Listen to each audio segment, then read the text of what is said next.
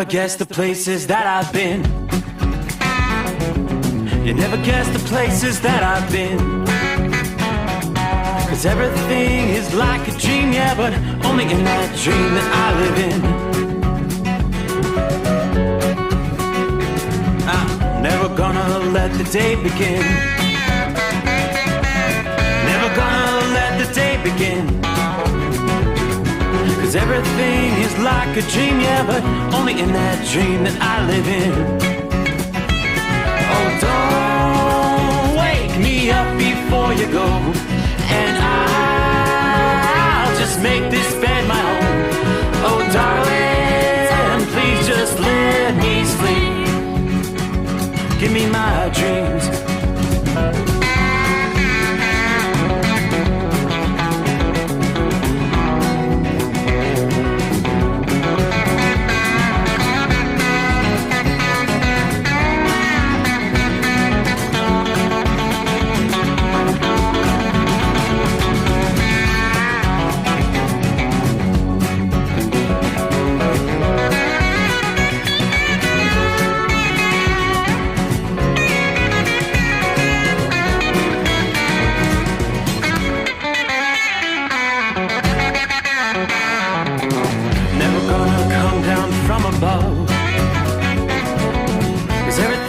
Better from above.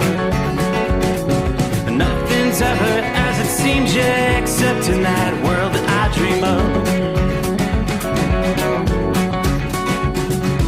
Never gonna lose the ones I love. Never gonna lose the ones I love. 'Cause everything is like a dream, yeah, but only in that world that I dream of. Oh, don't wake me up before you go, 'cause I can't face this day alone. Oh, darling, please just let me sleep. Give me my dreams. Give me my dreams. Give me my dreams.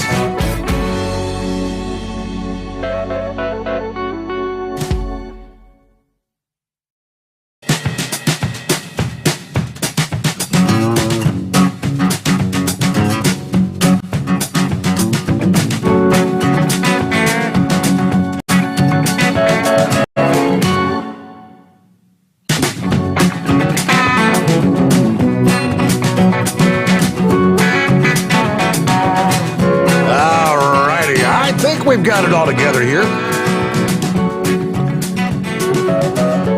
Check this, check that. Looks like we're up and running. Alrighty, hey, looks like we made it through a Tuesday. You know what that means? Anybody know what day it is? Alright, I can assure you we'll find out in short order. Alright, we'll be talking, what are we looking at? 14th day of January, February, March, April 14 for 2021.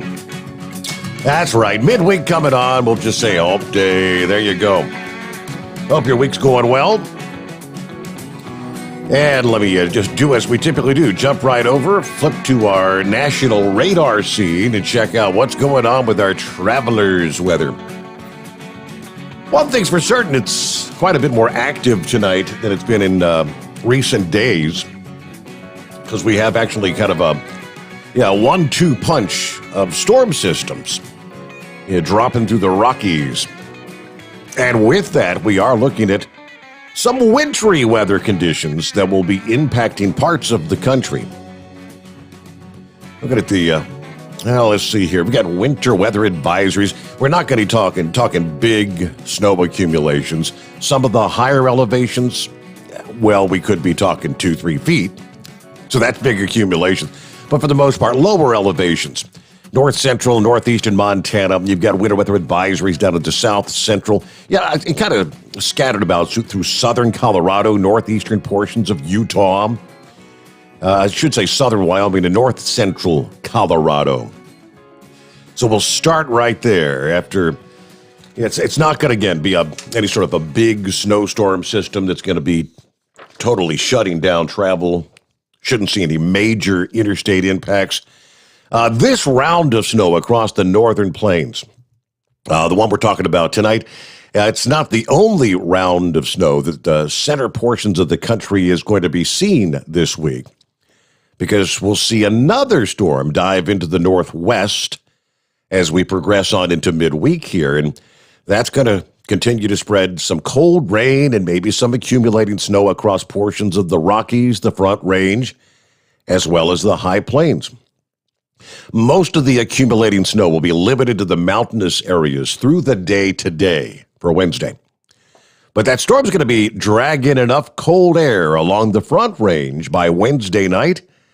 We may actually see a few travel issues along I-25 in Colorado and Wyoming by the time we head into the Thursday morning commute.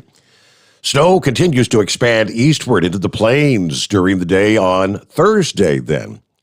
The Black Hills of South Dakota, western Nebraska, you may all be included in this late season round of snow. Again, we're not talking major snow totals here, but it will prove to be a nuisance for many folks trying to get ready to get out there, get the gardening, get the farm work started for the season.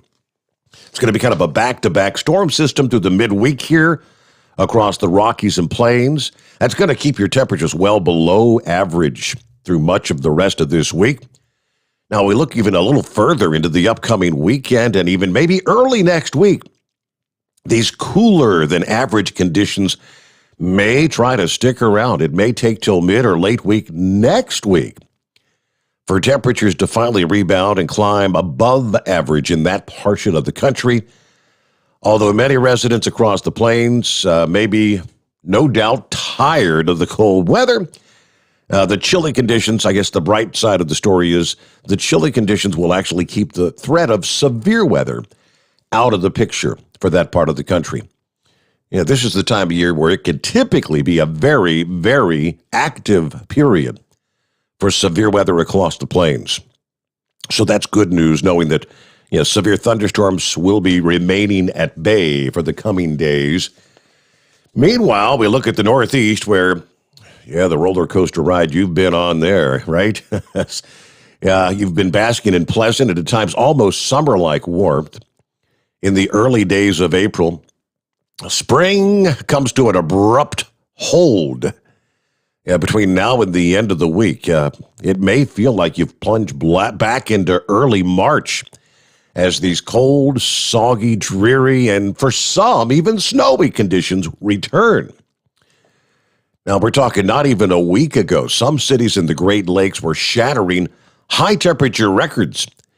Afternoon highs were into the 80s in Buffalo, New York. Records highs, 82 and 84 on April the 8th and the 10th there. Erie, PA, you might have been wondering if 90 degrees was in reach. As the temperature kept soaring, you topped out at 87 degrees on April the 8th. Second warmest April temperature ever recorded there in Erie, PA. Now, temperatures were in the 80s for areas further west, but many places further to the east still enjoyed some very warm. High temperatures climbing into the 70s away from the coastal areas. Philadelphia, New York City, you may remember Boston had temperatures reaching the 70s the first part of last weekend. Spring has kind of slowed down. Forecasters say it's going to come to a screeching halt, by the end of this week, as snow will even return to the forecast. You will get a reprieve finally from the rain momentarily before we get what they're calling some kind of crazy weather in the Northeast. What's going on? Yeah, weather whiplash for sure. Following seasonable temperatures today.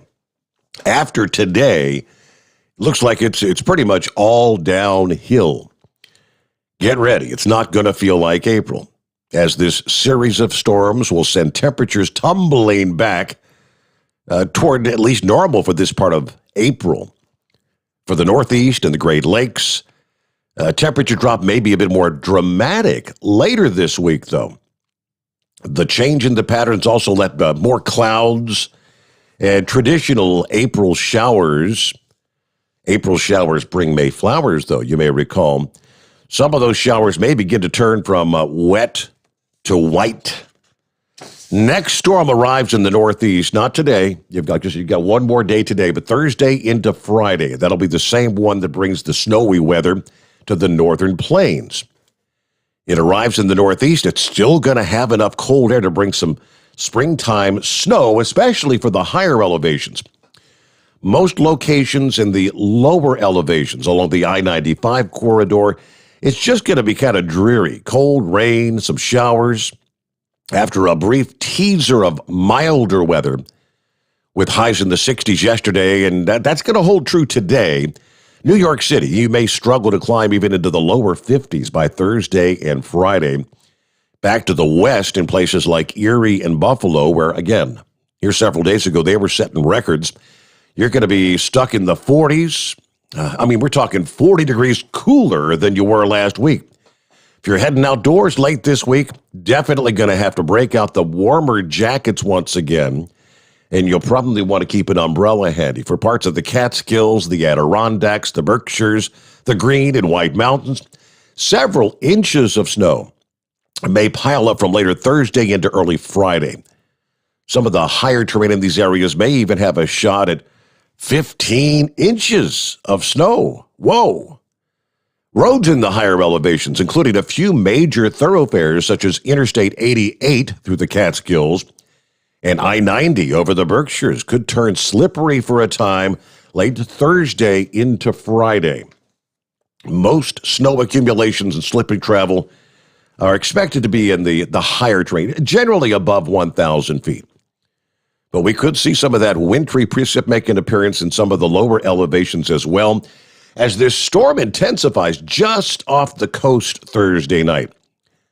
We may look for some heavier snow to develop over interior New England and eastern New York, which could bring at least a mix of snow to some spots, even in the Hudson and Connecticut River valleys. A few valley locations may wake up to a fresh coating of snow on the grass Friday morning. That's a big snapback from the warmth you'd been seeing just last week. It's not unusual, though, to have a little snow here in the month of April in the Northeast. It's certainly going to look and feel kind of nasty and chilly late this week, but it is not uncommon with this time of the year for that part of the country. Many cities in the Northeast pick up at least a little snow on average. Albany, New York averages a couple of inches in the month of April. Last time Albany did not record any snow in the month of April was back in 2012. So it's been nearly 10 years ago. Go back to April the 9th of the year 2000. There was a late season snow that brought more than a foot of snow to Albany, New York. It was 13.3 inches. So Worcester, Mass, you typically see about 3 inches of snow in the month of April. Even New York City, you average about 0.8 of an inch of snow in the month of April. So for those who don't like the wintry weather, there is some good news on that front as well. It's for this time of the year. The snow and the cold doesn't typically last that long, and this week is no exception. Temperatures are expected to be back into the 50s and 60s by the time we get into the upcoming weekend. So really, it's going to be a kind of a harsh reality for your Thursday, Friday. You start to bounce back Saturday, and especially on into the day Sunday. So just a brief touch of old man winter. Coming up, we'll talk about the more dramatic change in the pattern, erasing what's been a rather mild start to the month of April, even across the Intermountain West. And this developing storm is going to allow winter to make its presence felt in an even bigger way. As that storm began to settle in over the central region of the country on Tuesday, now it begins to finally tap into some moisture from the Great Lakes. That's where we're going to see some snowfall developing. Just how much snow? What kind of impact might we see by later today and into Thursday for maybe Interstate 70 and I-25? We'll break that down for you coming up here in just a bit. Of course, as we get things underway, our toll-free number around the country, as always, is 844-844-3388. Again, hope your week's going well. Jump over to some of as our friends kind of jump on board, we get the new program, new day started. Who's checking in here? Dale's typically one of the first out of the box. Yeah, no exception. Morning from Jacksonville, Florida, 65 degrees. Looking again for a high about 85, maybe a little afternoon thunder showers. Truck 'em safe out there, everybody. Steve checks in from California. Scott, light snow, 32 degrees in Minneapolis this morning. I wonder, is that cold enough to keep the protesters off the streets? I don't think. I believe I heard in some of the headlines they were back at it again this past evening. We'll delve more into that coming up here. Heat wave checking in. Good morning, America. How the heck are you? Tank says, good morning, Steve, from New Mexico. Windy, 55 degrees here, headed east over to Santa Rosa, New Mexico. Then it's back to Fontana, California. Everybody be safe. Have a great day out there. Ernie says, the thugs are still burning down the house. Okay, see, it's odd that you mentioned that because I just mentioned, I think they're still out there doing their thing in the Minneapolis area. Richard checks in from Florida. Let's see. Heat waves headed for the Hacienda in New Mexico for a couple of days. All right, so 56 and clear where he's at now. Let's see. Buckeye Boy, you're enjoying some time off in the state of Georgia. Good to have you all with us.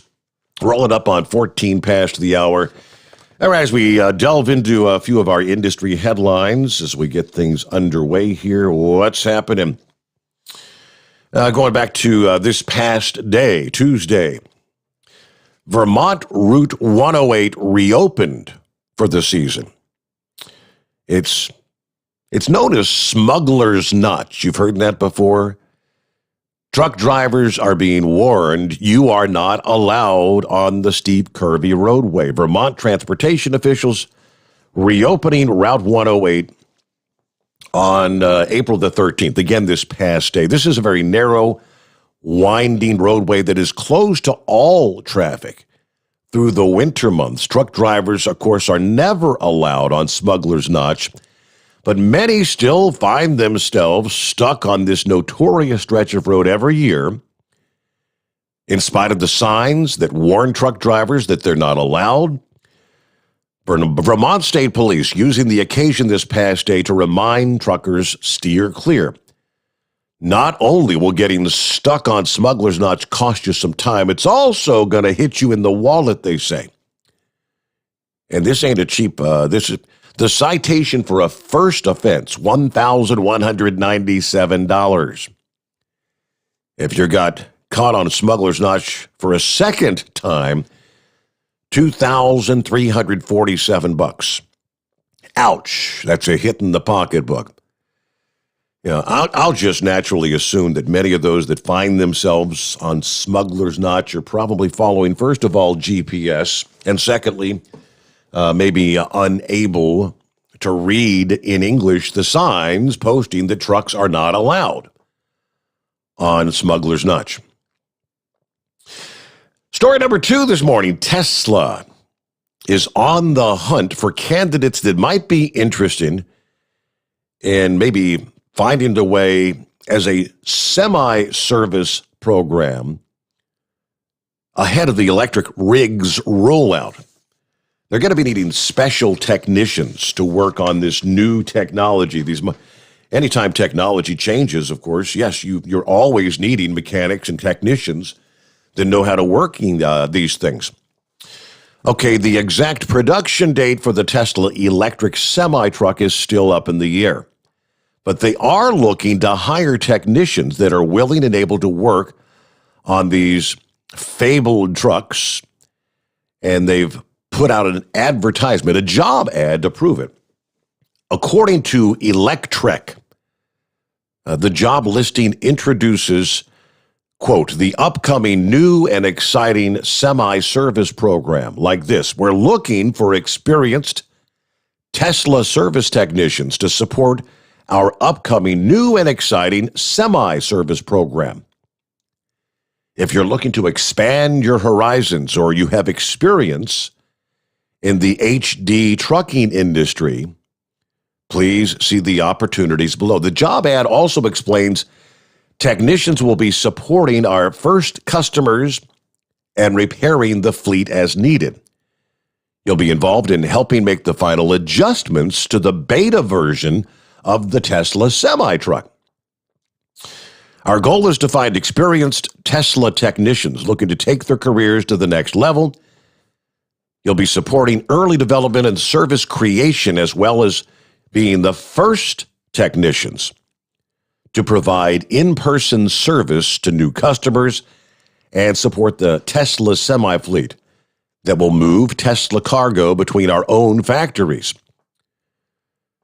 All right, the ad is hiring for Mississauga, Ontario, Canada, the same city where Walmart Canada is actually headquartered.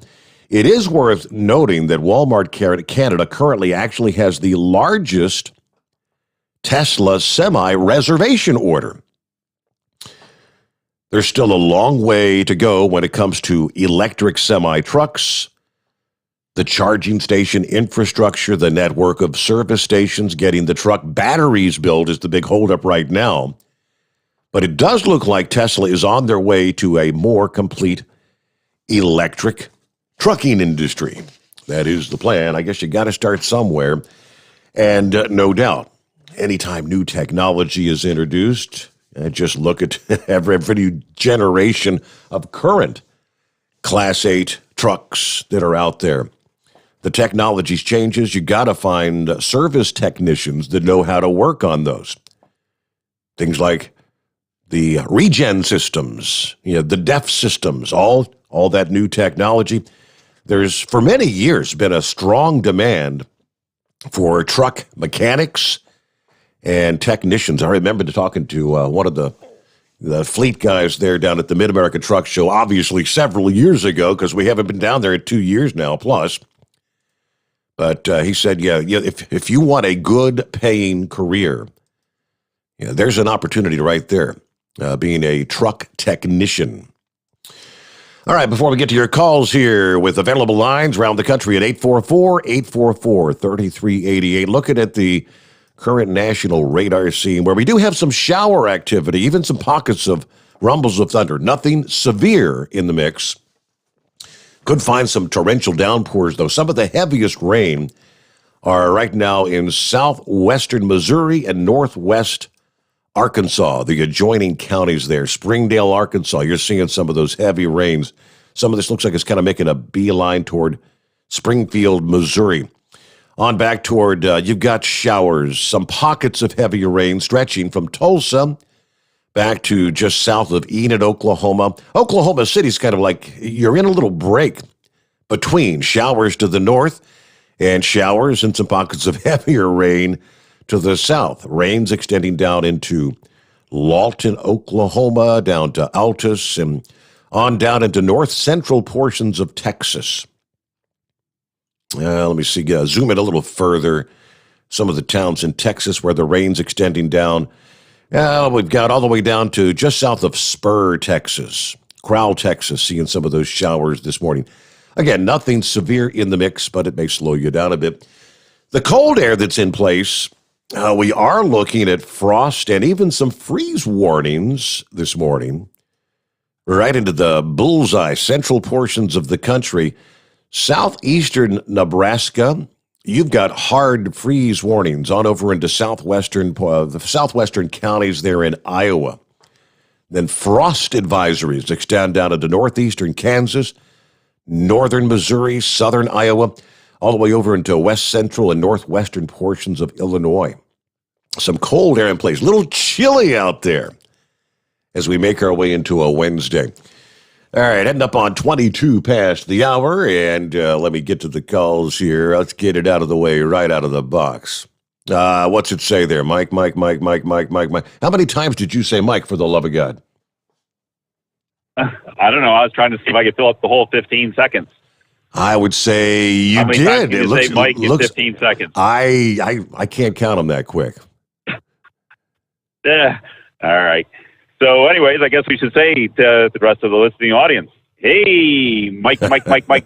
What day is it? Yep, and What day is it? And you were able to even squeeze that in twice. What day is it? What day is it? And I bet you've got damn near, it's got to be 50 or 60 mics in there. Yeah, hump day. It's hump day. Yes.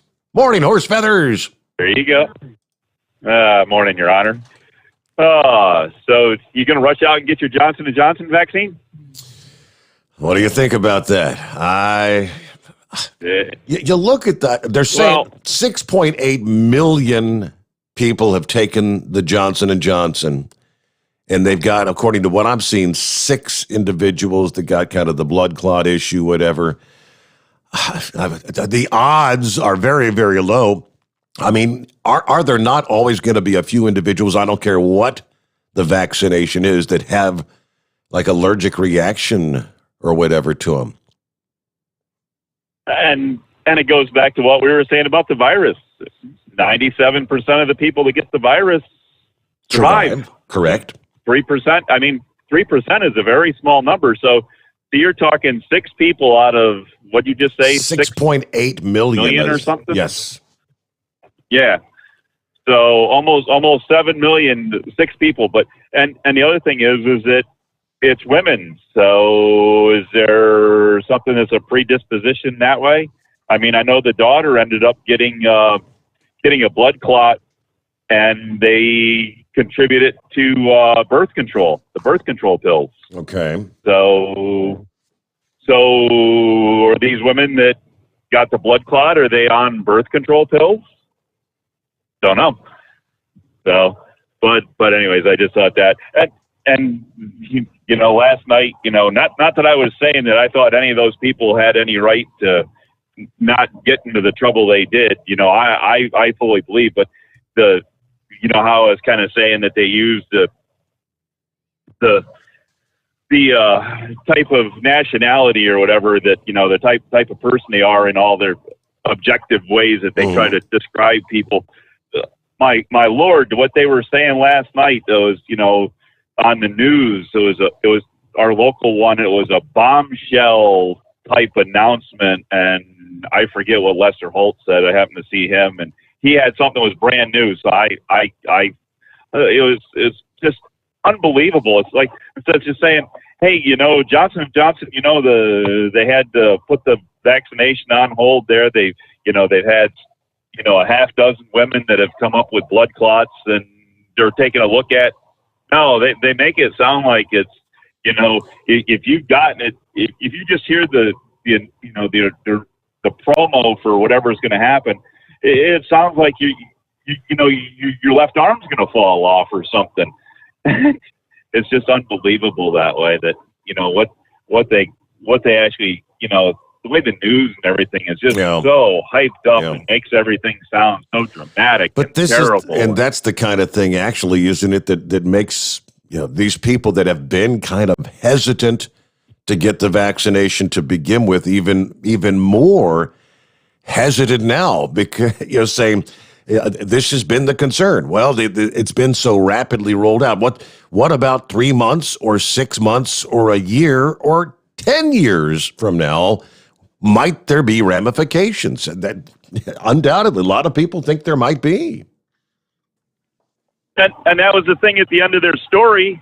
They'd say that. They're like, okay, now don't hesitate to go out and get the next the other vaccination, the Pfizer, the Moderna. They said, don't worry about that. We still want to make sure that everybody gets vaccinated. And it's like, well, you just scared everybody to death to get it to begin with that wasn't going to get it. And I don't know. The craziness continues. And then I see the other part of what they're looking at now. They're still, of course, investigating the January 6th debacle down there in Washington. And hey, did you know that some of that might have been pre-planned and talked about on social media? Can you imagine that somebody might have pre-planned some of that stuff? Well, they came prepared. There were a number of people there that came prepared to do what they did. See, I've not heard. They never found the individual that planted some pipe bombs like the night before that rally, did they? At the Republican and Democrat headquarters there in D.C. Never found the pipe bomb person. I don't even know if they're still talking about that. I think they've kind of made that part just kind of disappear. I haven't heard much about that anymore, to tell you the truth. So, but so was it the president's speech, in the morning that caused the insurrection, or was it people that have already kind of pre-planned it and talked about it? Because they even showed a couple of posts where people talked about, storming the Capitol building. But they were trying to find out the mastermind, who's the mastermind behind it. And I think there was a bunch of them that were just, through all the social media and the plants that were there, and everybody kind of got, because as we've said, there's no way that the normal average Trump supporter that was there supporting the rally that might have gotten mixed up in the group went up there and scaled the walls like, you watch Spider-Man going up the walls. You and I aren't going to be there scaling those walls doing that. If we were in the crowd, we might have gotten on the White House steps or something, or the Capitol steps, but we would have never scaled the walls. And once they got up there, then the ones that were kind of in the lead in that are the ones that broke into the building. But I don't know. As I say, everything's been going crazy, and it's not slowing down at all. The crazy train is not coming off the rails. It's just picking up speed. So, and I told my wife last night that the illegals come across the borders there. We're getting a year free pass in the country and a social security number. And my wife's like, there's no way that they could get that. I'm like, well, hang on a second. And I played your show there from about 1:35 on for about 15 minutes. And she's like sitting there shaking her head. And I'm like, well, I can't, I can only tell you what I've heard. So but you don't hear that on the mainstream TV. You don't hear anything about You wouldn't believe it. If you talk to the average individual on the street, they say, no, that's a lie. It's not possible. There's no way in hell they're going to give them a renewable pass for a year and an SS card, which essentially makes them eligible to work. And once they get that, then they go somewhere and get some sort of identification, and hey, the next thing you know, they're a voter. So speaking of voting, and somebody mentioned it last night about the census, did the 2020 census ever get completed with this COVID deal? I know it got extended. Did it ever get completed? Because I know the Democrats certainly did not like the way that, President Trump and the Republicans had it set up to be done. Did it ever get completed, or did that just kind of get forgotten about? I am yet to see any sort of reports about the official numbers. It's been several months ago now where they were saying it's going to be delayed, whatever. But you're right. I'd all but forgotten about the 2020 census, which is crucial for the redistricting and how many individuals live in the cities. Where it's about dividing the lines, the Democrat, Republican, and all that. And we know that right now they're trying to pack those cities with, potentially the Democrat cities, so they'll get more representation there in D.C. Yes, millions. Yeah, millions of packed. Yes, absolutely. So, and so what's your opinion on that deal out in the West there? Do you think that they can actually split up Oregon and Washington and make them part of Idaho? Do you think that'll ever be allowed? It's a pretty fascinating story. I don't see that from the federal. Exactly. The federal level, they're not going to want to do it. You're going to get opposition. Yeah, from California, Washington. I wouldn't hold my breath. Even those that presented it say it's probably kind of a long shot. But it's an interesting concept. But I know they are correct about the people that live in, say, Southern Oregon and the northernmost reaches of California. They'd love to break away and get out of the rule and the big thumb of the big brother thumb of those Democrat cities that are running the states.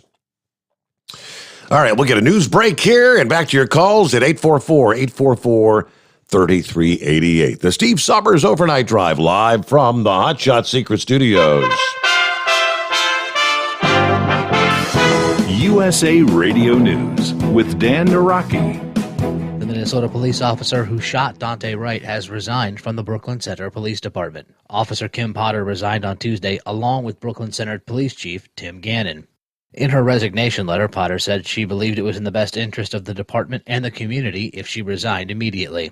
City officials said Monday that they believe Potter mistakenly drew her firearm when she shot Wright instead of reaching for her taser.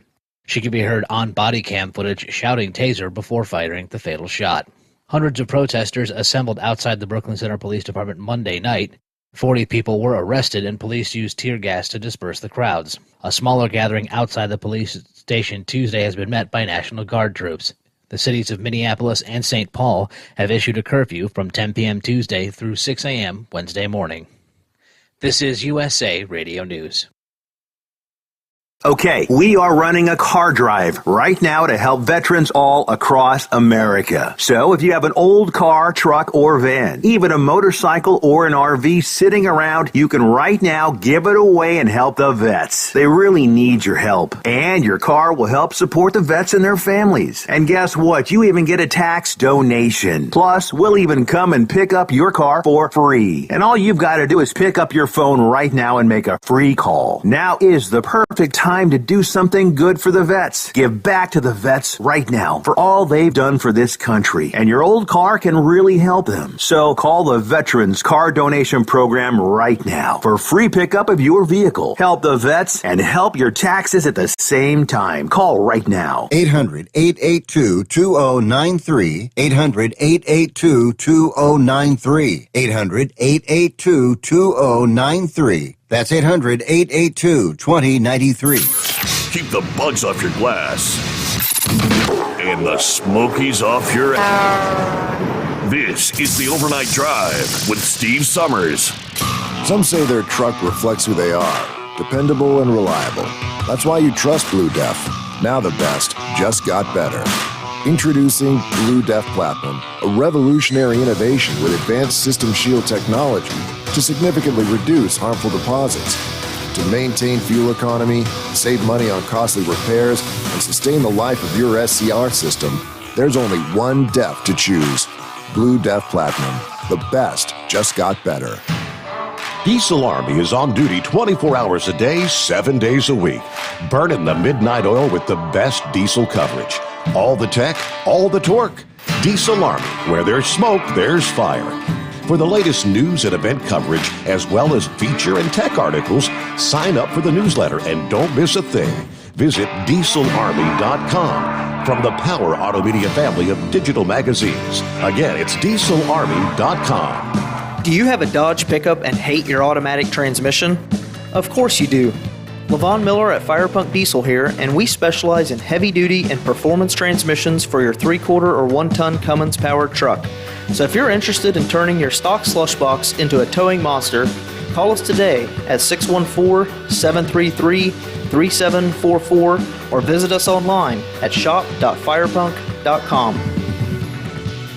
Whether you're a diesel pickup performance enthusiast or just looking for a small upgrade, when selecting common rail fuel system components, look no further than Exergy Performance. At Exergy, you'll find injectors, pumps, and more, engineered like no others on the market using state-of-the-art equipment run by people that have been in the business for decades.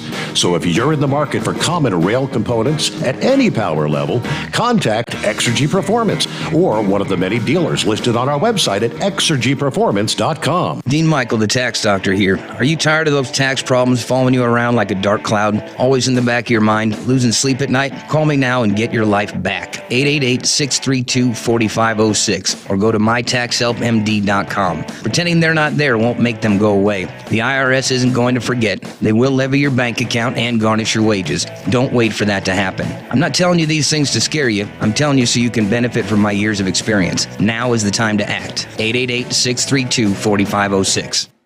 At Hot Shot Secret, we share the science behind common diesel problems. For example, Stiction. engine oil can break down under extreme heat, leaving behind varnish, a carbon-based deposit that creates drag on the engine's moving parts. This sticky friction is stiction. Symptoms include a rough idle and the loss of fuel economy and performance. Hot Shot Secret Stiction Eliminator is formulated to be left in the engine. It works as you drive. Stiction Eliminator is available at truck stops, Tractor Supply, O'Reilly's Auto Parts, and online at hotshotsecret.com. And now, back to the Steve Summers Overnight Drive.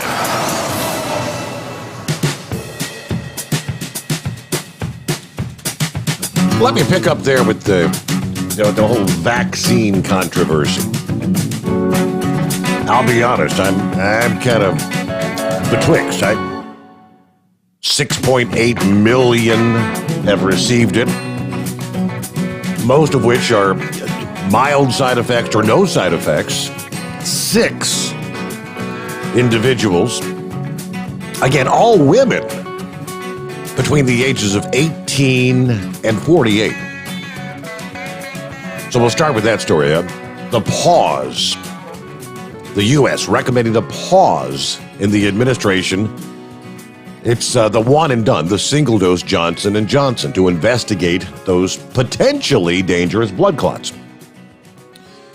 In a joint statement this past day from the CDC and the Food and Drug Administration, they said they were investigating these unusual clots that occurred anywhere from 6 to 13 days after vaccination. The clots occurred in veins that drain blood from the brain and occurred together with low platelets, they say. Similar to the rare, unusual type of clotting disorder that European authorities say is maybe linked to the AstraZeneca vaccine. That's, of course, the one that's not yet cleared for use here in the U.S. Federal distribution channels, so anywhere where if you've got a scheduled vaccination at some of these mass vaccination sites, many of which were using the Johnson & Johnson, that's going to be put on hold. People are going to have to reschedule and things like that. The other 2 vaccines, the Moderna, the Pfizer, which make up really the vast majority of what has been administered in this country, are not affected by the pause. The CDC's advisory committee will meet today to discuss these cases, and the FDA has also launched an investigation into the cause of the clots and low platelets count. Until that's complete, we're recommending a pause in the use of the vaccine. It's out of an abundance of caution, they say. They recommend people who are given the Johnson & Johnson vaccine, if you're experiencing severe headache, abdominal pain, leg pain, or shortness of breath within 3 weeks after receiving the shot, to contact their healthcare provider.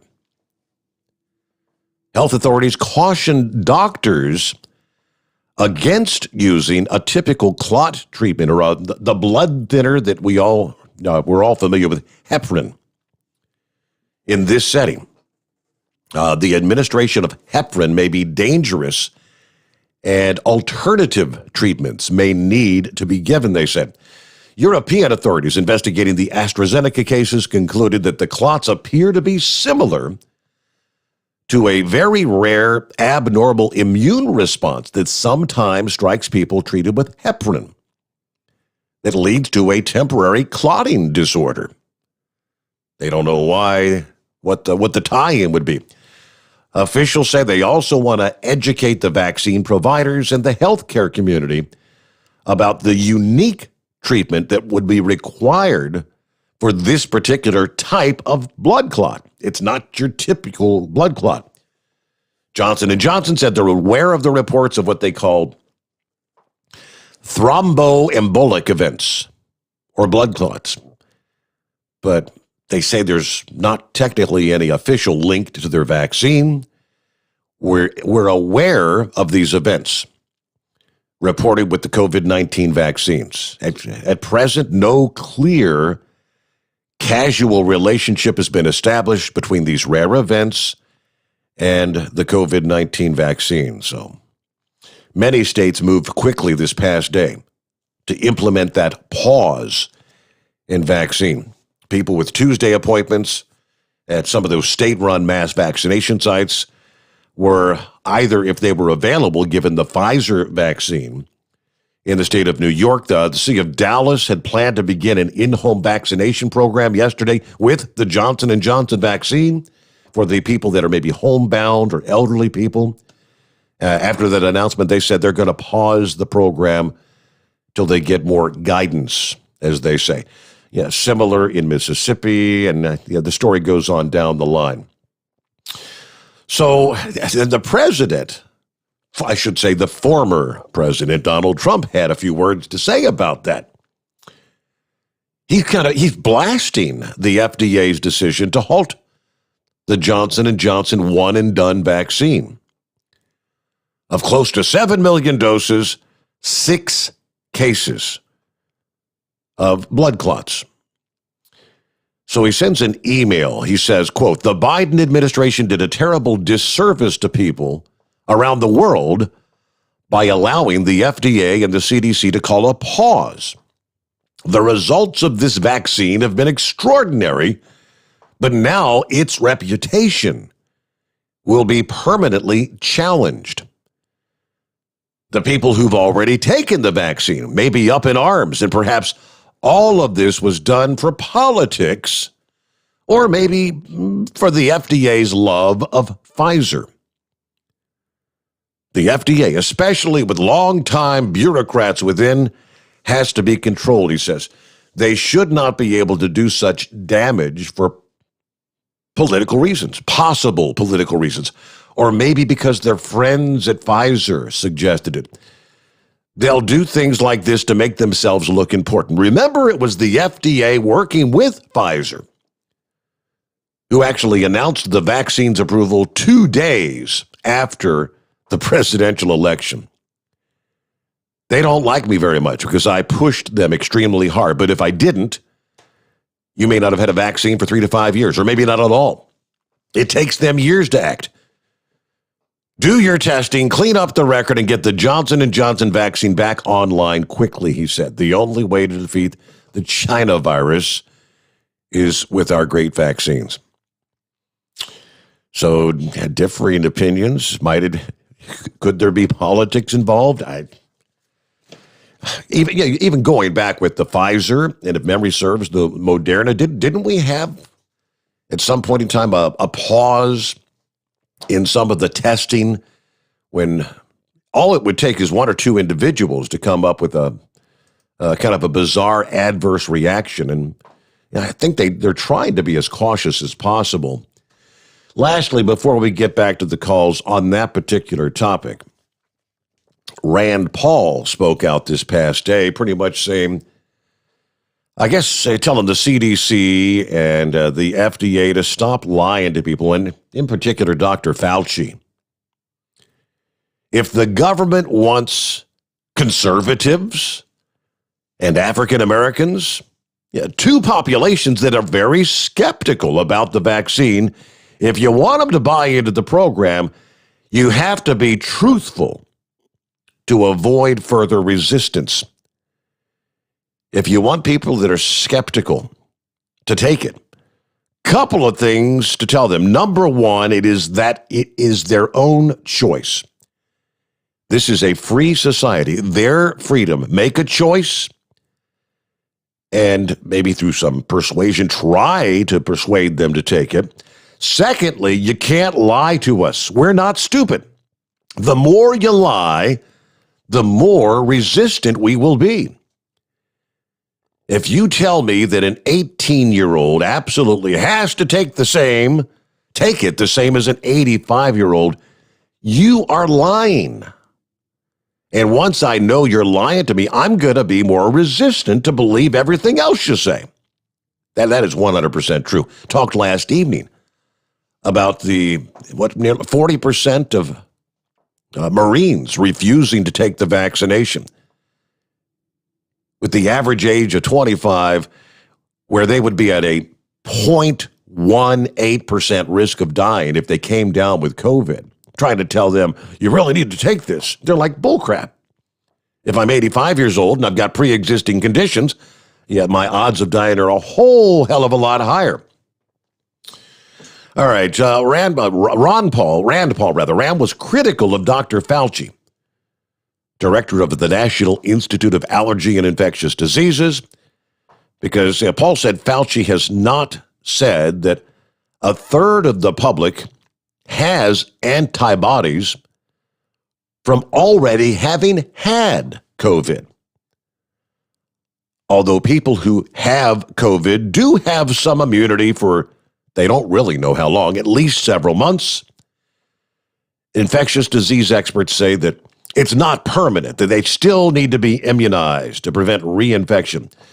Paul also said Fauci should be talking more about the benefits of other antibody treatments, like the treatments that saved former President Donald Trump and others, with this vital treatment of if you've contracted COVID, talk about some of those other treatments. You really haven't heard anything about the alternative or other treatments once you're diagnosed with it. Yeah, since they really started pushing the vaccines, right? It's all about the vaccine. Paul says, I favor personal choice. No one should make me produce papers to say I've agreed with somebody to have a vaccination. Now, with that being said, I'm for the vaccine, especially for the high-risk individuals. There's a lot of discussion about the vaccines over the past day. All right, back to your calls at 844-3388. Would this be Steve? Hey, Steve. Good morning. Good morning. What's happening? How you doing? Good. Hey, I'll tell you, man, that Fauci, he is such a fraud. From day one, when he was in those press conferences, when Donald Trump was president, I knew that guy was a fraud. He's nothing but a politician. He's a liberal bureaucrat. You know, he's been in Washington for over 50 years. And, the thing is, I can't believe Trump kept him on so long. I remember even the Eagles saying in the beginning, that he should fire this guy. Yeah. Because all he does is lie. The FDA lies. The CDC lies. I mean, you just read that statement that President Trump put out, about the J&J vaccine. You're talking almost 7 million people have been vaccinated with that vaccine. And I know a lot of people that have gotten it and have had no issues. And actually, there's a seventh woman. I just heard her on the radio this evening. She ended up getting the vaccine. A couple of weeks later, she had a lot of pain in her. So she went to the ER.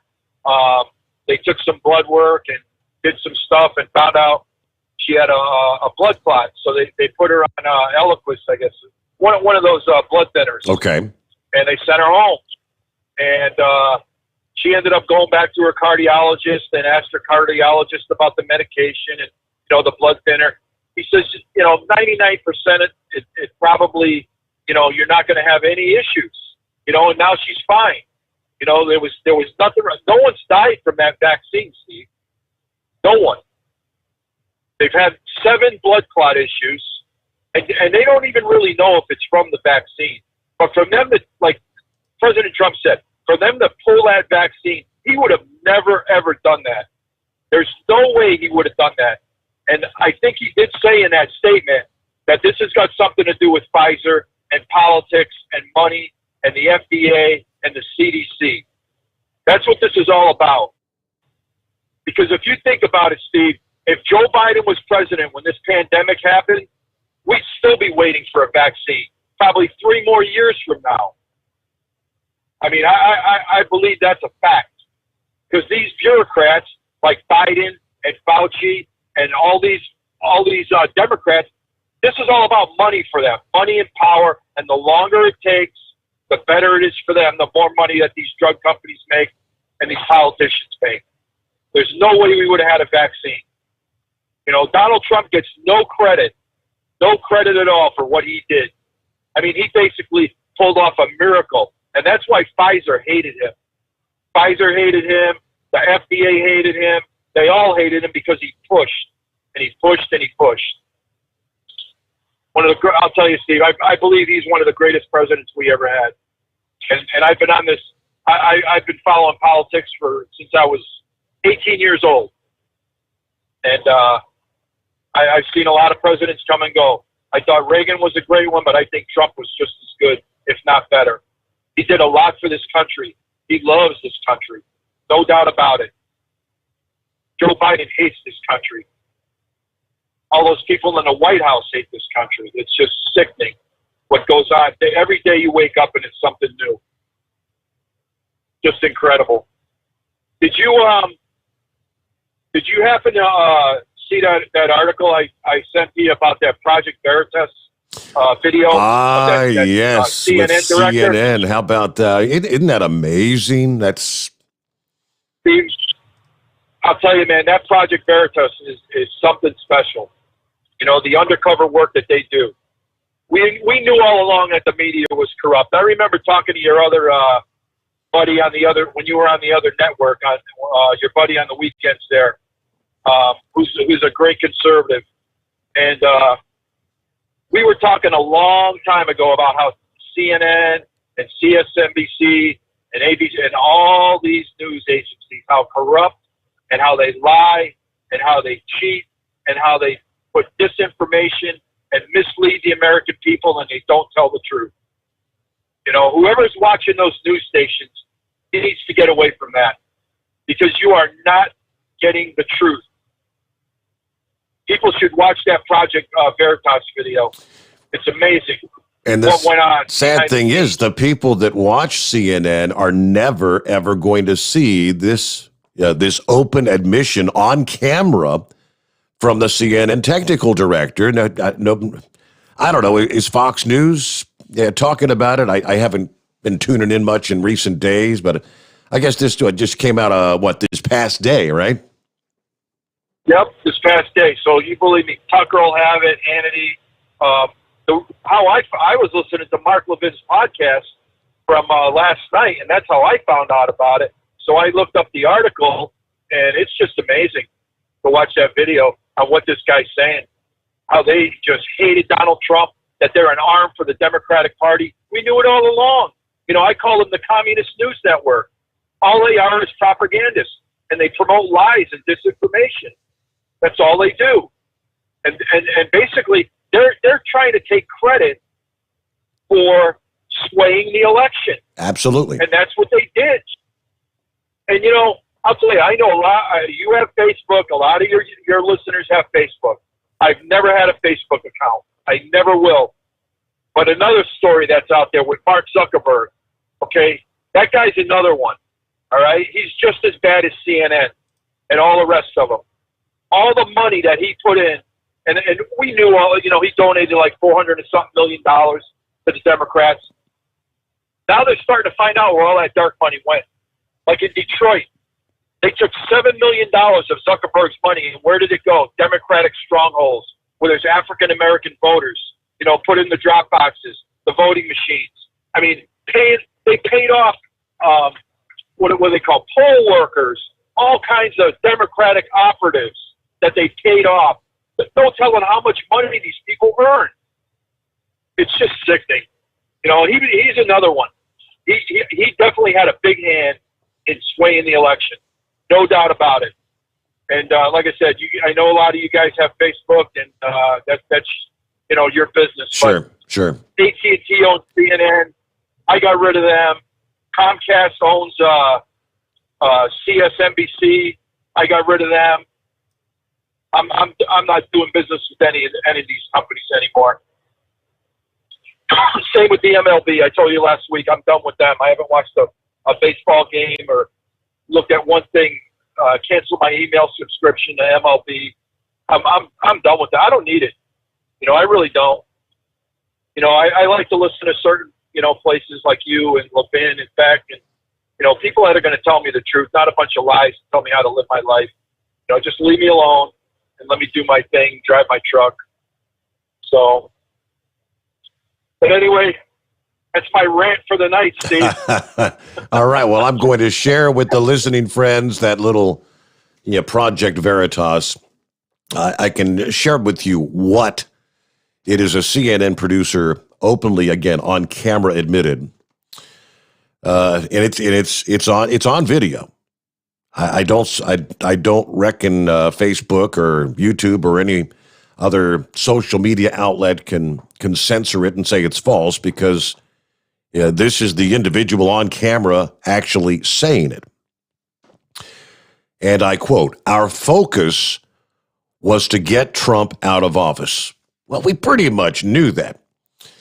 Again, a CNN director admitting that the network engaged in propaganda to remove Trump from presidency. Our focus was to get Trump out of office. I came to CNN because I wanted to be a part of that, he says. The video released on Tuesday, the CNN director again admitting that the network did what it could to get Trump out of office under the guise of a Tinder date.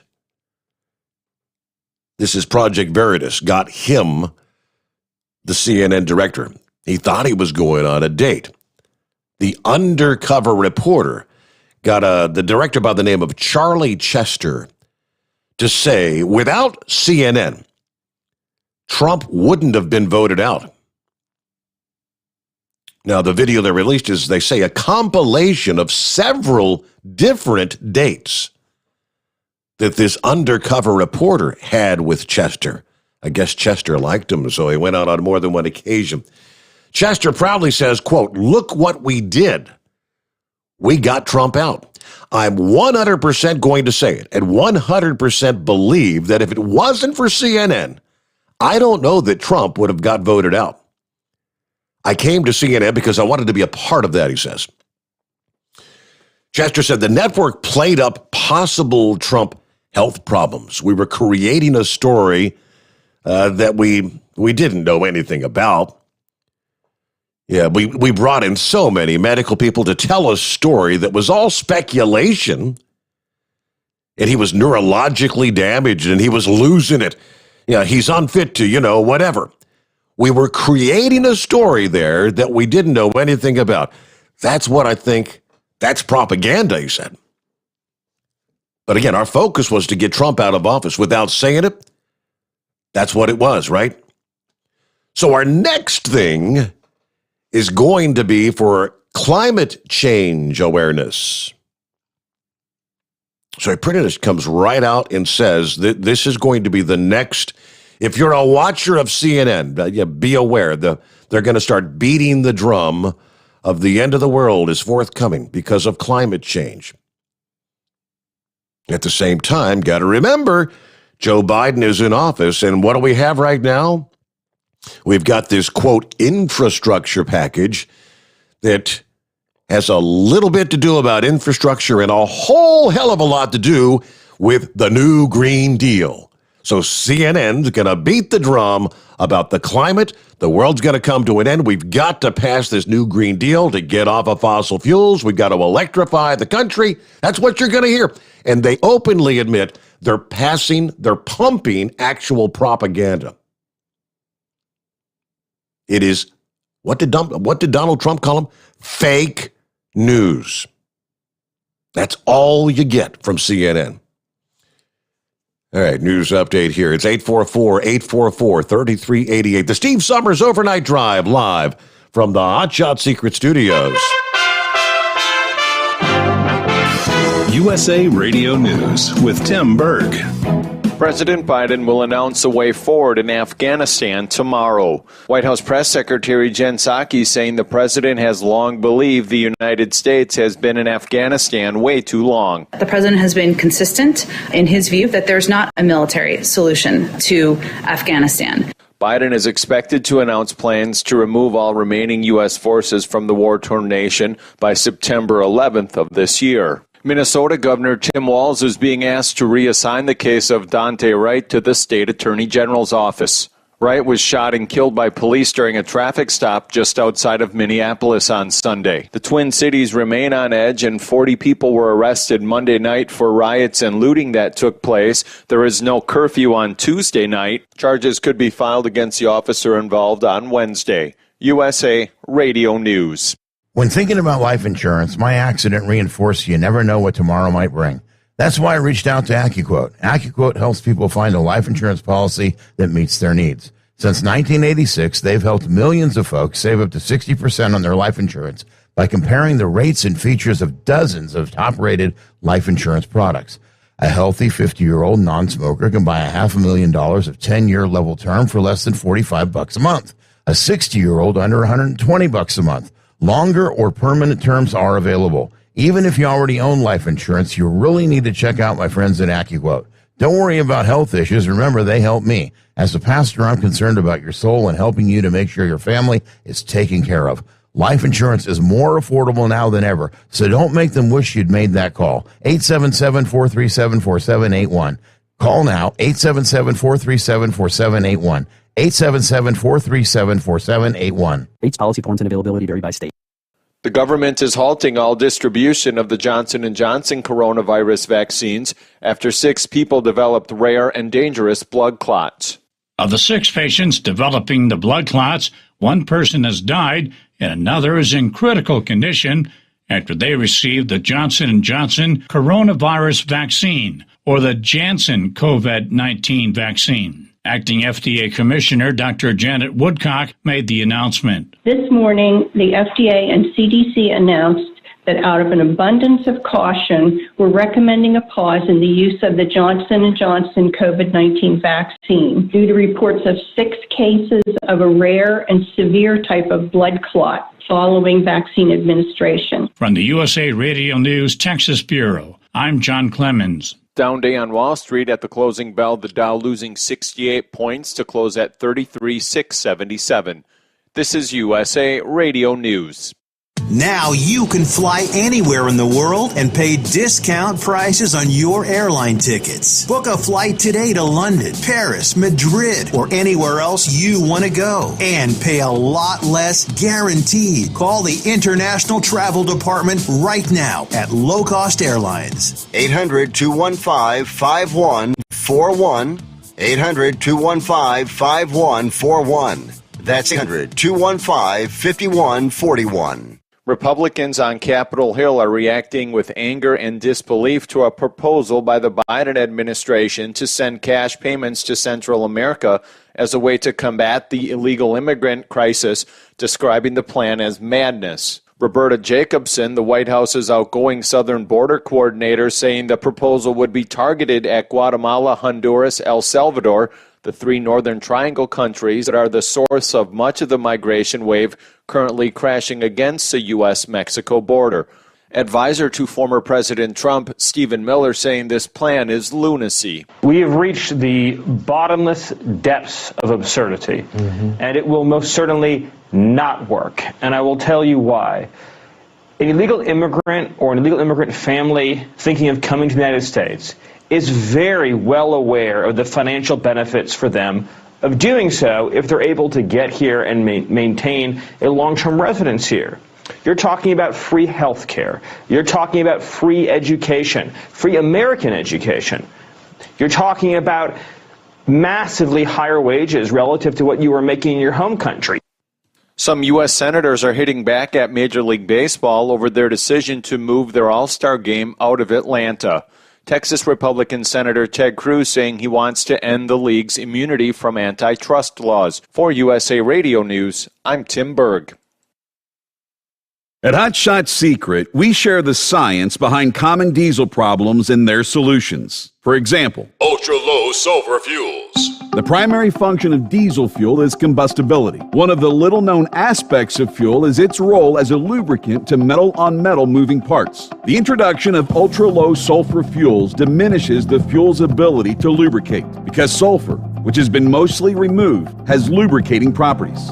Hot Shot Secret Everyday Diesel Treatment with LX4 delivers unmatched lubricity. Third-party testing confirms that it takes 3 times the amount of leading fuel treatment to match the lubrication benefit of 1 dose of Hot Shot Secret. Everyday Diesel Treatment is a fully formulated 6-in-1 premium fuel treatment for every fill-up, every time. Everyday diesel treatment is available at truck stops, Tractor Supply, O'Reilly's Auto Parts, and online at HotShotSecret.com. Hot Shot Secret, powered by science. Live from the Hot Shot Secret Studios, the Steve Summers Overnight Drive.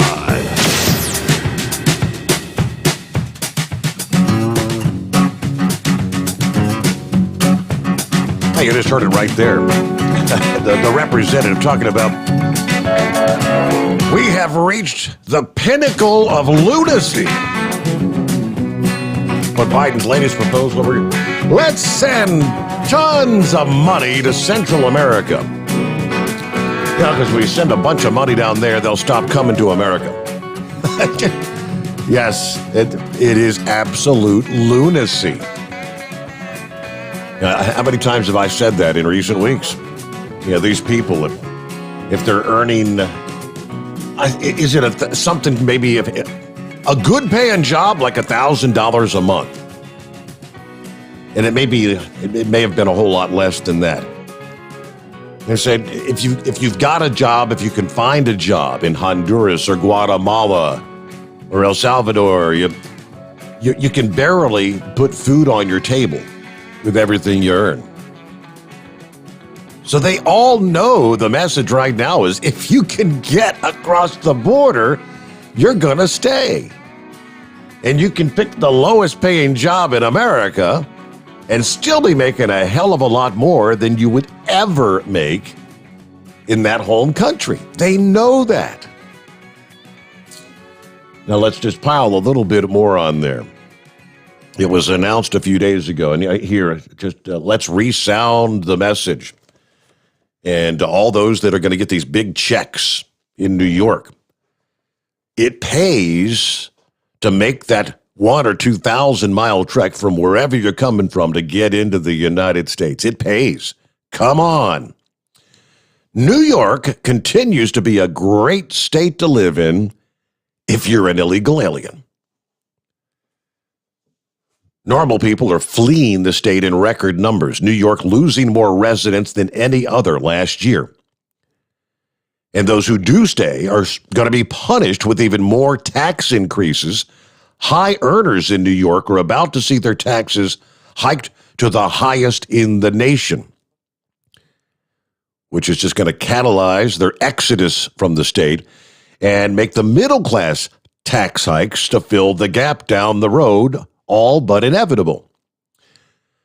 But there's plenty of reason to stay in the state if you're here illegally. New York just passed a $212 billion budget. And according to the report, nearly 200,000 illegal aliens living in New York will be receiving $2.1 billion in taxpayer-funded stimulus checks and unemployment benefits. While more than 1 million jobs have been lost in New York, and an estimated 80,000 New York businesses may not make it to the end of the COVID, Cuomo and the elected state Democrats agreed on a budget deal that provides billions to illegal aliens at the taxpayers' expense, of course. The budget also provides about $2.3 billion in federal funds for tenants who've been behind on rent as a result of Cuomo's lockdowns.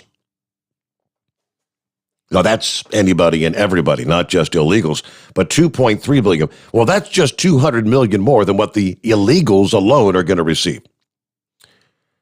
Here's the breakdown. In total, roughly 187,000 illegal aliens will benefit from this and receive benefits whose dollar amount is $1.1 billion more than the small businesses will receive in grants and tax credits.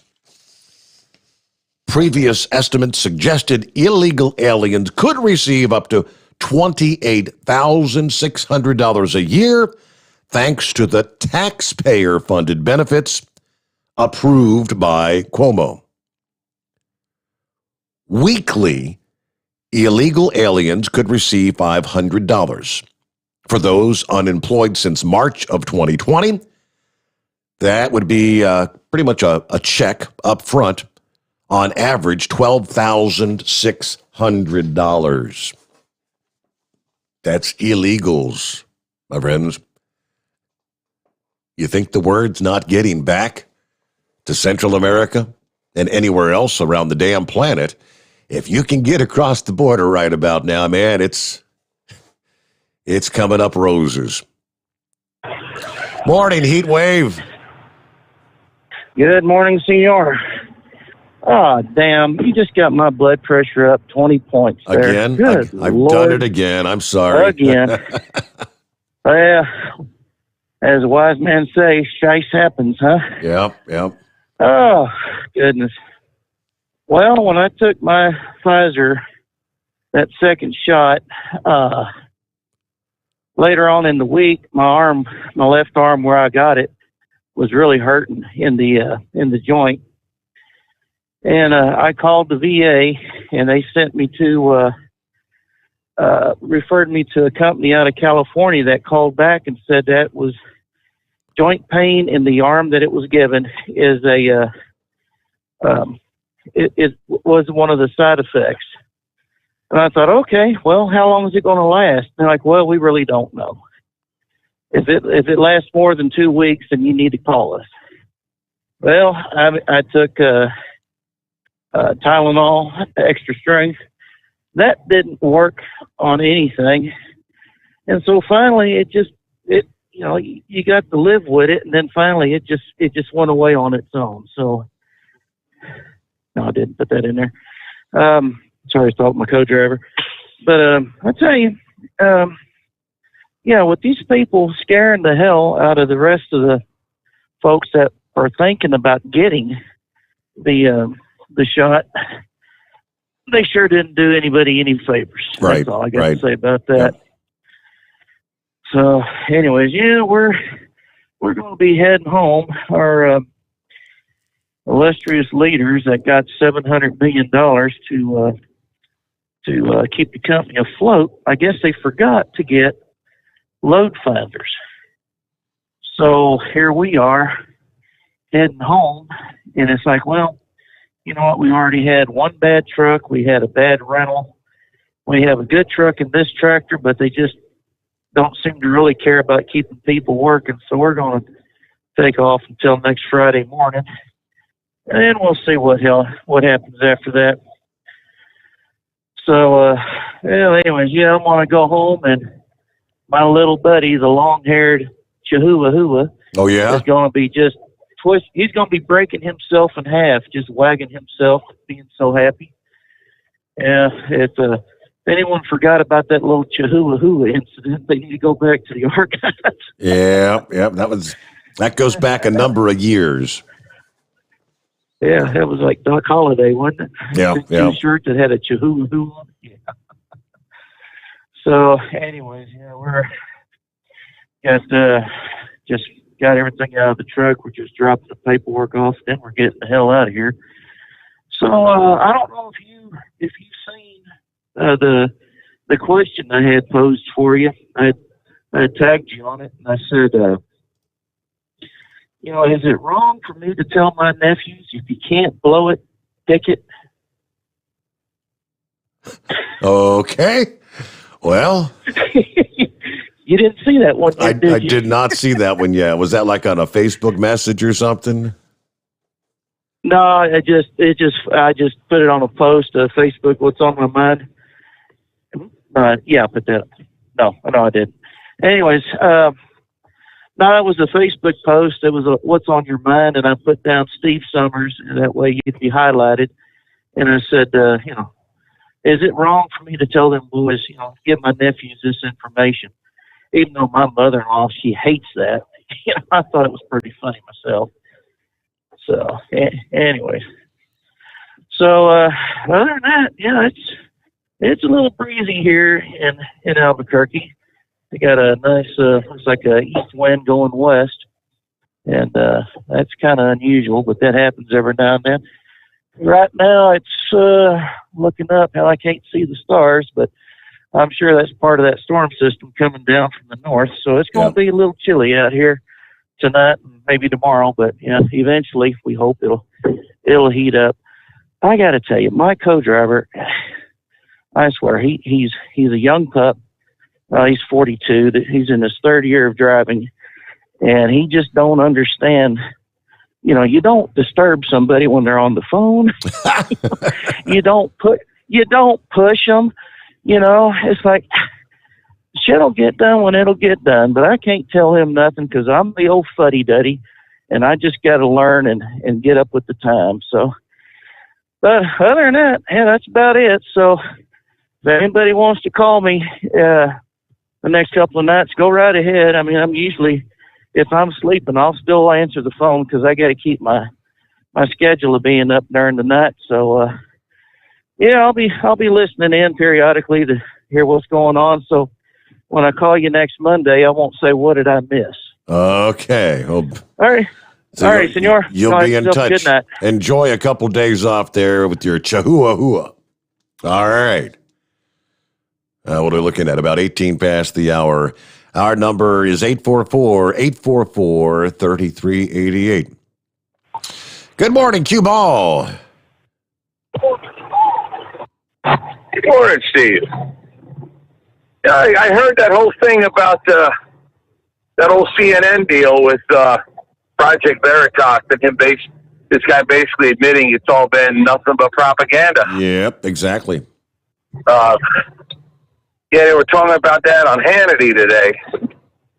Now, apparently Project Veritas is going to be suing CNN over some stuff that CNN had put out that was patently false. So it's nice to see somebody stepping up and taking these people to task, see how that plays out. Yeah. Of course, they were talking about whether this could lead up to any, like campaign. That's a campaign finance laws. I guess it would be maybe under campaign finance laws because they are, admitting that they lied to swing the election. But we all know the FBI or whoever's in charge of actually charging anybody with crimes at a federal level, they only go after conservatives, a.k.a., Michael Flynn, Roger Stone. Hillary Clinton's still out of jail, by the way. So we all know what they're all about. Mm-hmm. But they did mention it. Tomorrow they're putting out more videos and having to do with the same clown, and it's going to have more to do with COVID. So I can't wait to hear what this ass clown's going to be saying about what kind of propaganda they've been spewing about COVID. Okay. Because if they're admitting that they skewed a presidential election, I can't wait to hear this. Because what we know and what they say, we all know is not even close to accurate. We know because we're paying attention, but how many other people don't? Because I know people straight up that's all they do is listen to CNN. And again, a good friend of mine, I feel bad for him, and I try to talk to him. Of course, now he doesn't want to talk to me so much anymore about it. But he's literally all depressed, hiding out in the house, like he's scared to leave. And I'm like, dude, it's not as bad as you think. Stop. But nonetheless, that's people fall for that crap.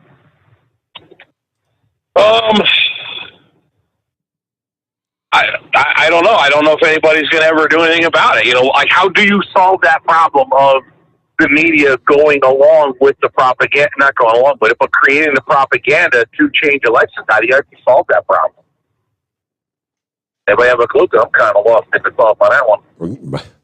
Good question. Yeah. So, apparently they're putting out, I didn't know they had that technology, but apparently I guess they're looking for truck mechanics to know how to work on coal-fired trucks. I thought the FBI didn't like rolling coal. Yeah. I thought the FBI was EPA. That's it. I thought they didn't like rolling coal in these semi-trucks no more. So now we need technicians to work on coal-fired trucks. Funny thing, what struck me is they said they're looking for experienced technicians, like Tesla technicians. If the truck's not even really, how the hell could you be experienced if they're not even available yet? That boggles my mind. I have no idea. I'd like to know where they're going to get the power to power these things. I mean, the hell with the battery, and the problem isn't making the batteries, like they said. Or you getting the power to power these things. You can't even keep the lights on when it's cold out. I mean, it's just, what in the world? I don't know, man. Everything's upside down and twisted and discombobulated and confused.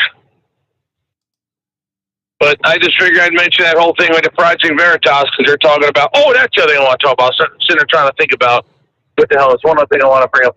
As they're talking about the whole vaccine thing, Tucker had some people on today. He was basically, and these doctors were saying kind of some of the things that I've been noticing with people that I know that took the vaccine and how it played out. Now, what they were talking about was these people, and by the way, the one caller was wrong according to your own news that you put on. One of the 6 women is dead from the blood clot. Another is in critical condition. So of the 6, 1 died and one's in the hospital. Okay. So that's not as Nazis. But I get it. How many millions of it went out compared to 6 people? I get it. But what they were talking about on Tucker today, and this is what I've been saying for a little while now. How many of them already had the virus and then took a vaccine that they did not need? They haven't looked into that at all. Mm-hmm. You know, that piggybacks on something that Rush Limbaugh used to say before he passed away, is that a lot of people, because of the propaganda of CNN, and that'll come out tomorrow, I'm supposing, a lot of people believe that if you had the virus, you were as good as dead. But I know a lot of people that had the virus, including myself, and basically with the exception of my mother and father, that had the virus and didn't have any major problems from it. In fact, my son didn't even know he had it. So, but a lot of people, because of the propaganda, believed that they caught this thing, they were done. You may as well start digging the grave. You're going to have to jump in it. And it's not true. So why in the hell are we vaccinating the people that already had it? Correct. And it turns out the people that I know that took the vaccine, that had it, and I'm not talking just their arm hurt, like eBay was talking about his arm hurt for a bit. I'm not talking about your arm hurt. I'm talking sick as a dog. Like, you had COVID, you had the vaccine, and you were sicker after the vaccine than when you actually had the COVID. Anybody I know that had COVID and had the vaccine got real sick and had all kinds of problems from it. Now, the one particular I did speak about, the one worst, was my sister and her husband. Now, because she works in the medical field, she had to take the shot. So she did. She took the Moderna, the 2-shot, the 2-shot one, and that made her sick. Her husband as well. So it's not. I don't think it's specific to the Johnson & Johnson thing as far as getting sick from the vaccine if you had it. But the point that one guy was talking about on Tucker was we're not looking into whether these people that got sick or these blood clot people with the blood clot issues, whether they already had the virus and still took the vaccine. And who was it that said it? Like literally a third of the population already had the damn virus and survived? Right, exactly. Was it Rand Paul or somebody? Paul, correct. Yep. So why the hell are they being pushed or forced to take the vaccine? That's one of the 2 big reasons I will not take it. I'll take the lead pill first. You'll have to administer that one to me. Because I know that, number one, the whole gene therapy thing is not even a vaccine. 2, you can't force the military to take it because it's not even approved yet. It's not even an actual vaccine. It's gene therapy. Okay, so, and I already had the damn virus. So supposedly that's supposed to be the best immunity you're ever going to get. So what the hell I need to risk anything else for? No one wants to answer those questions. And now we're back to the whole propaganda thing. People think that if they got this thing, you were dead. And that's not even close to true. But nonetheless, that's what they push. Yep. So here we are, wondering what's right, what's wrong, what's up, what's down. So, well, I hear you're lighting campfires in Minnesota. It's cold up there. I hear you. Yeah, I mean, freeze warnings and all the way down into southeastern Nebraska, northeastern Kansas. Is it spring yet or no? Yeah, it's got to be. I had to pull up the national temperatures. Let me see. Monty and Santa Claus both kind of chiming in about the wage thing we were talking about. What is the incentive to come to the United States? And I don't care if we sent $500 billion to Guatemala or whatever country they're in Central America to try to, boost wages or incentivize people that are fleeing those countries to stay there. We know Mexico, and I'm assuming all those Central American countries are there is no middle class. You're the elite or you're a pauper. You're poor. Average hourly pay in Mexico. Monty, I guess, just pulled this up. Low wages are a huge incentive for both Mexican and foreign firms. Foreign firms, in other words, to build their facilities, their manufacturing facilities in Mexico, because you've got the cheap wages. 1 in 7 Mexican workers earn the average minimum wage of 65.58 pesos per day, which translates to $5.10 American. 1 in 7 makes the average, $5 a day. The average hourly wage in Mexico, the home of Carlos Slim, one of the world's richest men, is 31.3 pesos, which translates to $2.43. Those are stats from a Google search. They're several years old. They may be a little more, but is it any wonder? Santa Claus says, he sent me a checklist here, the Numbeo report. He said, look toward the bottom. It shows what the net salary is in Guatemala, which is like the $500 range per month. It's much less in Nicaragua. Average $300 per month, not per week, but per month.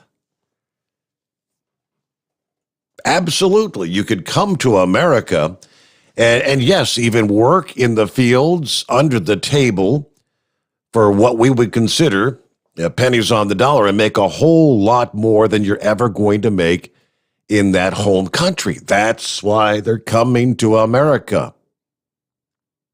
looking for a better way of life. To which, I don't hold that against them. Everyone wants a better way of life. But if you're going to have a country, you have to have borders. There has to be structure. We can only allow a certain number, which we've done for many, many years. Something akin to 1 million per year to come into our country. We can only absorb so much.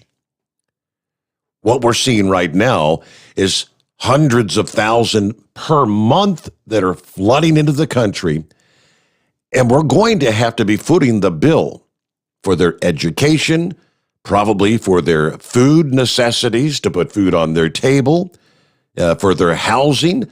Most of them don't have anything. If they were able to save up and scrap together a couple $1,000s, which they may have spent 10 years trying to save to pay a damn coyote to get them across the border into the U.S., they don't have anything left. All right, 29 before the hour. It's 844-844-3388. The Steve Summers Overnight Drive live from the Hot Shot Secret Studios. USA Radio News with Dan Naraki. The CDC has called for a pause on the administration of Johnson & Johnson's coronavirus vaccine in the wake of a handful of cases of severe blood clots in recipients. The CDC and FDA say they made the recommendation for the pause out of an abundance of caution while they study the issues. The 6 cases all occurred in women aged 18 to 48 and occurred 6 to 13 days after they'd received the vaccine. 1 woman died and another is in critical condition. All 50 states have now followed the recommendation and put a hold on administering the J&J shot. Dr. Anthony Fauci tells ABC News that it's important to remember how rare these adverse effects have been. I think the important thing to emphasize is that it is very rare. There were 6 women out of the 6.85 million vaccinations of the J&J, which means that it's less than 1 in a million. You're listening to USA Radio News. In today's day and age, it's refreshing to find a company with values that match yours. And it's even more extraordinary when the products they make exceed your expectation in every way. That's what Michael's Naturopathic Programs has done for over 30 years. With more than 50 tried and truthful high-potency formulas, Michael's Naturopathic Programs give your body what it needs. No more guessing what herbs or vitamin, amino acid, or mineral you need. With Michael's, it's all in one bottle. From cardiovascular support to weight management to nervous system support to detox and cleansing and more. Michael's Naturopathic Programs work. They have to. Michael himself has been giving them to his family from the very start. Visit michaelshealth.com and get your tried and truthful formulation today. That's MICHAELS health.com. MICHAELS health.com. Get a special discount when you input the code Pastor Greg. That's Pastor Greg for your special discount. Live from the Hot Shot Secret Studios, the Steve Summers Overnight Drive. Dean Michael, the tax doctor here. Are you tired of those tax problems following you around like a dark cloud, always in the back of your mind, losing sleep at night? Call me now and get your life back. 888-632-4506 or go to mytaxhelpmd.com. Pretending they're not there won't make them go away. The IRS isn't going to forget. They will levy your bank account and garnish your wages. Don't wait for that to happen. I'm not telling you these things to scare you. I'm telling you so you can benefit from my years of experience. Now is the time to act. 888-632-4506. For anything diesel, take it to Scheid Diesel. They provide a wide variety of services and diagnostics to determine what the problem is with the latest technology. From simple oil changes and preventative maintenance to fuel system diagnostics and repairs, engine rebuilds and cylinder head repairs, and rebuilds with our in-house machine shop. They also have on-site DPF cleaning for exhaust issues and DOT inspections. If your diesel is asking for some attention, Scheid Diesel has the specialist you need for anything diesel. Located in Terre Haute and Lafayette, Indiana, and Effingham, Illinois. Scheid Diesel has you covered. Getting a good night's sleep while on that long haul can be quite the challenge. That's why Commercial Vehicle Group has partnered with Serta Mattress to bring you the Bostrom plus Serta mattress for the best night's sleep possible while you're on the road. The Bostrom plus Serta mattress, manufactured with Serta's patented Cool Gel memory foam, acts to dissipate body heat and eliminate pressure points, which reduces the tossing and turning that can be so disruptive to your sleep. The Bostrom Serta mattress comes in 2 thicknesses, 7 and 10 inches, offering support to drivers of all shapes and sizes. The mattress comes in the standard 80-inch length with 4 widths, 32, 36, 39, and 42 inches. For more information on the mattress or where to buy, call us at 800-459-7328. That's 800-459-7328. At Hot Shot Secret, we share the science behind common diesel problems. For example, Fuel additives.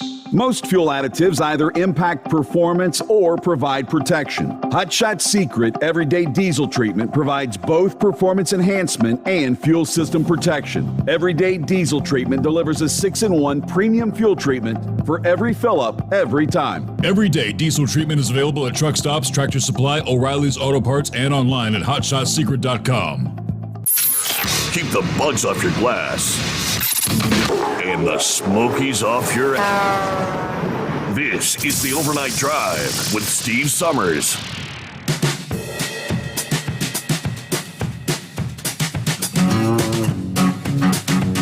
All right, I got an email from Eskimo Mom here who wants to give everybody a heads up.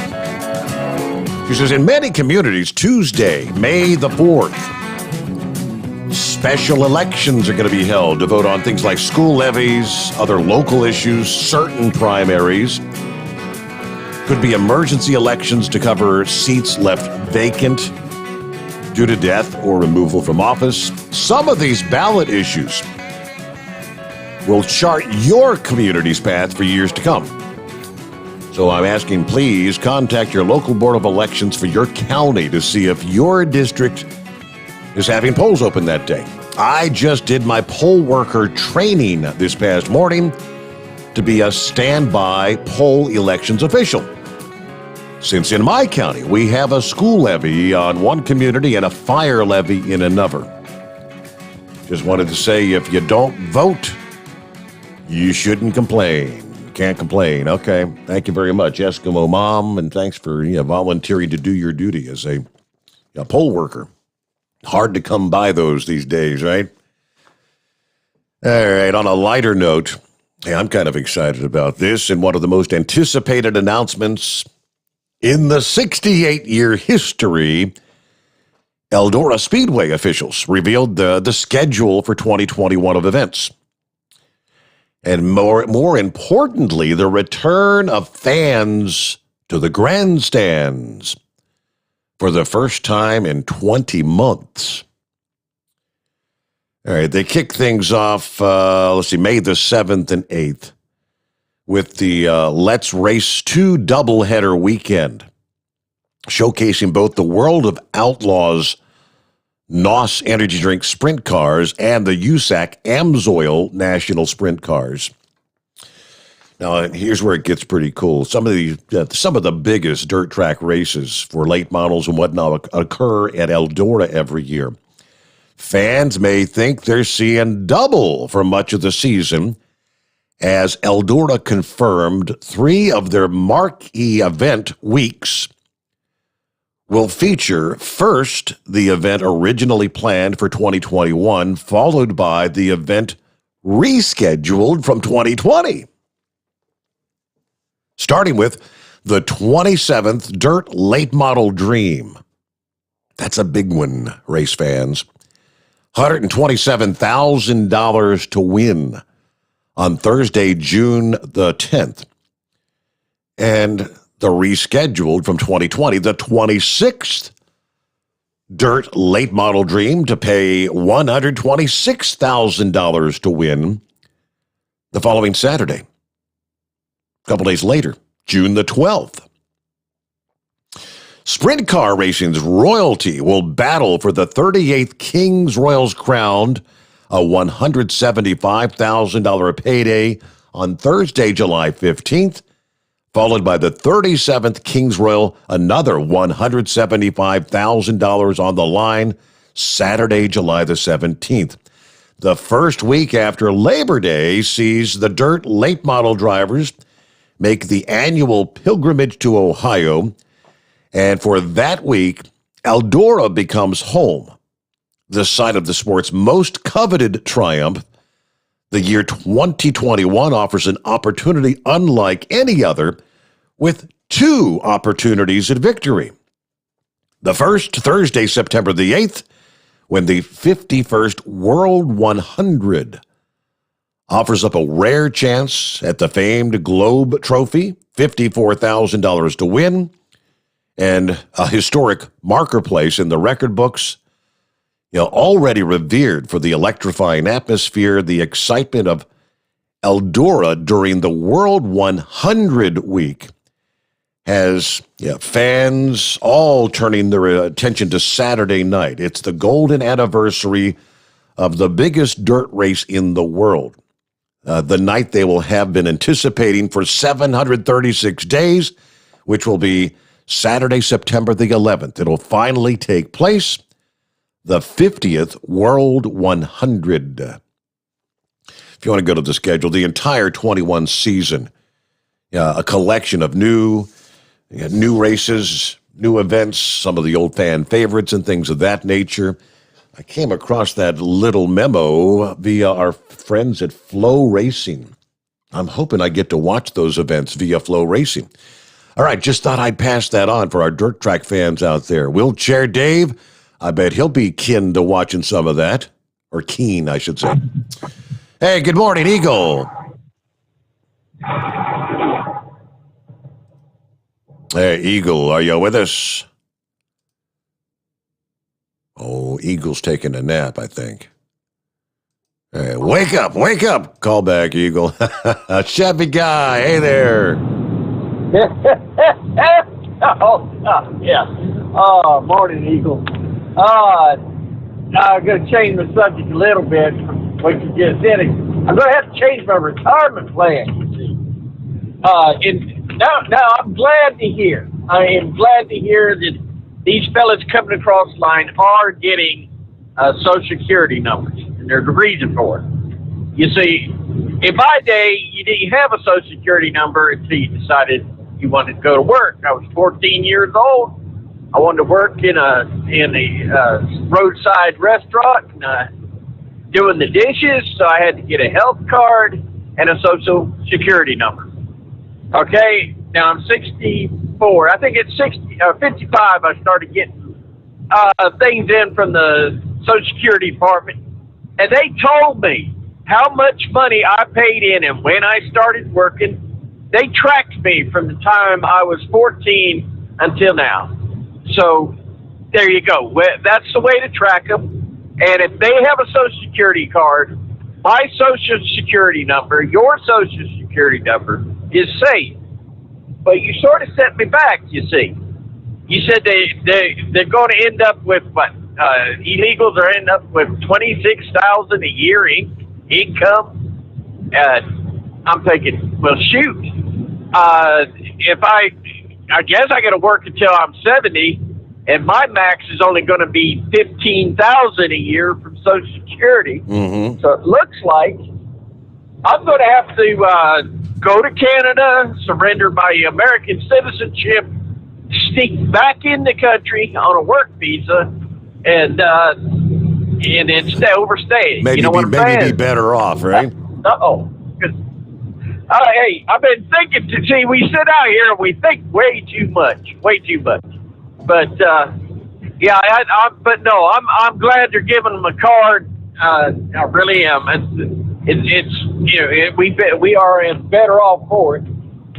It does track them, and your Social Security number is a whole lot safer. And it'll help on the E-Verify. Our employer made mention that she won't hire anybody unless they pass E-Verify here in South Carolina. So there you go.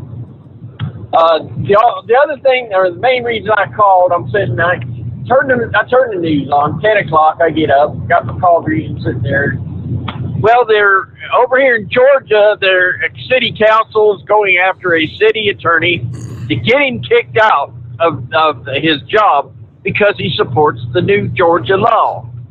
And, about making it harder, more difficult to vote. I just love a little truth in politics. Somebody stand up and say, why is it y'all are willing to allow out-of-staters and illegals to vote in our election? It never gets mentioned. Even the Republicans are trying to say, we're making it, it's better. Nobody's listening.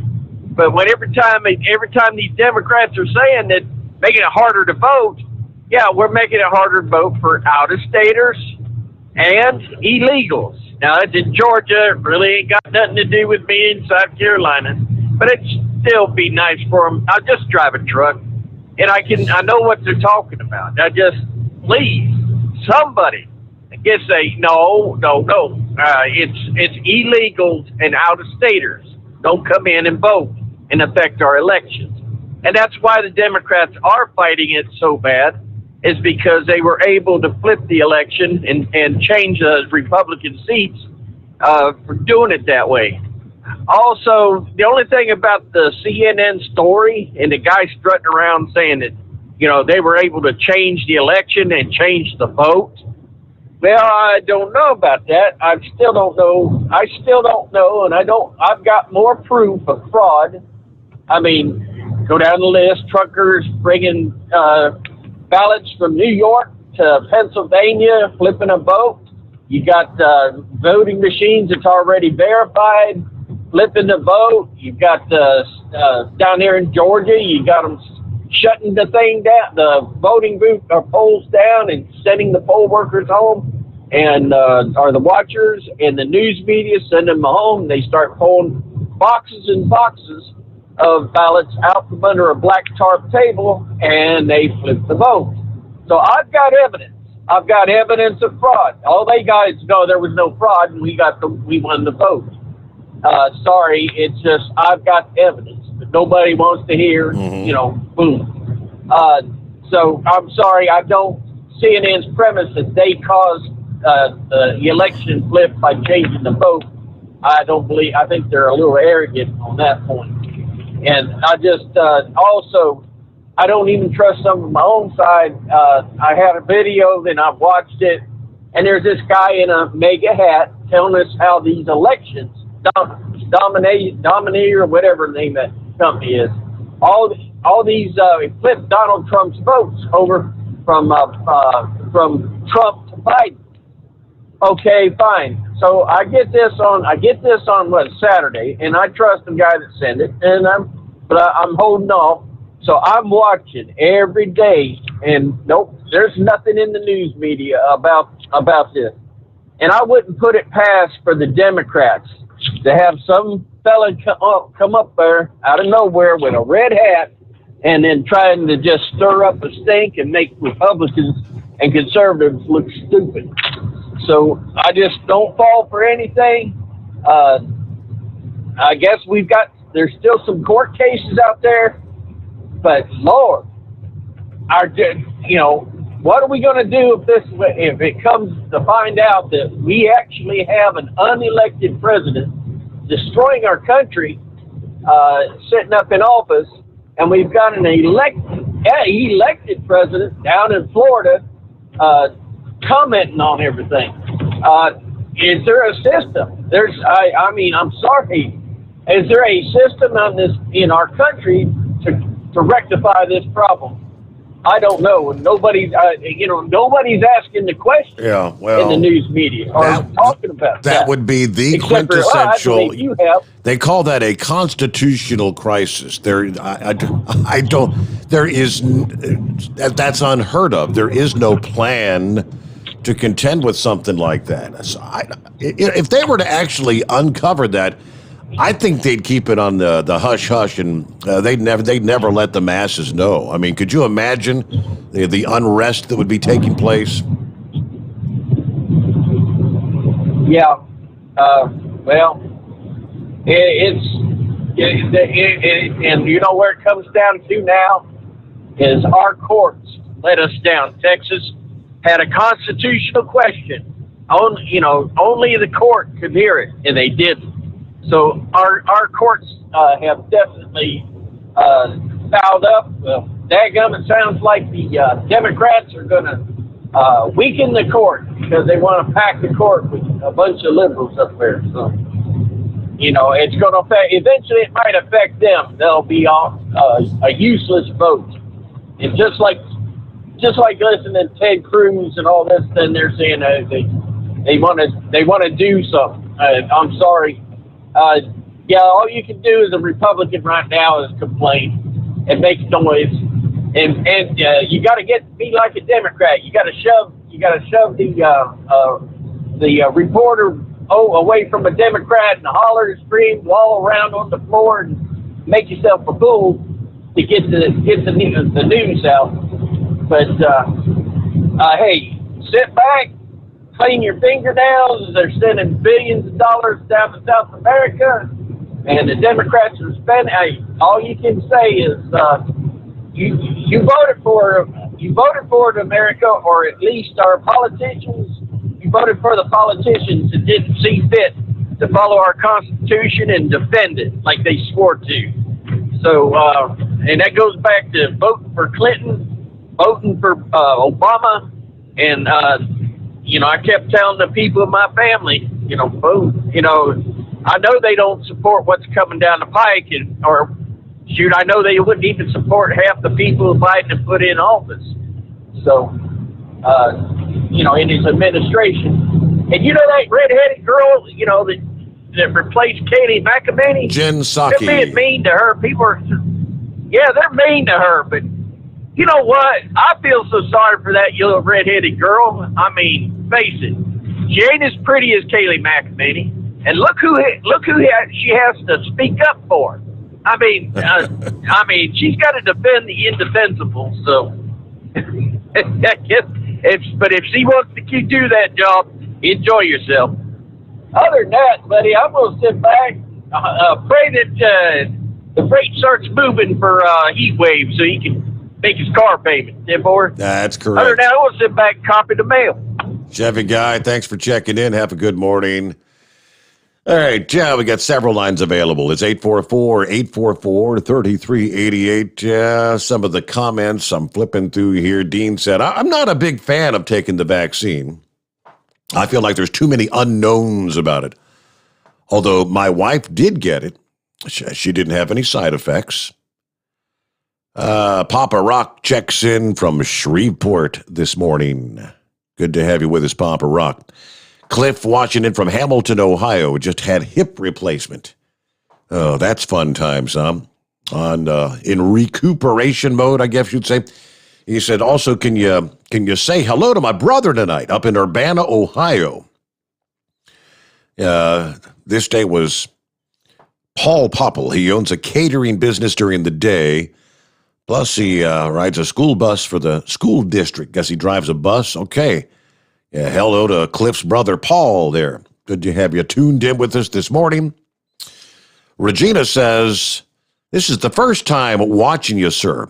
I'm glad all you people are doing these shows, and if they have an ounce of smarts, more and more people will watch you all, and maybe mainstream media can just go away for good. Well, that would be nice, Regina, but hey, it's great to have you with us. If you're like a first-time viewer this morning, glad to have you with us. Well, let's see. Fred, in regards to the vaccine, I said they're telling you about 6 people that had problems with the vaccine. How many are they not telling you about or telling us about is this question. He said, you don't stop using a vaccine over just 6 people. Maybe correct, Fred. I think what they're wanting to do is look a little deeper because each of these individuals had these problems, what they say, 6 to 13 days after the Johnson & Johnson vaccination. I guess maybe they're wondering if they're going to see a number of others possibly creeping up. I mean, they're trying to say we're going to get the word out to the medical community what to look for. If you see a blood clot issue, don't give them heparin if they've had the Johnson & Johnson vaccine. So Norman says, my wife got sick from the first shot. No shot for me. Okay. Let's see. Okay, one more from Regina there. She's chiming in. You're just jumping right in here, aren't you? I agree with the caller talking about these women that got blood clots.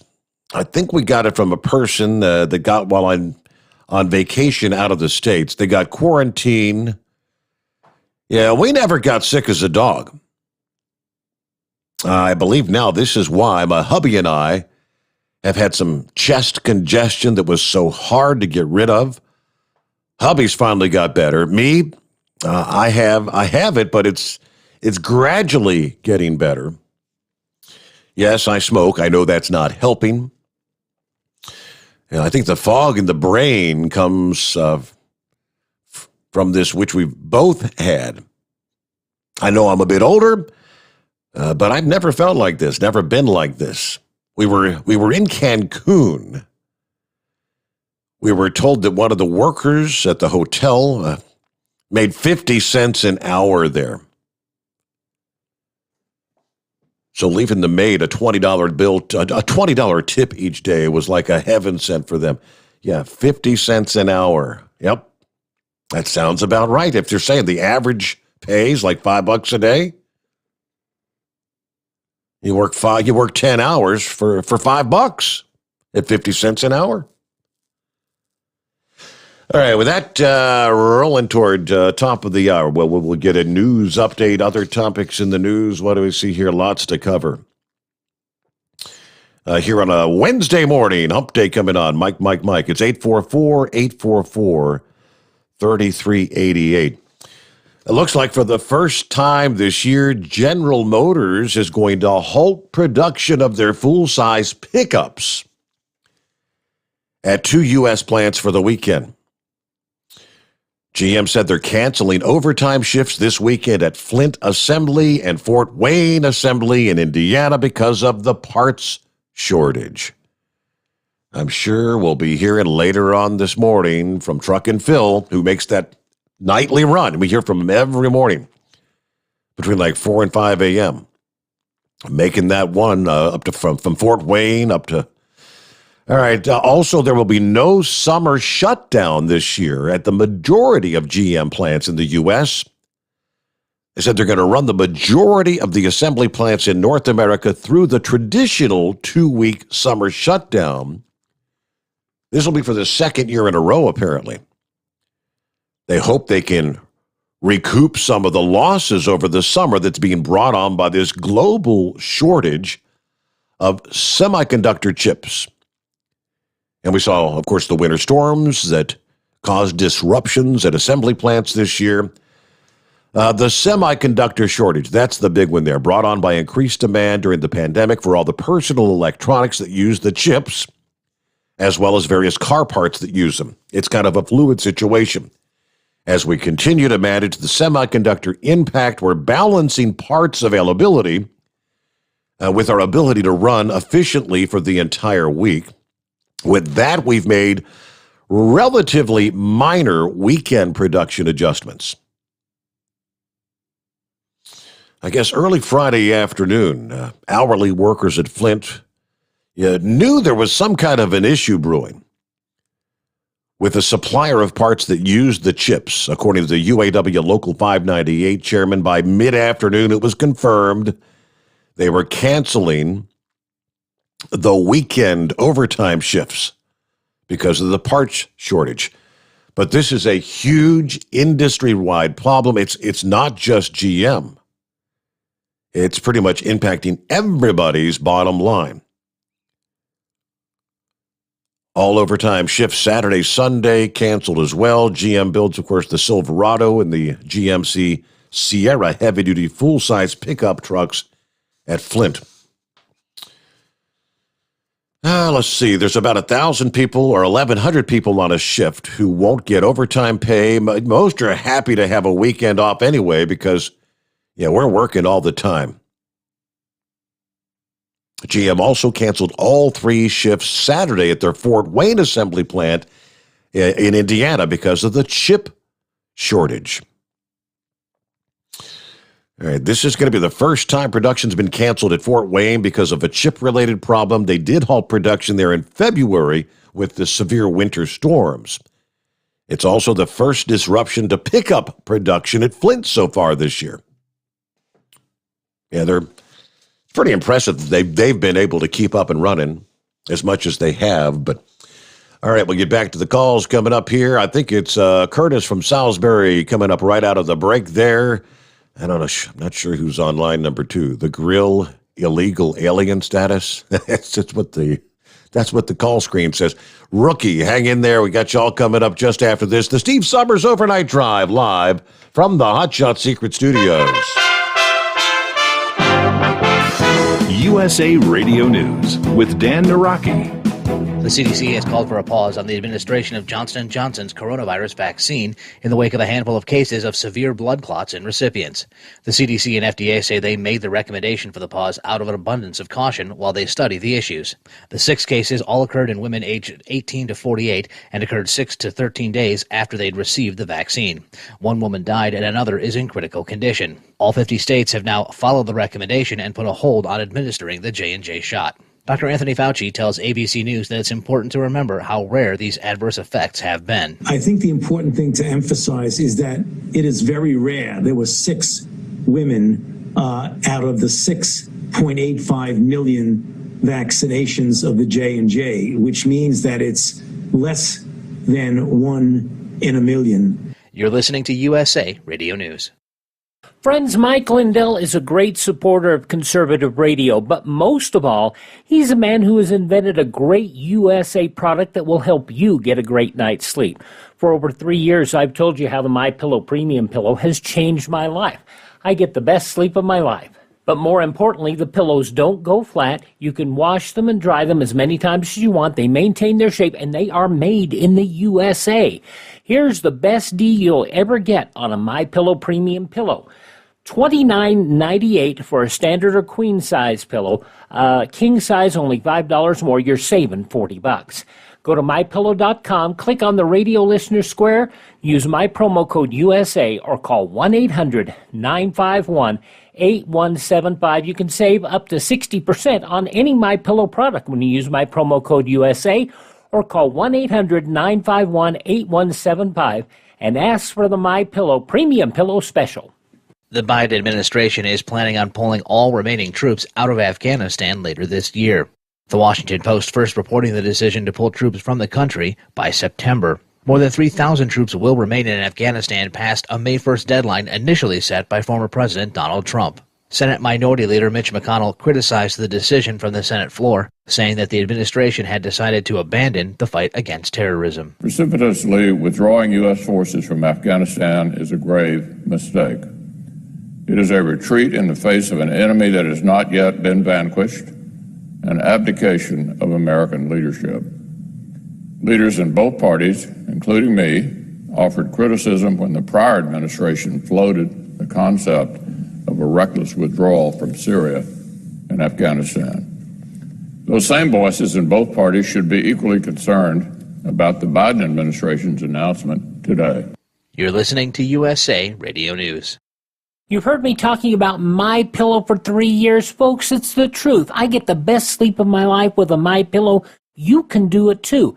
60-day money-back guarantee, 10-year warranty, made in the USA. You'll sleep well or you'll get your money back. Go to MyPillow.com, click on the radio listener special, use my promo code USA, get 2 MyPillow Premium Pillows for the price of one, or call 1-800-951-8175.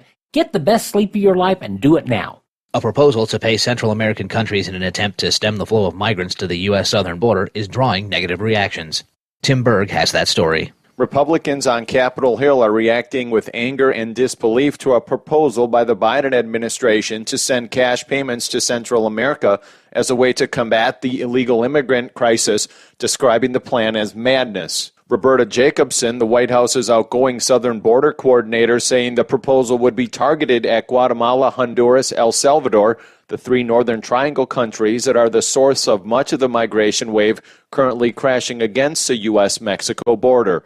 Advisor to former President Trump, Stephen Miller, saying this plan is lunacy. We have reached the bottomless depths of absurdity, and it will most certainly not work. And I will tell you why.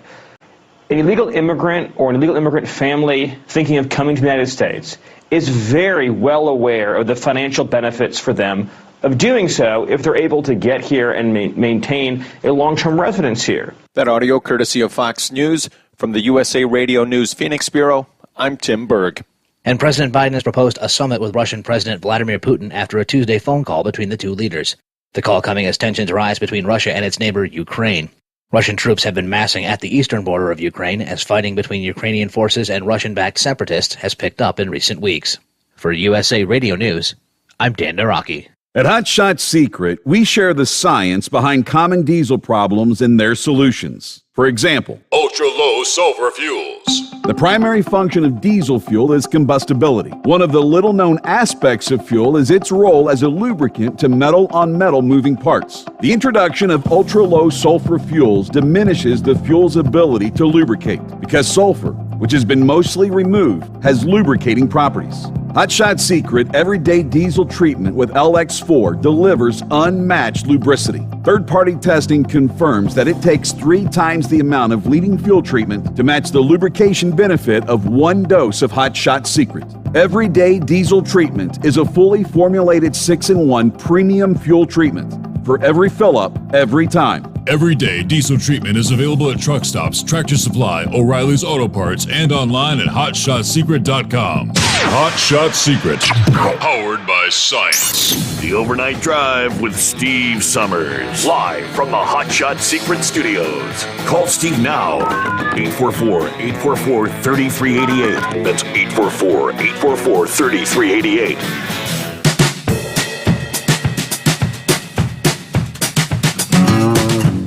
So you heard right there the last little tidbit in that news update. Joe Biden apparently spoke with Vladimir Putin.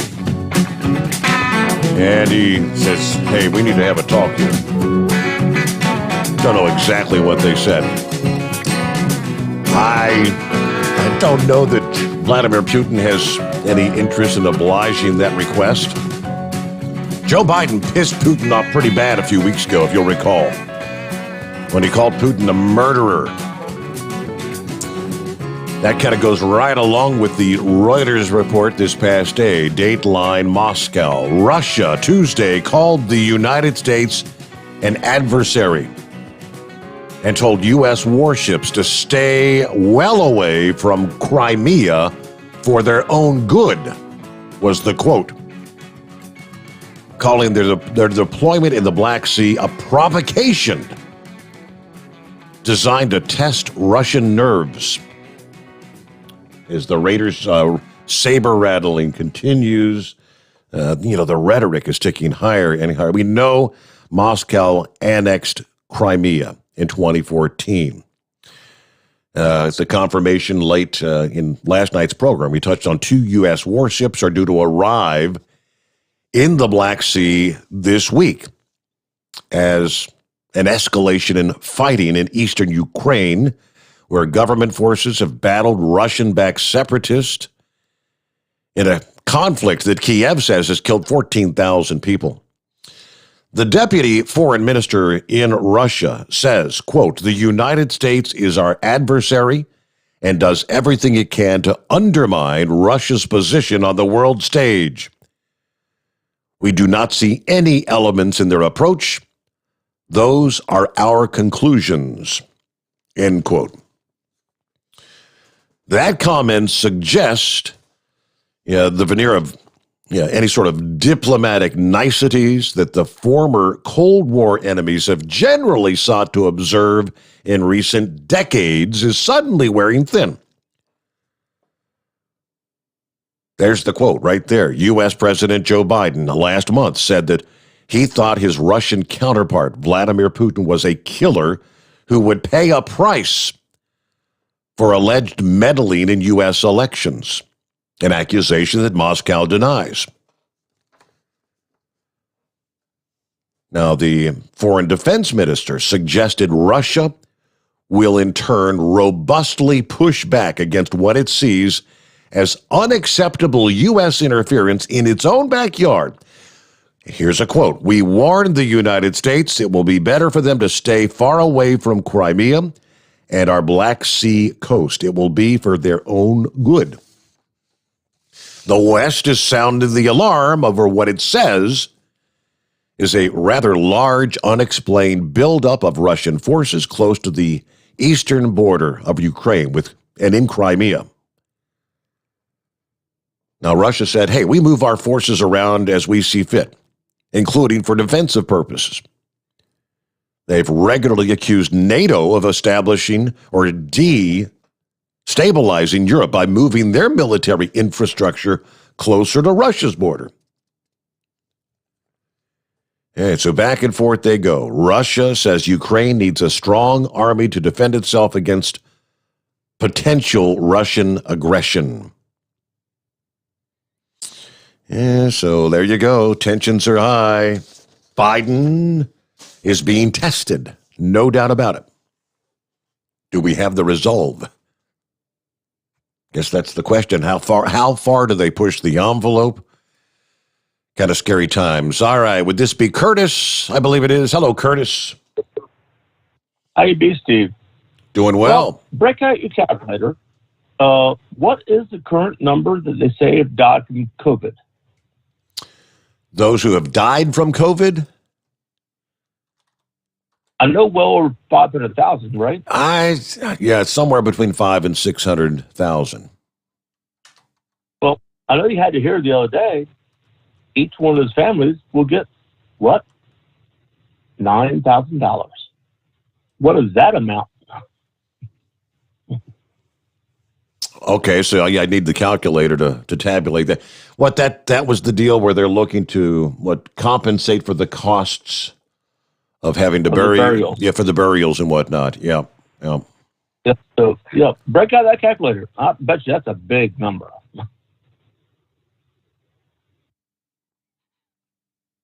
I'm trying to look up the latest numbers here. What is it we see? I'm not seeing the total on total deaths, but 563,000. 563,000 is the number right now. So 563 times 9,000 is a lot. That's a lot of money. Yeah. Well, we're just writing checks, you know. We AOC said just write a check. That's what we've been doing. Hey, what Jeff Foxworthy said. Oh, you take a check? Well, I'll take two then. Yeah. Yeah. Oh, and when are you going to get on regular radio so I don't have to set up and watch you on TV? It's a work in progress, Curtis. That's all I can tell you. It's a work in progress.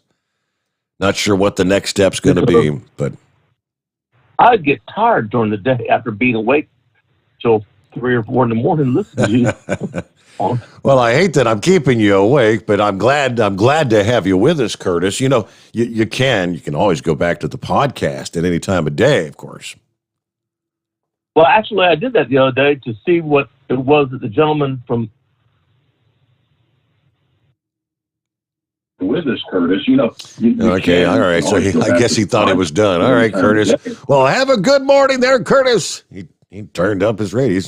He's up. Well, yeah, you do get kind of tired 2 or 3 in the morning if you're a daytime person. I get that. Yeah, for me, it's kind of a longer night than usual. I've been on a fairly set pattern where I do the show, I stay up. Typically, at 5 o'clock a.m. for me, it's 5 o'clock p.m. for the average everyday Joe. I'll be like a normal person, have a few beers, have a little. Technically, it's my lunch, but it's breakfast. I typically go to bed like 1 or 2 in the afternoon. I get up about 9 o'clock, a little after 9 o'clock in the evening, and start making preparations for the next night's program. Well, this past day, it was a totally different pattern because my wife told me, hey, tonight, a.k.a. Tuesday night, is Rowan's first ever baseball game. He's got into the Pee Wee baseball. I said, you got to be there for his first game. So I went to bed, I guess at 9 o'clock in the morning, Tuesday morning. I didn't sleep real well. It wasn't my normal schedule. So I think I slept fairly well for a few hours, but then it's start rolling over. It's 1 in the afternoon. Oh, it's 1:45. Oh, it's 2:30. Back and forth. Finally, I got up at 5 o'clock. I went to the ball game 6:30, and he was pretty excited about it. I could tell he was nervous. It's first game ever before the crowd of all the families of the kids on the team and everything. But they had a good game. His team lost 6-5 was the final score, but it was fun for the youngsters. These are young kids, the Pee Wee players. But I think this is the first year they said for some of these boys have been playing and girls, I should say. There were some girls on their teams as well, and this was the first year. Apparently, they were if you got on first, you're allowed to steal. Now at this young age. The ball going from the pitcher to the catcher. If you could get on first, you're pretty much guaranteed you're going to end up on third base before you know it because, the catchers. It's almost I'd say 60% of the balls get past, the catcher. But it was a good time. So, I got to see him in his first ever baseball game. Had a beautiful evening. Enjoyed that. After the game, we started. My wife said, "Well, we got to get something to eat. What do you want to eat?" What do I said? Hey, how about some White Castles? I was kind of joking, but she actually said, we haven't had that in a long time. Yeah, let's get some White Castles. So we did. All right, let me get back to the calls here. Who's next up? I said it says the grill, illegal alien status. Who we got on the line here? It ain't the damn grill, I can tell you that. Hey, man. What's up? It's Grump. Oh, it's the Grump. First of all, it's the grill. Yeah. So they told them they can steal, huh? They can legally steal, huh? Correct. Yeah. I know when my coach, when I was Pee-wee, he told me, he said, yeah, you can steal, you can go ahead and steal the base. I said, I stole my sister's candy bar one time, got my ass busted. So I ain't stealing nothing. So I'm a little slow then. I had that Johnson & Johnson shot. Had no side effects, no sore arm, not a damn thing. Okay. Not even a lump. Just boom, gave it to me, and hell, I might as well have had a shot of booze. The nurse told me when I had it, I was over at the VA. She said, "Well, we've had some bad, some people coming back in with some very, very, very sore arms. You're going to have a fever. You're going to have this, blah blah blah." And she called me. I guess it was 3 days later, and said, "How you doing?" And I said, "Fine. Why?" And she said, "What do you have any side effects or anything?" I said, "Nothing. No sore arm, no nothing." She said, "Okay, you're weird." And hung up. Really? Like, right, really? You're weird. That's unusual. Yeah, I said, hey, shots usually don't bother me unless they, I've had some weird stuff, and in the military. Yeah, let me address Chevy guy right now.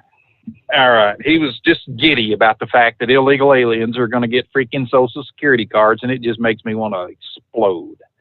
What is a Social Security card? It's not something to monitor illegal aliens with. It is a 9-digit number that is issued to an individual. For what reason? To monitor your earnings for your Social Security benefits. He needs to take a good look at this, because we've had, and it's been documented time and time and time again, that illegals coming in here, they get legalized, don't work a damn day in their life. Older ones get legalized and they'll be 65 years old, because when somebody like DACA or somebody like that, is considered a legal citizen here in the United States, they can bring up to 17 people with them, 17 different family members. And a lot of times they bring the elderly. Why? Because of the free medical and the fact that they can get a Social Security card, and then just as soon as they hit 65, actually 62, they can draw partial benefits. But when they hit 65, they can go for the full damn Monty. And it just makes me sick to see that I've worked my ass off my entire life. You have too. You gouge all the rest of us. And then you got somebody like Chevy guys who's, I'm just so happy that they're getting, we can tell what they're getting. No, bull crap, man. I don't want them getting a Social Security card. What I want them to do is get a damn dog collar or something, get an injection or something, where we'll know where in the hell they are. We can throw their ass out of here. So, to Joe Biden, instead of sending billions of dollars down to these Central American countries, why don't he charter some damn planes and fly their ass back home? Mm-hmm. I'm just tired of us being the world's welfare payers. All these American taxpayers out here working their ass off, and you got these illegals coming in here, hat in hand, thinking, well, I'm going to better my life. Yeah, your life is going to be better because I have to work harder to make mine worse, because of your status. It just pisses me off. Excuse my, little blow up here, but it just burnt me up. I heard him. Well, I'm just happy as can be that they're getting Social Security cards right now. Read it. Read what they're getting. Why else would they give them Social Security cards? They've had that argument before about issuing Social Security cards to illegal aliens as a means of monitoring their work status. Mm-hmm. Well, it doesn't just do that. It's a record of how much earnings they have for their benefits. That's exactly what the card was about. But moving on here, Como. Isn't that about the dumbest damn human being you've ever seen in your life? I don't know who's stupider, Como or that New York legislation that is deciding that these illegals are going to get all this money? Are they too damn stupid to see that violates the 14th Amendment? You know, the Equal Protection Clause. $500 a month, and of course we're going to go retroactive back a friggin' year ago. We're going to give $12,000. Here's a $12,000 check.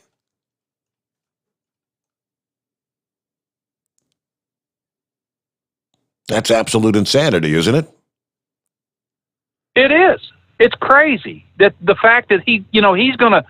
It is against the law, number one, to single out groups as getting been. That's what the 14th Amendment was all about. It wasn't just about slavery, ending the the difference between voting and what whites can get or blacks can get. It wasn't just it's evolved into several different things.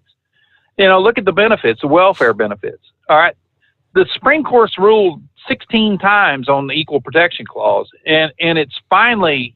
It has ruled several times on whether people are eligible for welfare benefits.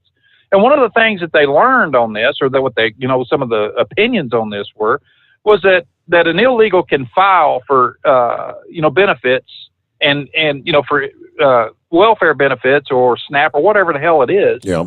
The same stuff as any other person. And whatever they fill out on that damn card does not have to be scrutinized. All right. What that means is that the Social Security office or whoever's whipping out the damn cash has no right to go looking to see if they're illegal or not. All right. Now, what gets me is that, they're talking about this as being a non-resident, for non-residents, but they're not clarifying whether it's non-residents of the United States or non-residents of the state of New York. If they're just saying it's, if they're going to include it in their little legislation that it's going to be non-residents of New York, well, hell, anybody can apply for it. I can apply for it. It's a violation of the 14th Amendment. It's a violation of the Equal Protection Clause. And I wish the hell there would be lawsuits, putting a door on this thing and slamming it shut before it ever happens. All that does is incentivize more of these idiots to come up here. And I'm sick of listening about these damn illegals. I'm so sorry that they have it so bad in their freaking country. But what they do is they import their poverty up here to us, and we got enough of it. I wish the hell somebody would wake up. Texas is doing a pretty damn good job. They're putting more speedboats on the Rio Grande. They're putting out more troops. They're, doing everything they can to slow the flood coming across the border. But it takes that moron in office and that dingbat he chose as a damn vice president who has sat on her hands and done absolutely nothing. And that's why they picked her as the czar, because she's too damn stupid to do anything else. She can sit there and say, well, how are we doing with this? Are we going to legalize everybody? Let's give them all Social Security cards. Dude, it just makes me sick to my damn stomach to have to listen to all this crap from these people. That's been nothing but what's been talked about since January 20th. Is the fact that, we have all these people coming across, these poor people coming across the border. It just amazes the hell out of me when they get there. They look well-fed, iPhones in hand, every damn thing else. Trump had it right. Keep their ass in Mexico. And, Mexico got tired of dealing with them. So he said, hey, you're going to stay in Guatemala. You're going to stay here. You're going to stay there. He had it right. And here Joe Biden, well, that was inhumane. You just can't do that to people. That's inhumane. How in the hell is it? They ain't here. What's different here? Putting them in cages? If you're going to put them in cages, damn, send their ass home. I'd rather put them in planes than in cages. It just makes more sense to me. Just turn around and send them home. I mean, it's, there is nothing wrong with them going back home and applying for asylum there. When 99% of these cases, Steve, that are adjudicated are returned anyway, right? Are supposed to be returned anyway if they ever see them again. And now they're saying, let's adjudicate them in abstention. Okay, what does that mean? All right. It means that they didn't show up for court, and they're going to say, well, they don't qualify for status here. But hell, we can't find them. All right. But they're in one of these cities here and expands every damn thing out. So where the Democrats can get a few more congressional seats because of the population growth in those areas. Man, I'll tell you what, our government is the most twisted bunch of dumbasses I ever seen in my life. You know, you'd think for one damn second that people that raise their hand up and swear an oath to uphold and defend the damn Constitution of the United States would at least have a little bit of I don't know, a little bit of moral values behind it whenever they do it. You know, somebody that would say, yeah, I actually mean what I say. But we got this bunch of morons in there right now that just, you know, they're arguing over semantics. So they're arguing over what they need to do, you know, and stuff, instead of just damn doing it. You know, Trump didn't argue about it. He just said, hey, you know, and he had a big mouth and did stupid things, but that was one thing he did absolutely correct. And I, you know, for that, hey, that's about all I got tonight. Okay, well, you mentioned the dingbat in charge, who has been pretty much, she's been MIA is the word. Where, you know, was she not given the duty of trying to rectify the crisis on the border? It's been at least 2 weeks, hadn't it? Where the hell has Kamala Harris been? Well, they made a special announcement this past day. Kamala Harris, Vice President Kamala Harris, will step into her new role, addressing the causes of the swell of migrants arriving at the southern border. You mean she's going to have a meeting to try to figure out what is the cause? The cause is you've rolled out the red carpet. You've overturned the entire Trump administration rules and regulations that for the most part had things under control. You don't need to have any discussion. But let me share the actual story. Kamala Harris steps into her new role, addressing the causes of the swell at the southern border today, Wednesday, where she will meet with outside experts on Central America's Northern Triangle countries, as they're known. Harris's discussion with officials and outside advisors announced by the White House Tuesday will follow a slew of announcements by the White House on migration issues, including a deal supposedly struck with Mexico, Honduras, and Guatemala to try and boost enforcement along their borders. The virtual meeting will take place in the Vice President's ceremonial office in the Eisenhower Executive Office building. She doesn't even have to go anywhere. Yeah, no kidding. Harris has come under fire since soon after President Biden gave her the task, gave her this job. Republicans obviously saying, where the hell is she? Yeah, where has Harris been? Many of us Republicans say we've traveled to the southern border, repeatedly visited these overburdened federal facilities housing migrant children.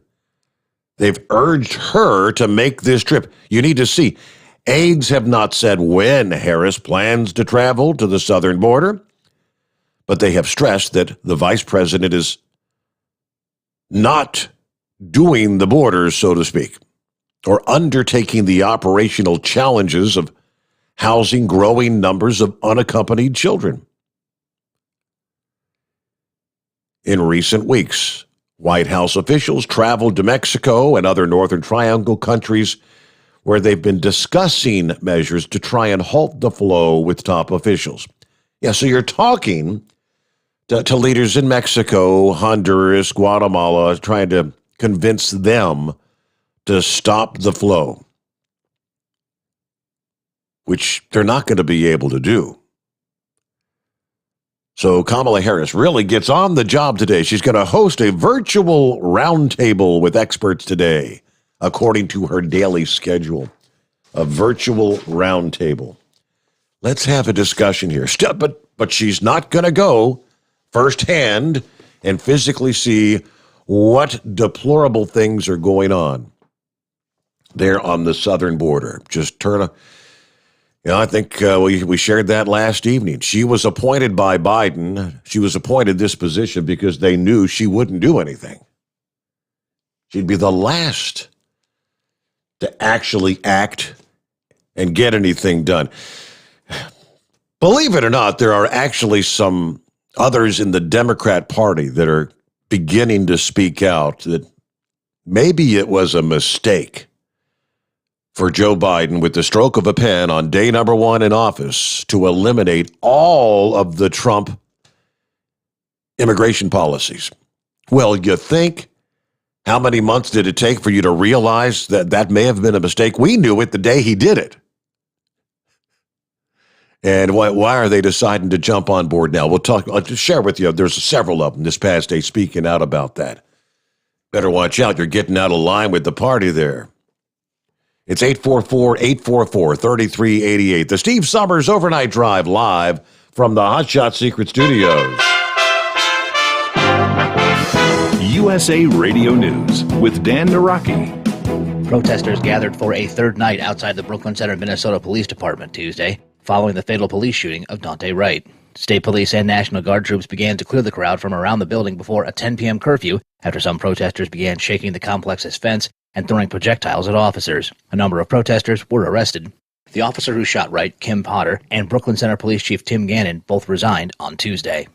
And police in California announced an arrest Tuesday in the 1996 disappearance of college student Kristen Smart. San Luis Obispo County Sheriff Ian Parkinson says they've arrested 2 men in connection to the disappearance of Smart. Paul Flores was arrested on charges of murder, and his father Raul was arrested on charges of accessory to murder. Flores had been the prime suspect in the case since Smart's 1996 disappearance. He was the last person seen with Smart on the campus of Cal Poly University before she disappeared on May 25, 1996. This is USA Radio News. Are you struggling with addiction or alcohol problems? If you're depressed, drinking, and using drugs, you may need help. And the Affordable Care Act guarantees coverage of substance abuse. I knew I could get myself out of this. I just needed some hope and some help. I took the first step to recovery when I made the call. Call the Addiction Hope and Helpline now for a free assessment with someone who cares. Call 800-854-1055. 800-854-1055. I feel like I'm losing control. I'm afraid I'll lose my job or even my family. Call now for hope and help with proven, gentle recovery programs. I never thought that I could be somebody who didn't drink and use drugs. I'm in recovery, getting the help I need. Call the Addiction Hope and Helpline now for a free assessment with someone who cares. Call 800-854-1055. 800-854-1055. 800-854-1055. Keep the bugs off your glass and the smokies off your ass. This is the Overnight Drive with Steve Summers. Some say their truck reflects who they are, dependable and reliable. That's why you trust Blue Def. Now the best just got better. Introducing Blue Def Platinum, a revolutionary innovation with advanced System Shield technology to significantly reduce harmful deposits, to maintain fuel economy, save money on costly repairs, and sustain the life of your SCR system. There's only one DEF to choose. Blue Def Platinum. The best just got better. Diesel Army is on duty 24 hours a day, 7 days a week. Burning the midnight oil with the best diesel coverage. All the tech, all the torque. Diesel Army, where there's smoke, there's fire. For the latest news and event coverage, as well as feature and tech articles, sign up for the newsletter and don't miss a thing. Visit dieselarmy.com from the Power Auto Media family of digital magazines. Again, it's dieselarmy.com. Do you have a Dodge pickup and hate your automatic transmission? Of course you do. Levon Miller at Firepunk Diesel here, and we specialize in heavy-duty and performance transmissions for your 3-quarter or 1-ton Cummins-powered truck. So if you're interested in turning your stock slush box into a towing monster, call us today at 614-733-3744 or visit us online at shop.firepunk.com. Whether you're a diesel pickup performance enthusiast or just looking for a small upgrade, when selecting common rail fuel system components, look no further than Exergy Performance. At Exergy, you'll find injectors, pumps, and more, engineered like no others on the market using state-of-the-art equipment run by people that have been in the business for decades. So if you're in the market for common rail components at any power level, contact Exergy Performance or one of the many dealers listed on our website at exergyperformance.com. Dean Michael, the tax doctor here. Are you tired of those tax problems following you around like a dark cloud, always in the back of your mind, losing sleep at night? Call me now and get your life back. 888-632-4506 or go to mytaxhelpmd.com. Pretending they're not there won't make them go away. The IRS isn't going to forget. They will levy your bank account and garnish your wages. Don't wait for that to happen. I'm not telling you these things to scare you. I'm telling you so you can benefit from my years of experience. Now is the time to act. 888-632-4506. At Hot Shot Secret, we share the science behind common diesel problems. For example, Stiction. Engine oil can break down under extreme heat, leaving behind varnish, a carbon-based deposit that creates drag on the engine's moving parts. This sticky friction is stiction. Symptoms include a rough idle and the loss of fuel economy and performance. Hot Shot Secret Stiction Eliminator is formulated to be left in the engine. It works as you drive. Stiction Eliminator is available at truck stops, Tractor Supply, O'Reilly's Auto Parts, and online at hotshotsecret.com. And now, back to the Steve Summers Overnight Drive.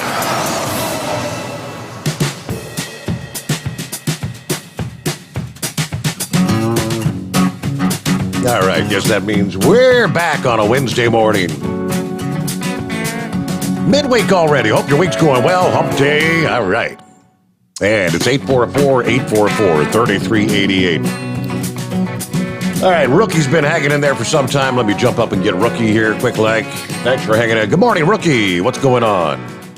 Morning, Mr. Steve. How you doing? I'm doing well. How's your week going? Can't complain. Wouldn't do me any good. There you go. Long-time listener, first-time caller. Love the new show. Glad to hear you're back. Got a couple points to touch on, so if I jump around, kind of forgive me here a little bit. Feel free. I haul raw materials out of northeast Indiana over to one of the big three's production plants in central Indiana. And we're already starting to see the side effects of we're starting to slow down because the lack of the chips, and they've already cut production down. They've shut down 2 assembly plants over in this area, and we're starting to back down. And there's grumblings over here at this manufacturing plant that they might make all their vendors have the COVID visa. Really? That you got to have your vaccine, or they won't let you on the premises. Okay. Yep. We're Buddy hearing and more I- of that. We're hearing a lot of that. Buddy and I got to talking about it, and I asked him, I said, what would you do? Well, I'd have to think about it. He goes, what would you do? Well, I'd find a different job. He goes, really, without even thinking about it? I said, yep. I said, this vaccine that's out, it's just so unresearched, and, now we're starting to get all the kickback from it. We're all guinea pigs. I said, I ain't going through that. There's no way. And with the vaccines, you hear Fauci say, well, if you got the vaccine, well, you still need to wear your mask. Right. You still need to social distance. Of course. So what the hell's the point of getting the vaccine? Mm-hmm. It's like getting the flu shot. They say it's supposed to prevent you from getting the flu. Well, that don't always work, but why are we giving vaccines to a virus that has a 99% survival rate and only a 95% effectiveness of the vaccines? Mm-hmm. It doesn't make any sense to me. And with the sediments of the Grump, with all the immigrants coming across the border, if they're only making $5 a day, where are they getting their Jordan shoes and the iPhones that they have and all the food and water to make that trek? Who's paying for that? I've seen a lot of the posts on social media. How is it that you make a 1,000 or 1,500 mile trek from Honduras or Guatemala all the way to the U.S. border and arrive in clean clothes with a Biden shirt on and a smartphone in your hand? That doesn't make a lot of sense, does exactly. it? No, it don't. It just makes you kind of scratch your head and wonder. And, I hear everybody complaining about the election and they stole it and this and that. And, we need to stand up and do this and do that. But my question is, what are we supposed to do about it? Yeah. What can we do about it? If the election was stolen, like I believe it was, what the hell can we do about it? I don't know. I don't know. You just hear everybody complaining about what can we do, or we need to do something about it. Well, everybody complains, but nobody has an answer of what can we do. I guess right now the only answer would be get ready for 2022, and that's where the House and the Senate might be able to do something about it. You've always got the presidential veto what comes out of Congress, and unless we were to get a supermajority, I don't know that you could stop Biden anyway. Right. I mean, even if the red wave comes and everybody goes out and look at Georgia, look at Michigan, all the blue ballots that showed up out of the blue at 3:00 in the morning. So if the red wave does come and everybody goes out and votes Republican, who's to say they don't go in there and switch it like they did last time? Yep. Right. I mean, in that case, you might see an uprising, but it comes back to my original question. Well, what can we do about it? I don't know. I guess you could say we're kind of we're in uncharted territories. Well, I mean, what you got to the Democrats are going to have to wake up. Like I mentioned before the news break there, some of them are actually speaking out about maybe it was a mistake to with the stroke of a pen, turn all of Trump's immigration laws and rules over. So maybe they're sure dragging their feet, but I mean, be interesting to see what the numbers for April are. We had 100,000, in February? It was 171,000 in March. And the flow, they're saying it's like 6,000 a day that they're apprehending right now. And you and I are paying for them to sit in these, the hotels that they've rented out for them? Yeah, it's only $86 million. Come on, it's... I'd like to have $86 million. I'm sure you'd like to have. I'll give you a piece of it. Yep. I can't spend it all, but I don't. Democrats are they that dumb? Are they that loyal? Are they that? What's the word I'm looking for here? Patient? Are they that patient that when time passes, everybody will forget? Or I don't know. I don't understand the logic. I don't understand the thinking of it. I think the actual answer is with this flow that's coming in, and you get a $1.5 million this year, and the plan is ultimately going to be somewhere down the line. Kamala's going to act like she's getting something done, but we're going to give that pathway to citizenship and the pathway to actually being once you become a citizen, you're going to be able to vote. And they're going to try to expedite that to where you can vote in 4 years. So all the immigrants that are coming up, they're thinking, we give you a hand, we scratch your back. Now you better scratch ours. Well, just think about it. If they arrived in a let us in Biden shirt, who do you think they're going to vote for? They're going to vote for Biden, or if Biden's not in there anymore, they're going to vote for Kamala. Undoubtedly. Yeah. Unfortunately, I do see that. But I mean, all of us red-blooded Americans that put on our work boots every day and go out and do our job, our voice, unfortunately, it just doesn't matter anymore. Yeah. I don't understand. But then it comes back to the blue-collared people that do put on our work boots every day. What can we do about it? Besides just, keep taking it in the shorts and hoping that someday it turns around. Mm-hmm. I don't know. Well, Rookie, that's a great call. Have you tried Hot Shot Secret products? I guess if you've been listening, I've got discretion. I got your number down here. I'm going to send that to Kyle and get you a code for $60 off, $60 worth of whatever you want. You can go to the hotshotsecret.com. And, do you own your own truck, or do you just got a four-wheeler? I do have a couple of four-wheelers, motorcycle, lawnmowers. I was a big supporter of the other product, but I'm more loyal to to what you're doing. So I've kicked around the idea of trying the hot shot. I do know some people that do have the 6 liters with the stiction problem, and it'd be great to try it out. Oh, there you go. All right, so this will give you the $60 worth of whatever you want for your automobiles. You maybe get a bottle of the smaller bottle, the stiction eliminator for the oil side. Then you can get maybe some gasoline extreme, or you can get the FR3 for if you don't want the stiction eliminator. If you got a newer vehicle, just put the FR3 in there, and try it out and let us know how things work out. Oh, that'd be great. Well, thank you very much. Thank you so much for the call, rookie. And I'll leave your question out there for the rest of the audience. What can we do about it?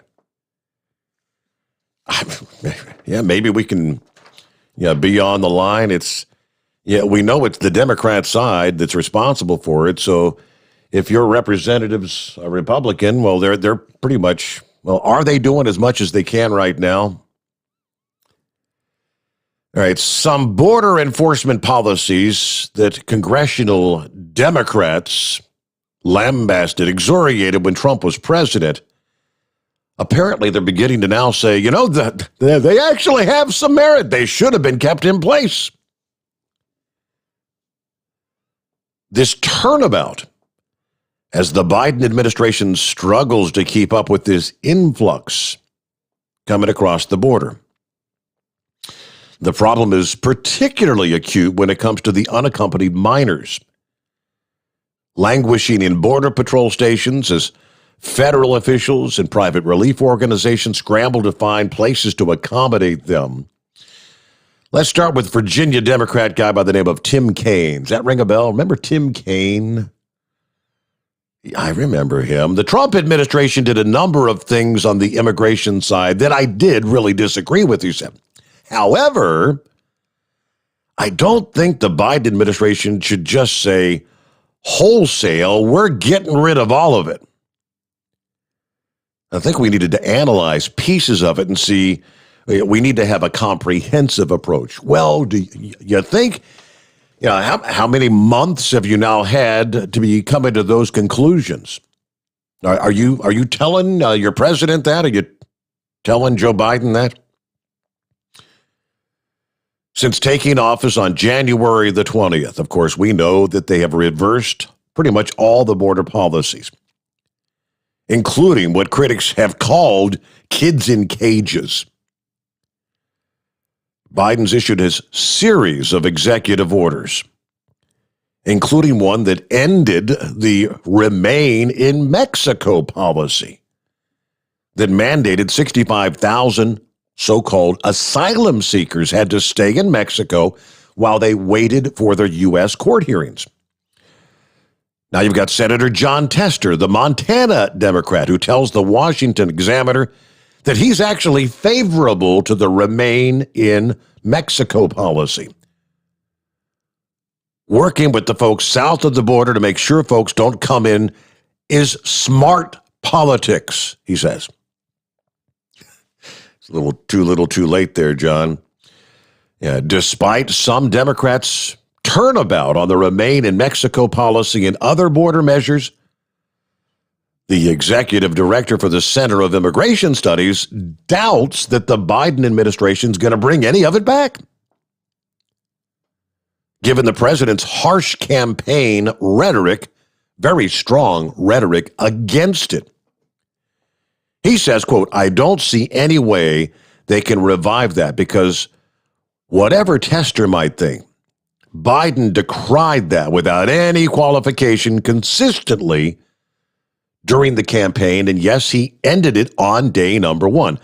That was, in fact, one of the most effective measures that Trump took. That was the stay in Mexico policy. But what the Democrats have done, they've pretty much boxed themselves in. I don't think there's anything they could do. Box themselves into a corner.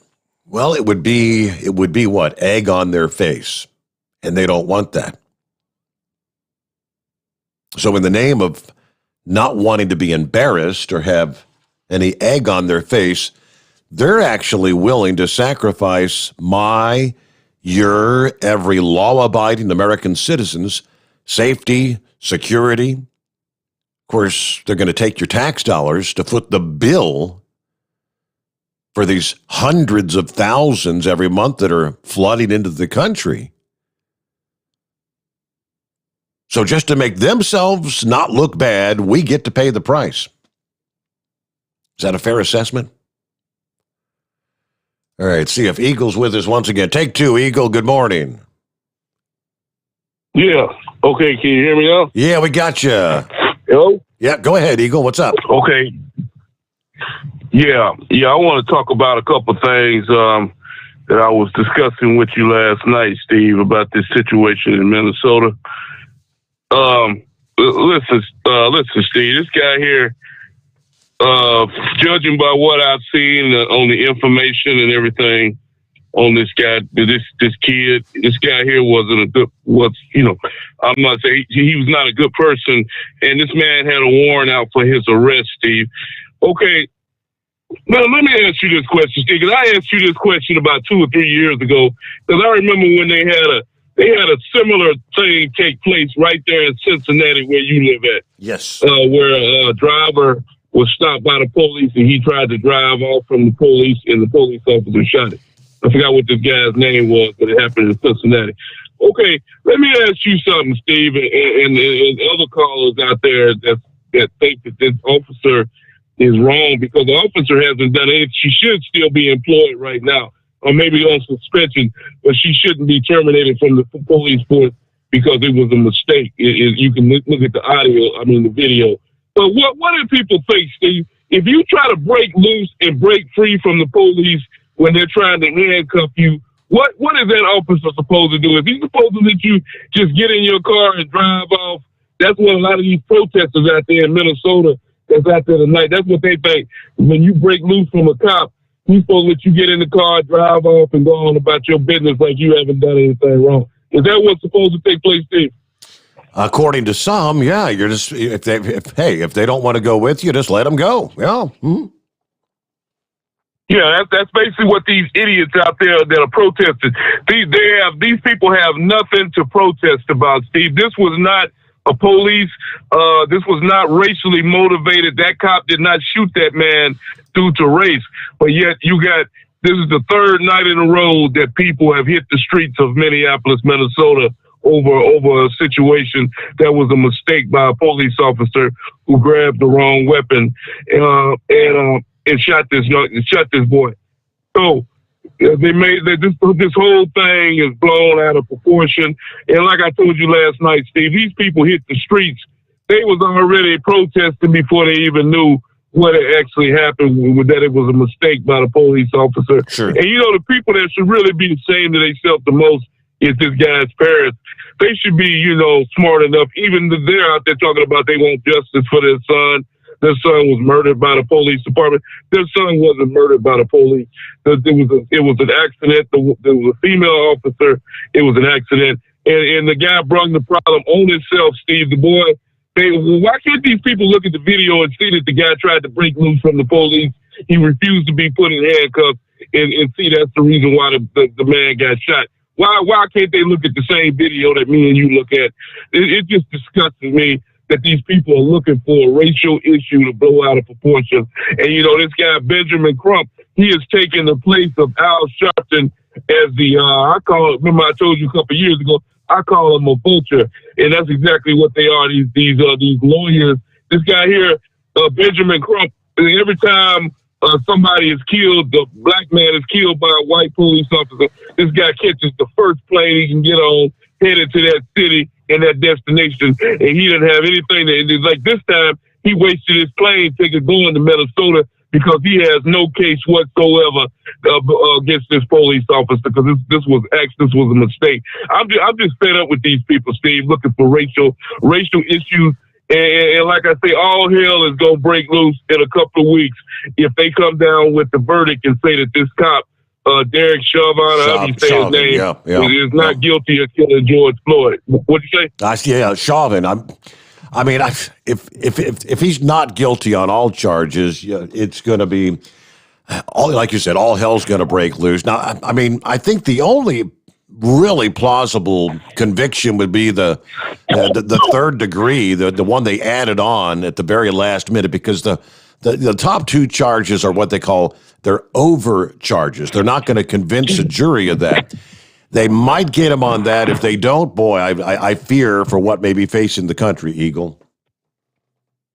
Yeah, that's what I'm saying. These people, all hell is going to break loose in Minnesota. You see what they're doing with this situation with this guy, with this kid 3 nights in a row.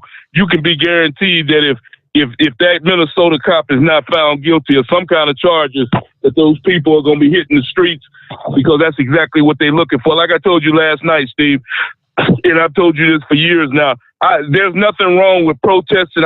You want to protest about what you think is wrong? Hey, no problem. But there's a difference between protesting and what these people are doing. When you decide to go into buildings and loot and rob, bust out windows and steal things that don't belong to you, then you've taken it to a whole nother level now.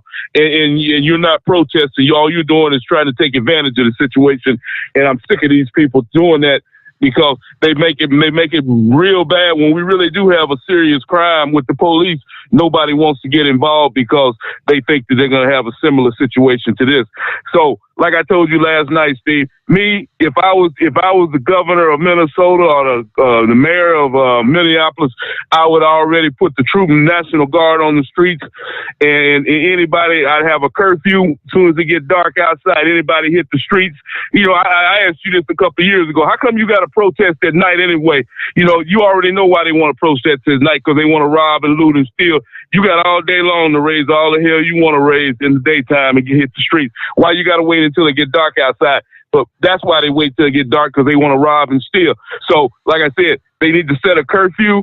When it get dark outside, you go home. If you refuse to go home, you're subject to going to jail. As simple as that. You brought the problem on yourself when you decided not to go home. The rules have already been set. If you decide not to abide by them, then you have to pay the consequences. You can't play games with these people. Like I told you last night, Steve. These people are looking for Black Lives Matter, Antifa.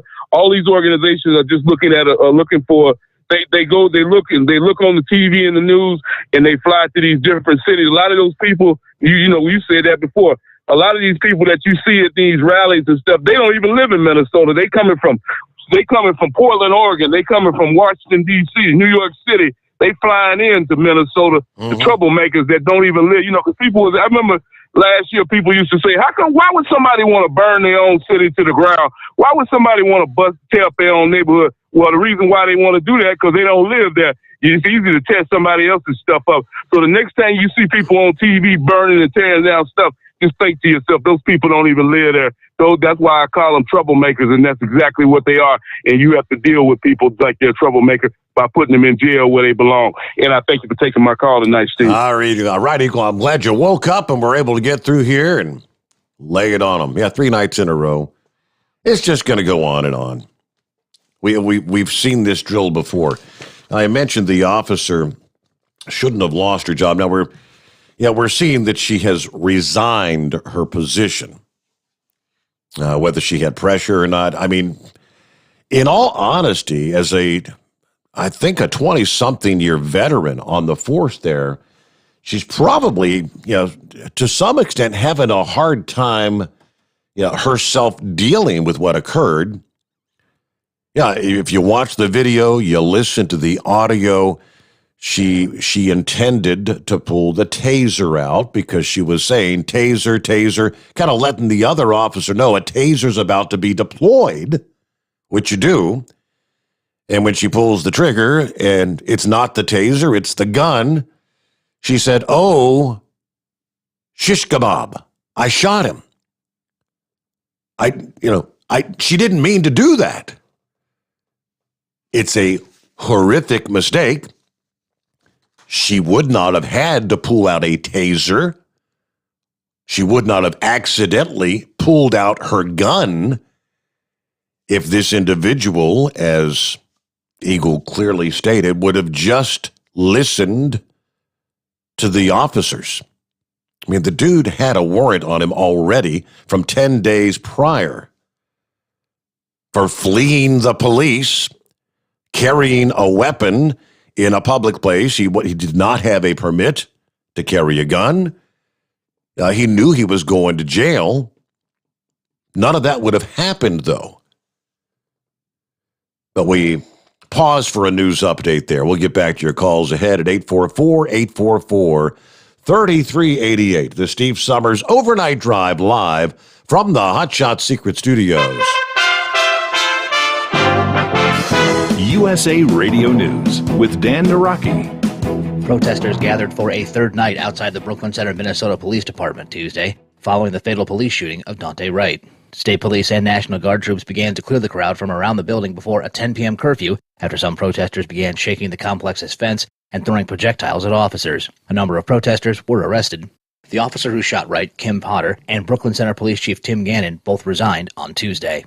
And police in California announced an arrest Tuesday in the 1996 disappearance of college student Kristen Smart. San Luis Obispo County Sheriff Ian Parkinson says they've arrested 2 men in connection to the disappearance of Smart. Paul Flores was arrested on charges of murder, and his father Raul was arrested on charges of accessory to murder. Flores had been the prime suspect in the case since Smart's 1996 disappearance. He was the last person seen with Smart on the campus of Cal Poly University before she disappeared on May 25, 1996.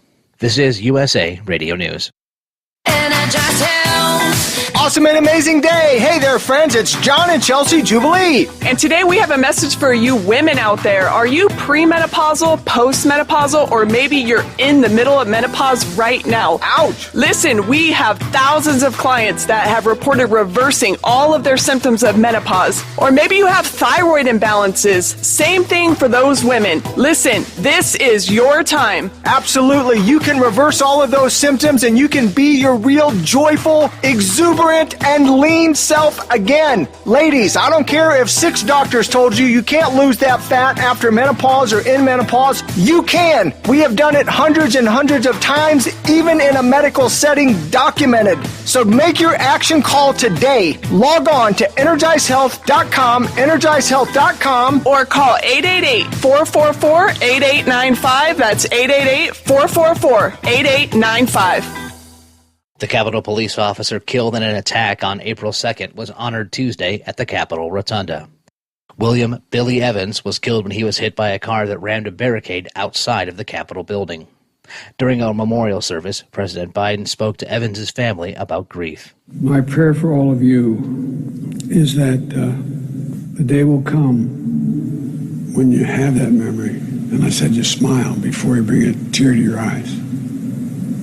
I promise you it's going to come. It just takes a while. It takes a while. But when it comes, you'll know because he's still with you. He's still in your heart. And the U.S. Coast Guard is responding to reports of a capsized commercial lift boat off the coast of Louisiana. The 265-foot vessel capsized during a severe storm south of Grand Isle, Louisiana. Several ships in the area have also joined the rescue operation. You're listening to USA Radio News. Hi, this is Dr. Joel Wallach, and I want to tell you that arthritis is not a genetic thing. It's not a disease of aging. Neither is osteoporosis. Get a hold of my book. It's all in your head. It goes into the 25 different diseases you get when you have osteoporosis of the skull. These are all reversible. You take the Healthy Bone and Joint Pack, the MSM, vitamin D3, stay away from all the bad foods, including gluten, and guess what? You'll regrow all your bones, including your skull and your legs and your hips and everything else. Contact us at usaradiohealth.com. That's usaradiohealth.com. North Carolina Congressman Madison Cawthorn has taken a unique approach to trying to get the southern border wall completed. Cawthorn introduced the Donument Act on Tuesday, which would establish the border wall as a national monument, permanently protecting it from alteration. Republicans have cited President Biden's decision to halt construction on the wall as one of the reasons for the current surge of illegal crossings at the border. Senator John Thune believes the wall is also a vital piece of infrastructure. The South Dakota Republican says finishing its construction would address a national security issue. One of the things they could do, there's been a lot of talk about infrastructure. The administration is talking about infrastructure bill. One important piece of infrastructure is to finish building the border wall. That would be really important, and it's already been funded. Congress has appropriated money for that. The administration has chosen not to take those dollars and to finish building out the wall. We heard from Border Patrol how important the wall is and how critical it is to the security down there. And China has issued a warning to the U.S. over Taiwan. Lance Pry has more. China has warned the United States not to play with fire on Taiwan issues after the Department of State updated its guidelines easing restrictions on meetings between U.S. officials and their counterparts from Taiwan, which Beijing claims as its own. Speaking to reporters on Tuesday, the Chinese Foreign Ministry urged the United States to immediately stop any form of U.S.-Taiwan official contacts. From the West Coast USA Radio News Bureau, I'm Lance Pry. For USA Radio News, I'm Dan Naraki. At Hot Shot Secret, we share the science behind common diesel problems and their solutions. For example, Ultra-low sulfur fuels. the primary function of diesel fuel is combustibility. One of the little-known aspects of fuel is its role as a lubricant to metal-on-metal moving parts. The introduction of ultra-low sulfur fuels diminishes the fuel's ability to lubricate because sulfur, which has been mostly removed, has lubricating properties. Hot Shot Secret Everyday Diesel Treatment with LX4 delivers unmatched lubricity. Third-party testing confirms that it takes 3 times the amount of leading fuel treatment to match the lubrication benefit of 1 dose of Hot Shot Secret. Everyday Diesel Treatment is a fully formulated 6-in-1 premium fuel treatment for every fill-up, every time. Everyday Diesel Treatment is available at truck stops, Tractor Supply, O'Reilly's Auto Parts, and online at HotShotSecret.com. Hot Shot Secret, powered by science. The Overnight Drive with Steve Summers. Live from the Hot Shot Secret Studios. Call Steve now. 844-844-3388. That's 844-844-3388.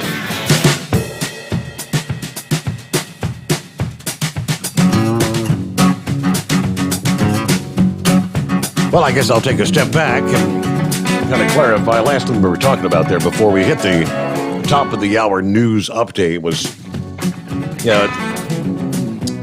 how did I put it? I said, I don't know if she had, the officer that resigned this past day, if she had any pressure to resign. Well, the answer to that question is unequivocally yes, she did.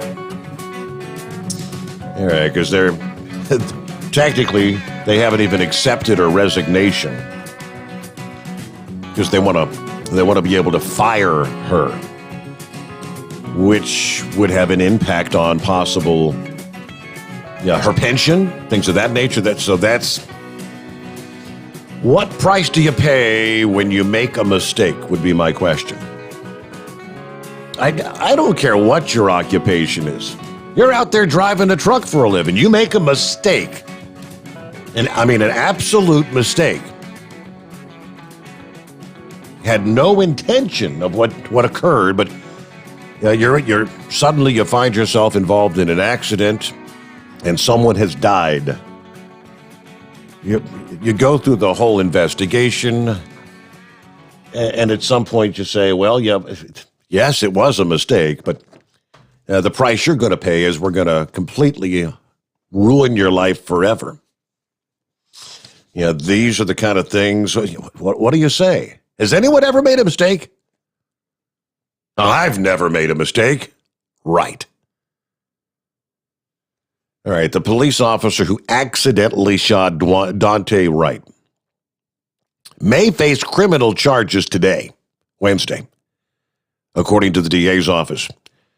The Department of Public Safety identified Kim Potter, the 26-year veteran of the Brooklyn Center Police Department, the officer that fatally shot Wright, who was black. Potter and the police chief, Tim Gannon, both tendering their resignation on Tuesday, but a decision to charge Potter could be made today. Potter reportedly wrote a 1-page resignation letter saying she, quote, loved every minute of being a police officer and serving this community to the best of my ability. But I believe it's in the best interest of the community, the department, and my fellow officers if I resign immediately, she said. The mayor told reporters they both resigned after the city council passed a resolution to dismiss both of them. We've now seen 3 nights of protests, just miles from Minneapolis, already on edge with the trial of Derek Chauvin. All right, as Elliott spoke, relatives of Wright and their lawyer had assembled down the road outside the courthouse where Chauvin's being tried to lament the loss of a man they say who was kind and worked multiple jobs to support his young son. Elliott said, "I'm hoping this will bring some calm to the community," adding that he had yet to accept Potter's resignation, leaving a path open to fire her. "We want to send a message to the community that we're taking this situation seriously. Firing Potter could affect her pension and the ability to work in law enforcement elsewhere." Whether she would want to work in law enforcement again, I don't know. I kind of doubt it, but all right. Given the importance of the investigation, Elliott said he would ask the Minnesota governor, Tim Walz, to assign Keith Ellison, the state attorney general, same guy that was put in charge of the Chauvin case. All right. Outside of the Minneapolis courthouse, family members recounted the events that led to Wright's death. His mother said her son had called her after he was pulled over Sunday. He said he was being stopped because he had air fresheners hanging from the rearview mirror, which is illegal in the state. After offering to mediate, the mother said she heard an officer asking a confused Wright to get out of the vehicle and then scuffling, and an officer asking her son to hang up the phone. She said, "I kept calling him back to no avail." She said the girl in the car with her son eventually picked up the phone and amid cries and screams told me Dante had been shot. She pointed the phone toward the driver's seat. "My son was lying there unresponsive. That was the last time I've seen my son." Okay. Now, that's the mother's side of the story. Yeah, she's on the phone now. He says he's being pulled over. Why? Because he had air fresheners dangling from the rearview mirror, which I didn't realize. That's illegal? Is that illegal in the state of Minnesota? Well, no, maybe he thought he was being pulled over for that. Who really knows why he was being pulled over? I mean, if they ran the tag... And I don't know. I mean, there's a number of jurisdictions that have the automatic tag readers. My son in law enforcement is in a vehicle with every vehicle that he passes. It's immediately running that vehicle's tag, looking for a stolen vehicle, someone with warrants out for their arrest. Do we know? No, we don't know the whole story. If they ran the tag and it came back that there was a warrant for this guy, possibly armed, because that was what the warrant was for, it may have had not a damn thing to do with a dangling air freshener. But when the mother tells that story, that's what the community believes. That's all I can tell you. But all right, so we'll get back to your calls here at 844-844-3388. Yeah, Horse Feathers, yes, sir. Yeah, thanks for taking me back. She would say, "Hey, Mike, what day is it? What day is it for the people on the West Coast now?" I think it's just, it is hump day now on the West Coast, isn't it? Yes. Yeah, there you go. Anyways, I'm supposed to go later today to get my second John the Monkey injection, and we'll see how all that turns out. After that, we'll have to check back in with you there after the midnight hour there, and give you a report of how everything happens after that at 3:00 this afternoon. So, but that'll be the Pfizer one that I'm going after.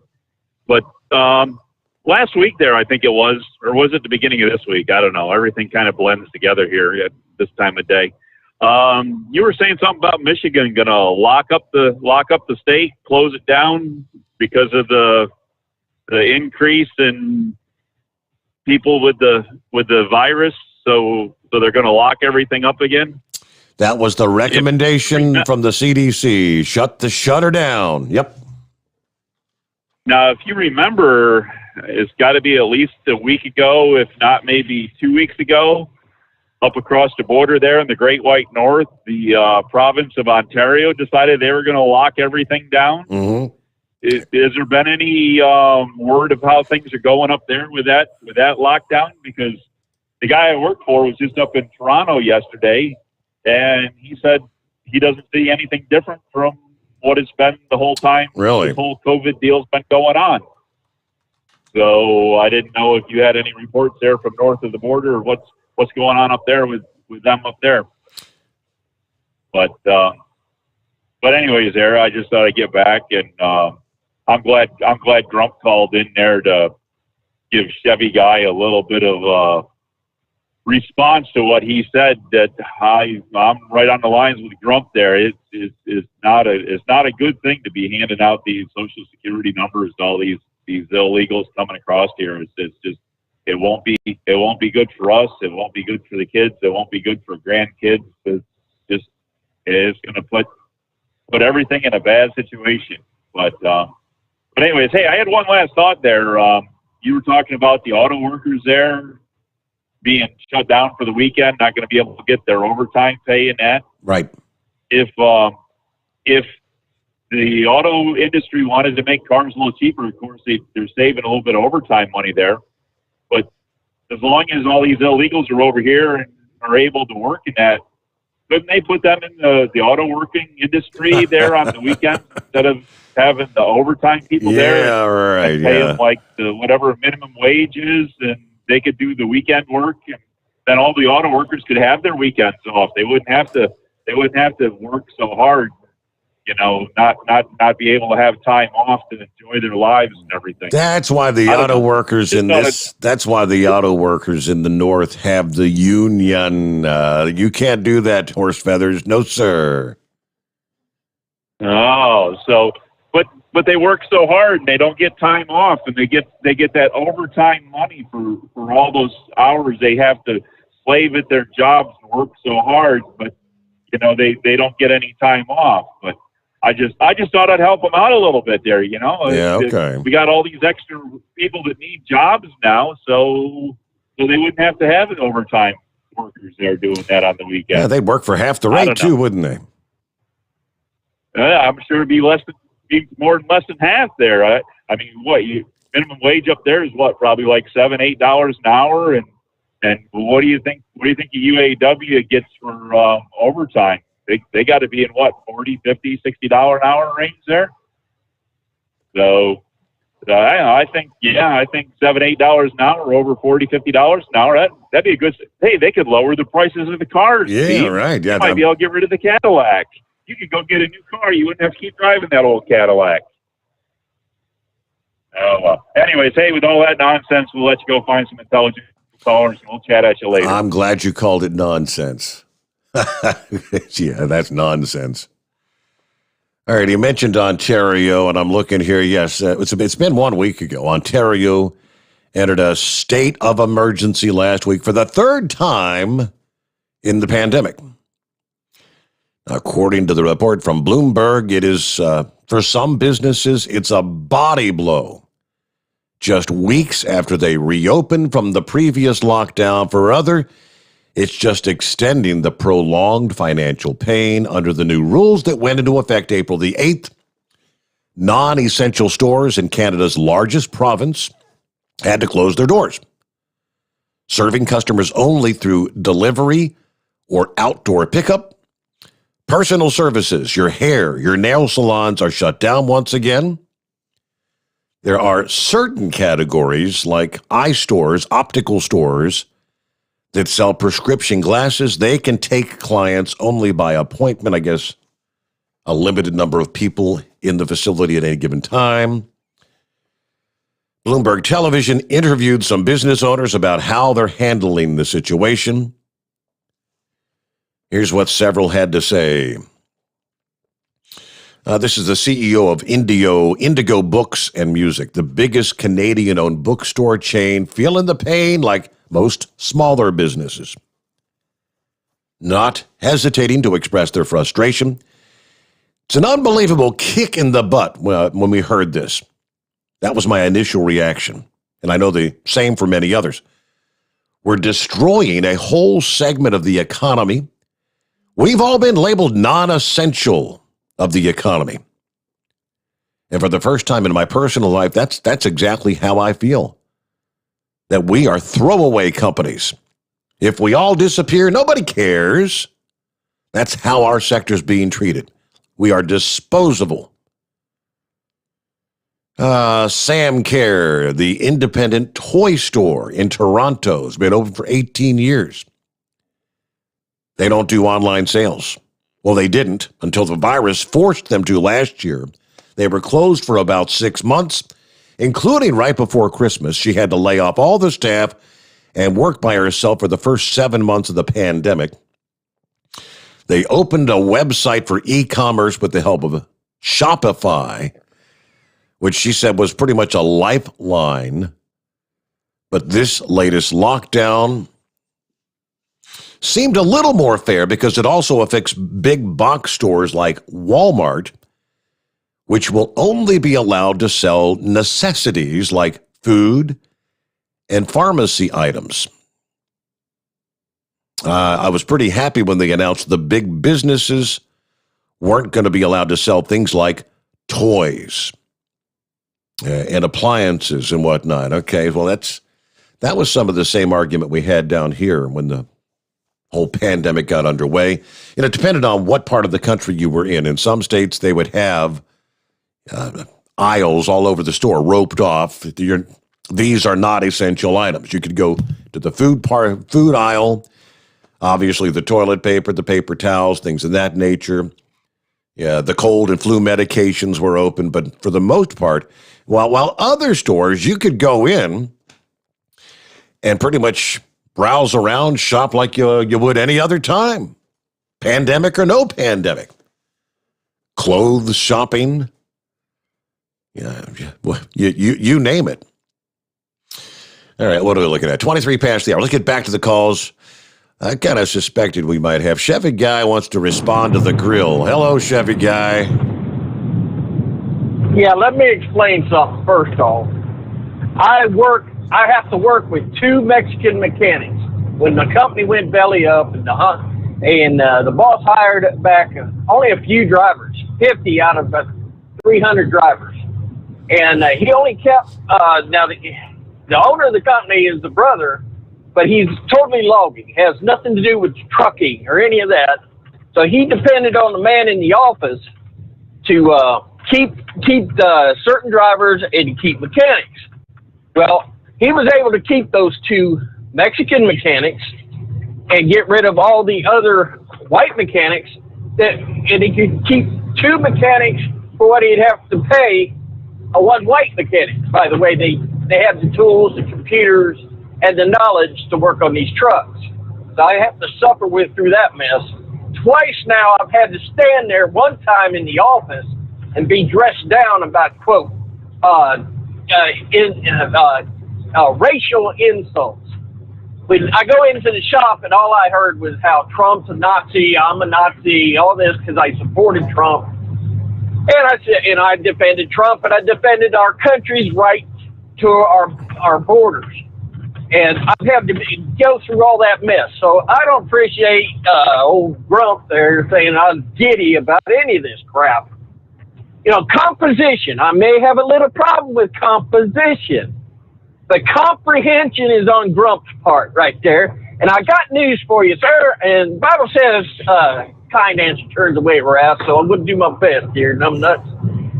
Go to Disney, get a job as Dumbo the elephant, climb to the top pinnacle of that castle down there, and prove to me that elephants can fly. Because bottom line, you're not going to get any government, Democrat or Republican, to stuff a whole bunch of Mexicans in a train car and ship them back to Mexico. They're here. Whether we know they're here or not, it all depends on that number. That number does not make you a citizen. It just says you're here and they're able to track you. Also, along with that, excuse me, I had to get out of the truck there for a second.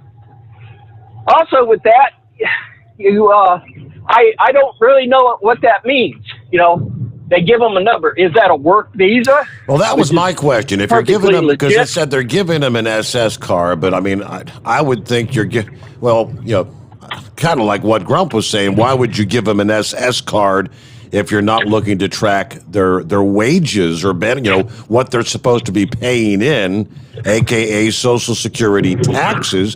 But technically, I thought they're not supposed to be working, but what I'm hearing is they are giving them the 1 year, free to get a job kind of thing for if they're claiming asylum. So yeah, they're giving them a year to go find a job, and the SS is obviously going to track their wages. So if Trump ever gets his way, and we do get a government system that decides to gather up, round up, it ain't never going to happen, a whole bunch of these so-called illegal aliens and pack them in train cars and set them down. How are you going to go after them if you don't know where they're at? And I said it. They know when I had to bring a birth certificate and to get my Social Security card and health card to go to work at 14.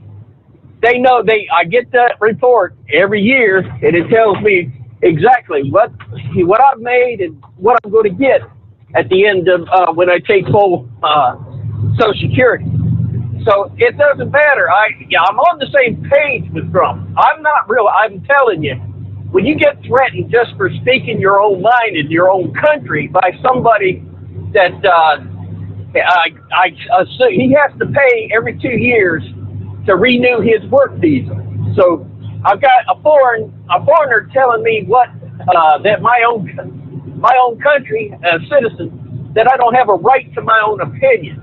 And all these people are just coming up here, and here's another thing. He would sort of set me off, calling him a wetback, just plain and simple. He said, blacks are too lazy to work, and you whites are all laid up on crack. That's why we need Mexicans to run this country now. So, I turned around, I didn't say that to the employer, but I guarantee you he knew it. And because he was there when he heard it one time, but he was under my supervisor was sitting there, and he had to tell me what he had to tell me for the legal reasons. So no, I'm down here fighting that battle every day, and I don't need some idiot I'm just saying. I've been saying it for years. We need a red card for anybody that comes across that border. If you can't speak English, you don't get a driver's license. You can't operate equipment on the road. Until you learn to speak English, then you get a yellow card, and then you work your way up, and then you can drive if you can speak English, operate a vehicle, manage the street laws and street signs, and then you work your way up to a green card. But buddy, they're coming in. Hey, I'm telling you, you get on that pinnacle, you jump off there as Dumbo the flying elephant, and prove to me that there's no other answer, because Lindsey Graham in this state is not for stopping immigration. He wants the guest workers, because this is heavily dependent. South Carolina is heavily dependent on the guest workers. And I'll sit there and I'll watch 4 or 5 vans show up to the field early in the morning. There might be only one man there that's got a Social Security number. All these, I don't know who these guys are in these vans. They don't speak English. Who knows who knows how much money they're getting paid? Nobody. There's no way to track them. There's nothing. So they're using these people as they're coming about here. We got modern day slavery in South Carolina. I guarantee you in Georgia it's the same way. Well, so I'm sorry, Trump, don't like what I got to say, but I'm dealing with it every day down here, buddy. Chevy guy, and all I just hang on a minute. And your idea is just pack them up and tell me, pack them up and ship it ain't going to happen. Chevy guy, just because they give him a Social Security card, what you're saying right now is that ain't going to matter. Just because they have one, if they're working illegal in the fields, they're not going to whip out that SS card, because they know that means they're going to have to pay into SS. They're going to keep that in their pocket, and they're going to work the fields. Well, so what's the difference if they've got an SS card if you don't give it to the employer? The people that are hiring them illegally to work in those fields or whatever they're doing, they're the ones that need to be penalized. Yep. Well, get this. One of these farms, I won't use the name. It's a large employer in Allendale County. Sends buses to Mexico after Trump got in office, and all of a sudden they weren't easy to find guest workers. They sent buses to Mexico to pick up workers and bring them in. So yeah, I get it. I get all that. Let me tell you, we're being invaded. There's nothing you can do about it. Seems like, because whether you're a Republican or a jackass, they don't want to get rid of them. And there's nobody to speak up for us out here, the working man. And they're trying to destroy the middle class. And I'm telling you, the corporations are showing their hand in Georgia. I'm telling you, hey, let's at least get them numbered, get them named, and we'll know where they're at. That way, at least they're paying in. At least, but that way, if the immigration service can come by a field and they'll see them vans, they'll see them out there, they can at least go out there and get their, all right, can I see your card? What's your number? At least there's access to tracking these people. But right now, there's slavery going on in this state, and ain't nothing being done about it. So, and at the same time, though, I mean, there's a difference in there is a guest worker program. And yes, there are jobs out there that supposedly they can't find everyday people to do. And working in those fields is a very, very difficult job and probably hard to find people to work in. If you come in as a guest worker, they bring guest workers in to some of the beach resorts. Myrtle Beach is a great example because I've been there so many times. Yeah, they'll come in through the tourism season, the busy season, when everything kind of shuts down after Memorial Day.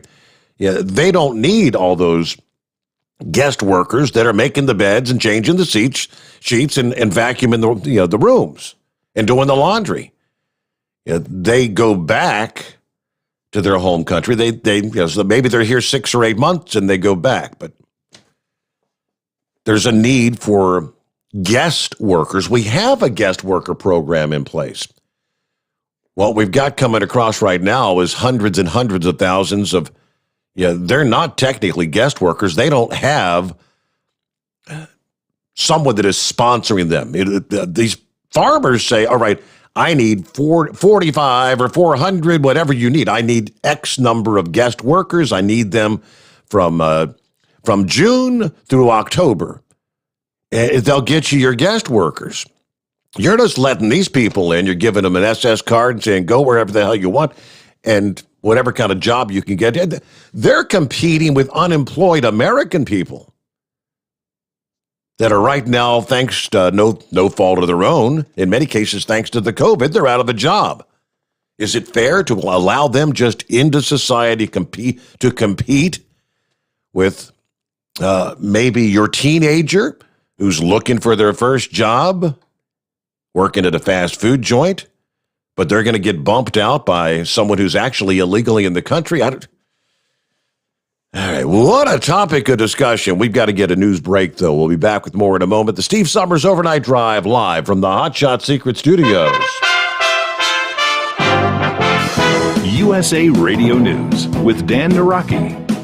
Protesters gathered for a third night outside the Brooklyn Center, Minnesota Police Department Tuesday, following the fatal police shooting of Daunte Wright. State police and National Guard troops began to clear the crowd from around the building before a 10 p.m. curfew after some protesters began shaking the complex's fence and throwing projectiles at officers. A number of protesters were arrested. The officer who shot Wright, Kim Potter, and Brooklyn Center Police Chief Tim Gannon both resigned on Tuesday. And police in California announced an arrest Tuesday in the 1996 disappearance of college student Kristen Smart. San Luis Obispo County Sheriff Ian Parkinson says they've arrested 2 men in connection to the disappearance of Smart. Paul Flores was arrested on charges of murder, and his father Raul was arrested on charges of accessory to murder. Flores had been the prime suspect in the case since Smart's 1996 disappearance. He was the last person seen with Smart on the campus of Cal Poly University before she disappeared on May 25, 1996. This is USA Radio News.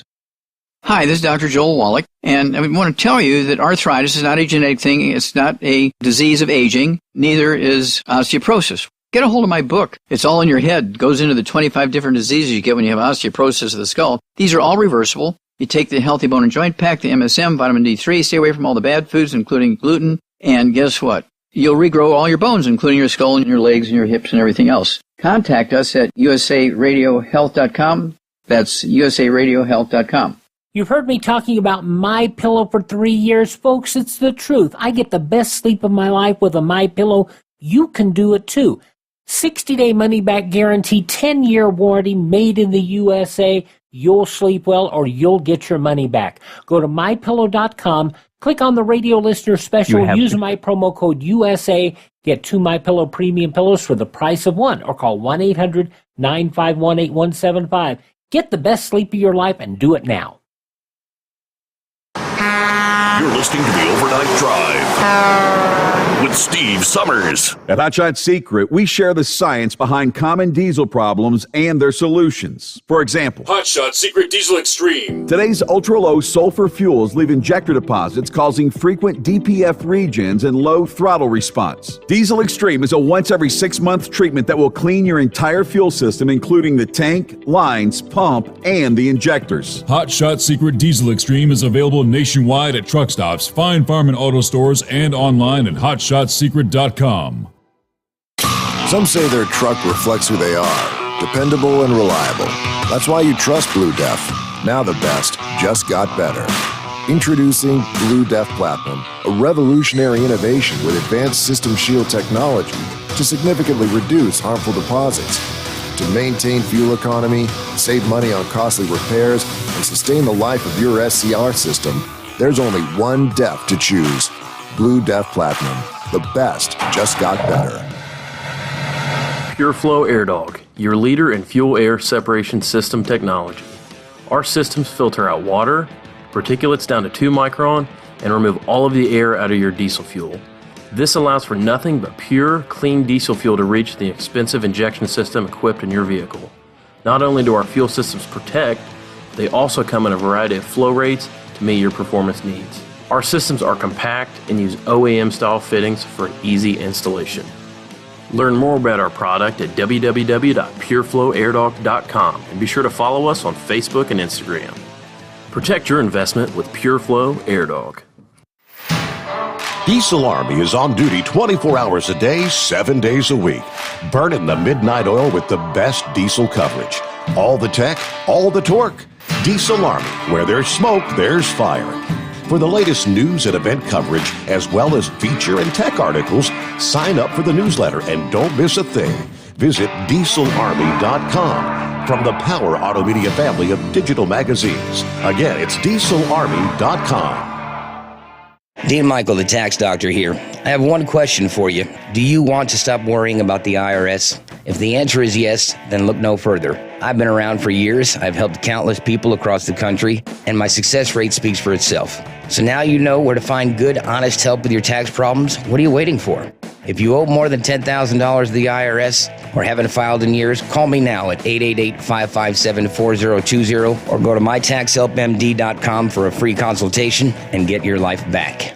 For anything diesel, take it to Scheid Diesel. They provide a wide variety of services and diagnostics to determine what the problem is with the latest technology. From simple oil changes and preventative maintenance to fuel system diagnostics and repairs, engine rebuilds and cylinder head repairs, and rebuilds with our in-house machine shop.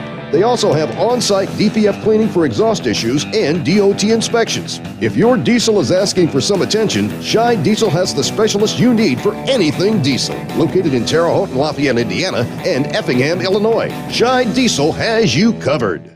Drivers, you demand that your equipment's reliable and dependable, and that also applies to your headset for communication. Well, our friends at Stellar Electronic have you covered. The Pluto Duo headset bundle is the best communication headset you can find in the industry. No matter the challenging environment you're driving in, the Pluto headset will make you sound crystal clear all the time thanks to their 99% noise cancellation. And the Duo's not only a stereo converter for the headset, but also a power bank so you can charge as you go. Learn more at StellarElectronic.com or visit them on Facebook.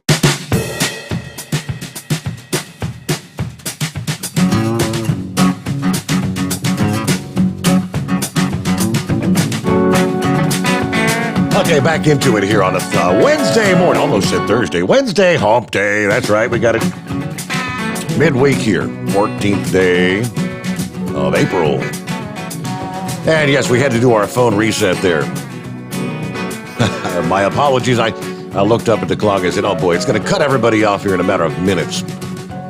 So we took care of that, and Philip knew what the drill was. Hello, Philip. Hey, bud. I see you did that phone reset. That was interesting there, I tell you. Said, all I heard was, goodbye. I was wondering what is. It just said goodbye, and then somebody said sometimes it says, I'm sorry, the show has ended. It didn't say that?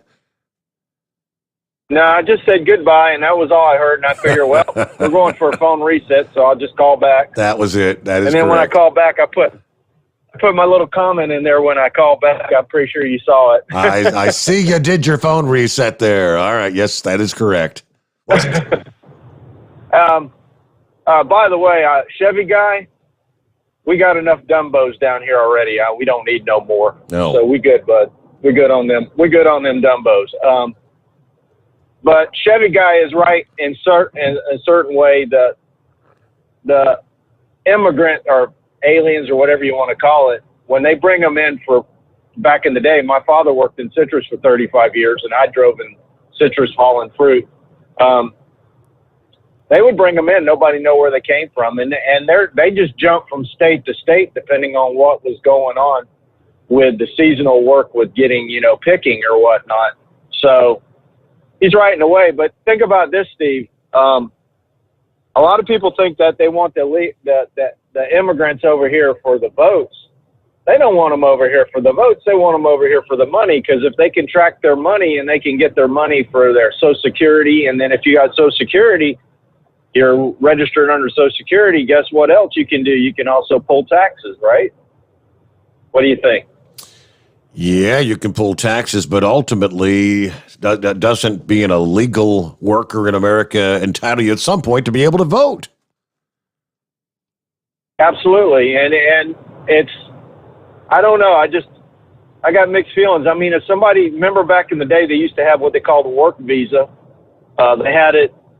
Well, shoot, California is proof of that. They used to have people that would come over and do housekeeping and house cleaning and stuff from Mexico that would come over for the day, and then they'd go back across the border. Yeah. And they had that for years in California. I always heard about that a long time. But I don't know. I just got mixed feelings about it myself. I mean, I don't think we should give them a Social Security card. I think we should give them some kind of card that we could track them. But I don't really think we need to put them in our Social Security system or in our system as far as the way we do our taxes or anything like that, because they're not a U.S. citizen. I mean, that's just the way it is. I don't know, Steve. Have you heard about down here at Disney? I mean, I just heard about it yesterday, so it's all new to me too. Have you heard about what we can have? That we can have tattoos now at Disney? I didn't catch that one. No, something new, huh? Yeah, I mean, it's something new that I guess us cast members now can have tattoos. I heard it on the news last night. I don't know if it's true or not, but I'll find out today when I get there. But I mean, it's with everything that's going on in today's world and the way everything is, I guess we're just going to adopt that now too. I mean, it's just, I don't know. It's crazy how things evolve in this world, and I think it's just a generational thing, the way things happen. But I don't know. What's your opinion on that, Steve? Boy, I don't know the answer there on that one, Philip. Yeah, I don't either. I mean, I don't have a problem with people having tattoos. Don't get me wrong. And but evidently, I guess they're going to have tattoos and earrings and whatnot for guys. And in this day and age, I don't know. It's probably, you notice it's probably a whole lot more difficult to find people that don't have tattoos in this day and age. It seems like everybody is, the younger generation especially, they're coming up, the people that would be the prime candidates to work at amusement parks and theme parks and things like that. They've all got some tattoos here and there. Yeah, I think a lot of it too is, Steve, now that we're trying to get back to normalcy, I think these companies are going to start hiring more now. But I don't know if you've heard about it down here in Florida, and it's common knowledge down here now. I mean, it's been on the news I've seen the last couple of weeks on and off. They're having a hard time hiring people right now because people don't want to go and work in a restaurant. They would rather sit at home and be on unemployment. There's restaurants down here in Florida that are giving sign-on bonuses to come to work as a server in a restaurant. We can't find people down here. And they're just, I don't know. It's kind of hard to explain. I mean, have you guys have that problem in Cincinnati? Maybe just a bit, maybe, yeah. I mean, we're having a big problem with it down here. I mean, it's a big problem. And they were talking about, years ago, a lot of, getting back to the immigrant thing, a lot of the reason why that the immigrants are out in the field picking, and you mentioned it earlier, is because there's a lot of us Americans that don't want to get out there in the field and pick oranges, pick tomatoes, and do that sort of thing. And so they went to the next way, and they found the people that would do it. And the immigrants were the ones that did it. I mean, that's how it all started. But I don't know. It's kind of crazy how the world is today with this. I really don't know. So, and Chevy guy, calm down, bud. It ain't worth getting yourself all riled up over, man. So it's all good. I'll catch you later there, Steve. You All have right. a good one. Have a Thanks. great day. You got to take it one day at a time. All right. A couple from the email bag. What do you see here? This year's the Swamp Monkey. The Swamp Monkey. Been listening to your show for a long time and been trying to find out where you landed, and lo and behold, here you are. I see there's a bunch of the same calling in out there, which is great. Grump's always entertaining. I'm 60 years of age, and as far as I'm concerned, they don't know enough about this virus to convince me to take the shot. If I were in dire straits, I might, but I'm not. I spent 11 years in the U.S. Marine Corps at a combat unit deployed 4 times in the late 80s and early 90s. I had taken the buyout under Clinton and got out. I had it with their social experiment. My situation is I am dextrocardia situs inversus, which means my heart's on the right side and all my organs are reversed. I'm not taking the shot. Personally, I think this virus has been here a lot longer than it's been reported. I think it's been here since early 2019. Yeah, they just didn't name it until it was time for political gain. Now, these people are evil. This is pure evil as it gets. And here we are now on the brink of World War III. If one or two of our major metro areas were to get hit and decimated, I think Biden would ask, where do I sign on the dotted line, the Declaration of Surrender, as long as the Democrats can stay in power and manage this country. A very similar fashion to the Hong Kong situation. I wouldn't be surprised one bit, he said. Anyway, you have a good morning, and we'll be listening in here. Swamp Monkey, I'm glad you found us once again. All right, let me jump back up to the calls here. Scenic Route has also been hanging in for some time. Morning, Scenic Route. Hey, Steve. Thank me for making my call. Couple items.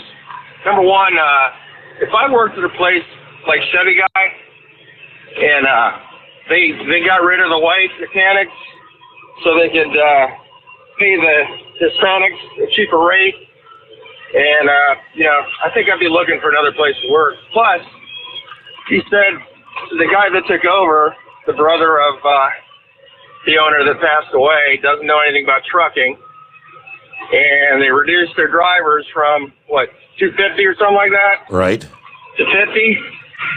I wonder how they made that determination. I kind of have a feeling that the 200 decided to leave, and Chevy Guy might be one of the ones that stuck around.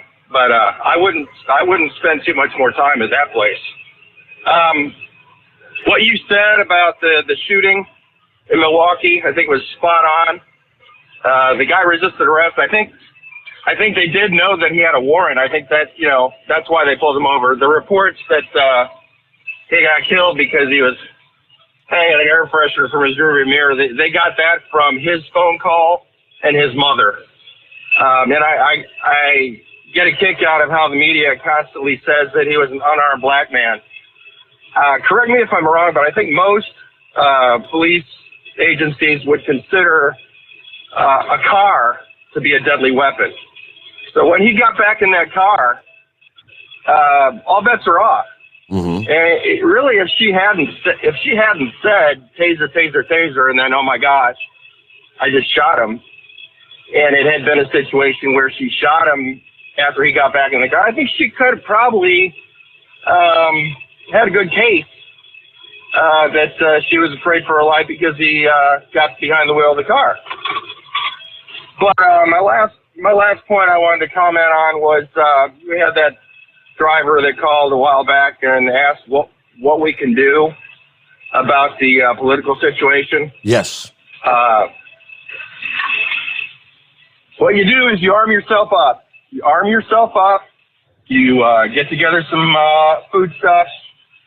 And if you have the wherewithal, move out to the country, because I think we're already in the midst of a civil war. The left and a lot of the right decided they want to get rid of Trump, and they did. And I think everybody knows it. I think everybody now knows that our agencies in our government are corrupt. Our entire government is corrupt.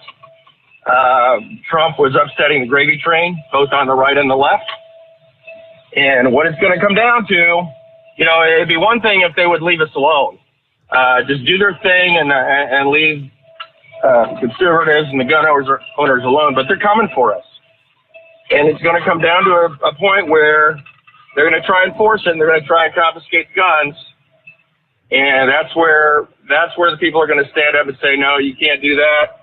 And the government's probably going to try and enlist the military and urban police forces to try and confiscate the guns. And I think most of the military is made up of people like my son that were raised by conservative parents who are patriotic.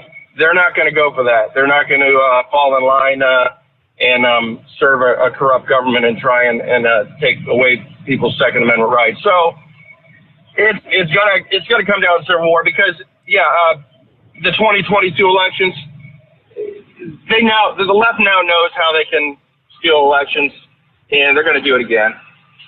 So it's my wife and I will probably go to rallies. We'll probably do the thing we did before and try and get a good turnout and everything like that. But it's not going to work.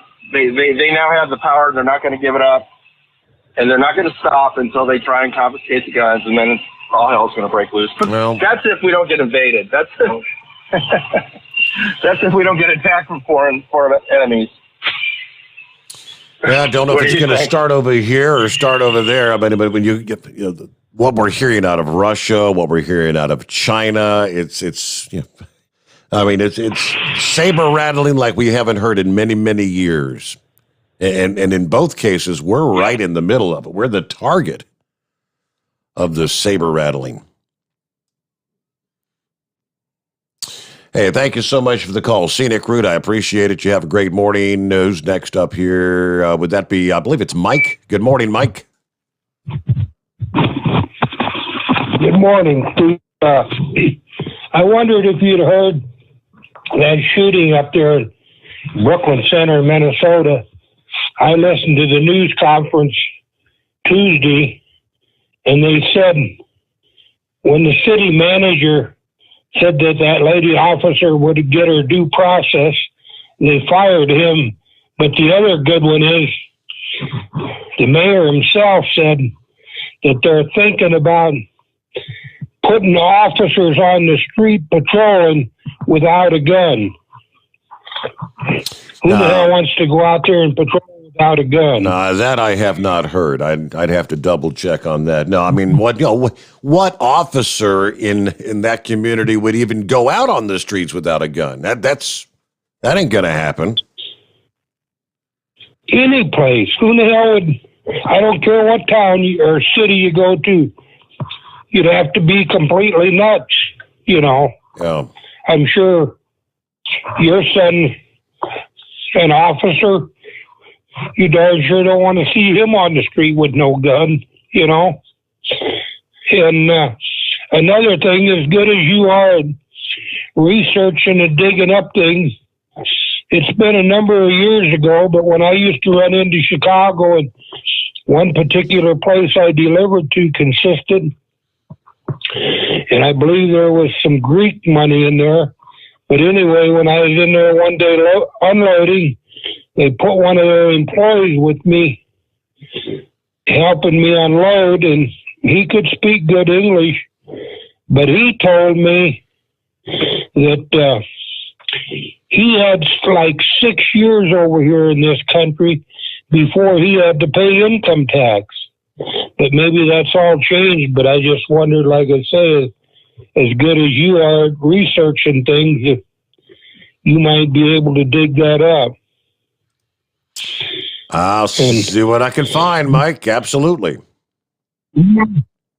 I was told that myself. It wasn't hearsay. Mm-hmm. I could name the company in that in Chicago, but that wouldn't be right.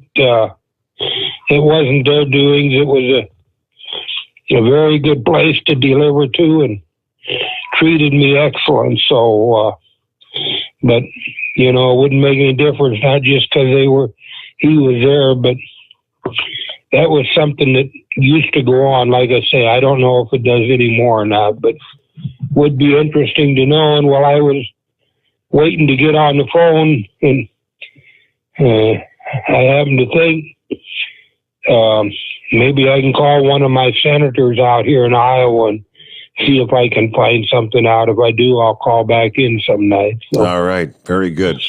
Sounds like a plan, Mike. Thanks for taking You got it. You got it. Thank you so much for being with us, as you are, it appears, every night.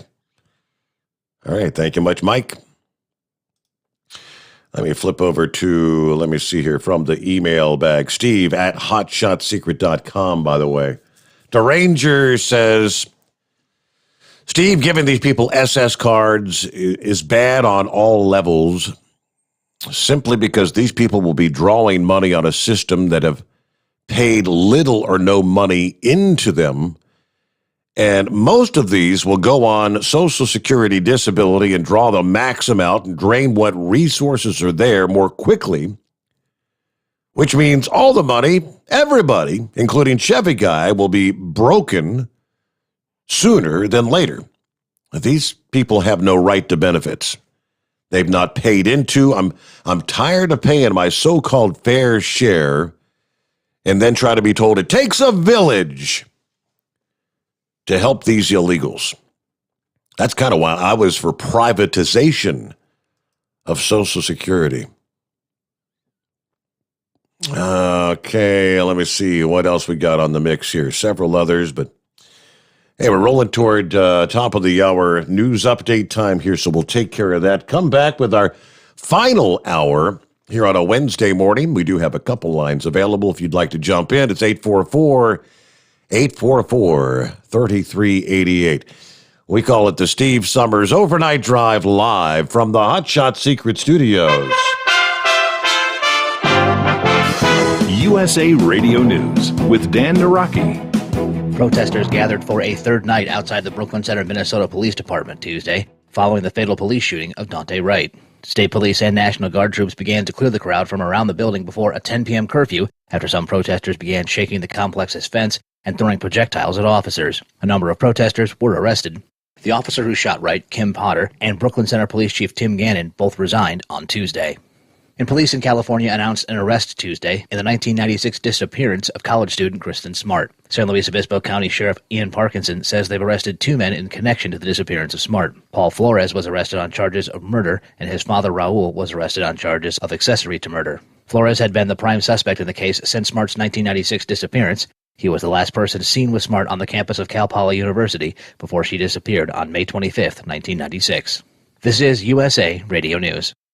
Energize Health. awesome and amazing day. Hey there, friends. It's John and Chelsea Jubilee. And today we have a message for you women out there. Are you premenopausal, postmenopausal, or maybe you're in the middle of menopause right now? Ouch! Listen, we have thousands of clients that have reported reversing all of their symptoms of menopause. Or maybe you have thyroid imbalances. Same thing for those women. Listen, this is your time. Absolutely. You can reverse all of those symptoms and you can be your real joyful, exuberant, and lean self again. Ladies, I don't care if 6 doctors told you can't lose that fat after menopause or in menopause. You can. We have done it hundreds and hundreds of times, even in a medical setting, documented. So make your action call today. Log on to EnergizeHealth.com, EnergizeHealth.com, or call 888-444-8895. That's 888-444-8895. The Capitol Police officer killed in an attack on April 2nd was honored Tuesday at the Capitol Rotunda. William Billy Evans was killed when he was hit by a car that rammed a barricade outside of the Capitol building. During a memorial service, President Biden spoke to Evans' family about grief. My prayer for all of you is that the day will come when you have that memory. And I said, just smile before you bring a tear to your eyes. I promise you it's going to come. It just takes a while. It takes a while. But when it comes, you'll know because he's still with you. He's still in your heart. And the U.S. Coast Guard is responding to reports of a capsized commercial lift boat off the coast of Louisiana. The 265-foot vessel capsized during a severe storm south of Grand Isle, Louisiana. Several ships in the area have also joined the rescue operation. You're listening to USA Radio News. Hi, this is Dr. Joel Wallach, and I want to tell you that arthritis is not a genetic thing. It's not a disease of aging. Neither is osteoporosis. Get a hold of my book. It's all in your head. It goes into the 25 different diseases you get when you have osteoporosis of the skull. These are all reversible. You take the Healthy Bone and Joint Pack, the MSM, vitamin D3, stay away from all the bad foods, including gluten, and guess what? You'll regrow all your bones, including your skull and your legs and your hips and everything else. Contact us at usaradiohealth.com. That's usaradiohealth.com. North Carolina Congressman Madison Cawthorn has taken a unique approach to trying to get the southern border wall completed. Cawthorn introduced the Donument Act on Tuesday, which would establish the border wall as a national monument, permanently protecting it from alteration. Republicans have cited President Biden's decision to halt construction on the wall as one of the reasons for the current surge of illegal crossings at the border. Senator John Thune believes the wall is also a vital piece of infrastructure. The South Dakota Republican says finishing its construction would address a national security issue. One of the things they could do, there's been a lot of talk about infrastructure. The administration is talking about infrastructure bill. One important piece of infrastructure is to finish building the border wall. That would be really important, and it's already been funded. Congress has appropriated money for that. The administration has chosen not to take those dollars and to finish building out the wall. We heard from Border Patrol how important the wall is and how critical it is to the security down there. And China has issued a warning to the U.S. over Taiwan. Lance Pry has more. China has warned the United States not to play with fire on Taiwan issues after the Department of State updated its guidelines easing restrictions on meetings between U.S. officials and their counterparts from Taiwan, which Beijing claims as its own. Speaking to reporters on Tuesday, the Chinese Foreign Ministry urged the United States to immediately stop any form of U.S.-Taiwan official contacts. From the West Coast USA Radio News Bureau, I'm Lance Pry. For USA Radio News, I'm Dan Naraki. At Hot Shot Secret, we share the science behind common diesel problems and their solutions. For example, ultra-low sulfur fuels. The primary function of diesel fuel is combustibility. One of the little-known aspects of fuel is its role as a lubricant to metal-on-metal moving parts. The introduction of ultra-low sulfur fuels diminishes the fuel's ability to lubricate because sulfur, which has been mostly removed, has lubricating properties. Hot Shot Secret Everyday Diesel Treatment with LX4 delivers unmatched lubricity. Third-party testing confirms that it takes 3 times the amount of leading fuel treatment to match the lubrication benefit of 1 dose of Hot Shot Secret.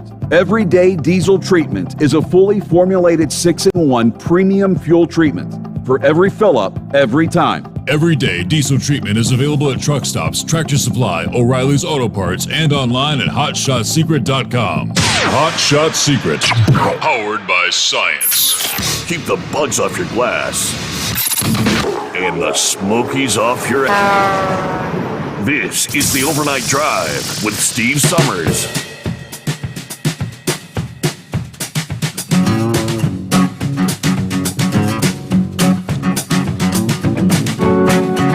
And that brings us back for our final hour here on a Wednesday. Good to have you with us. Hope your week's going well.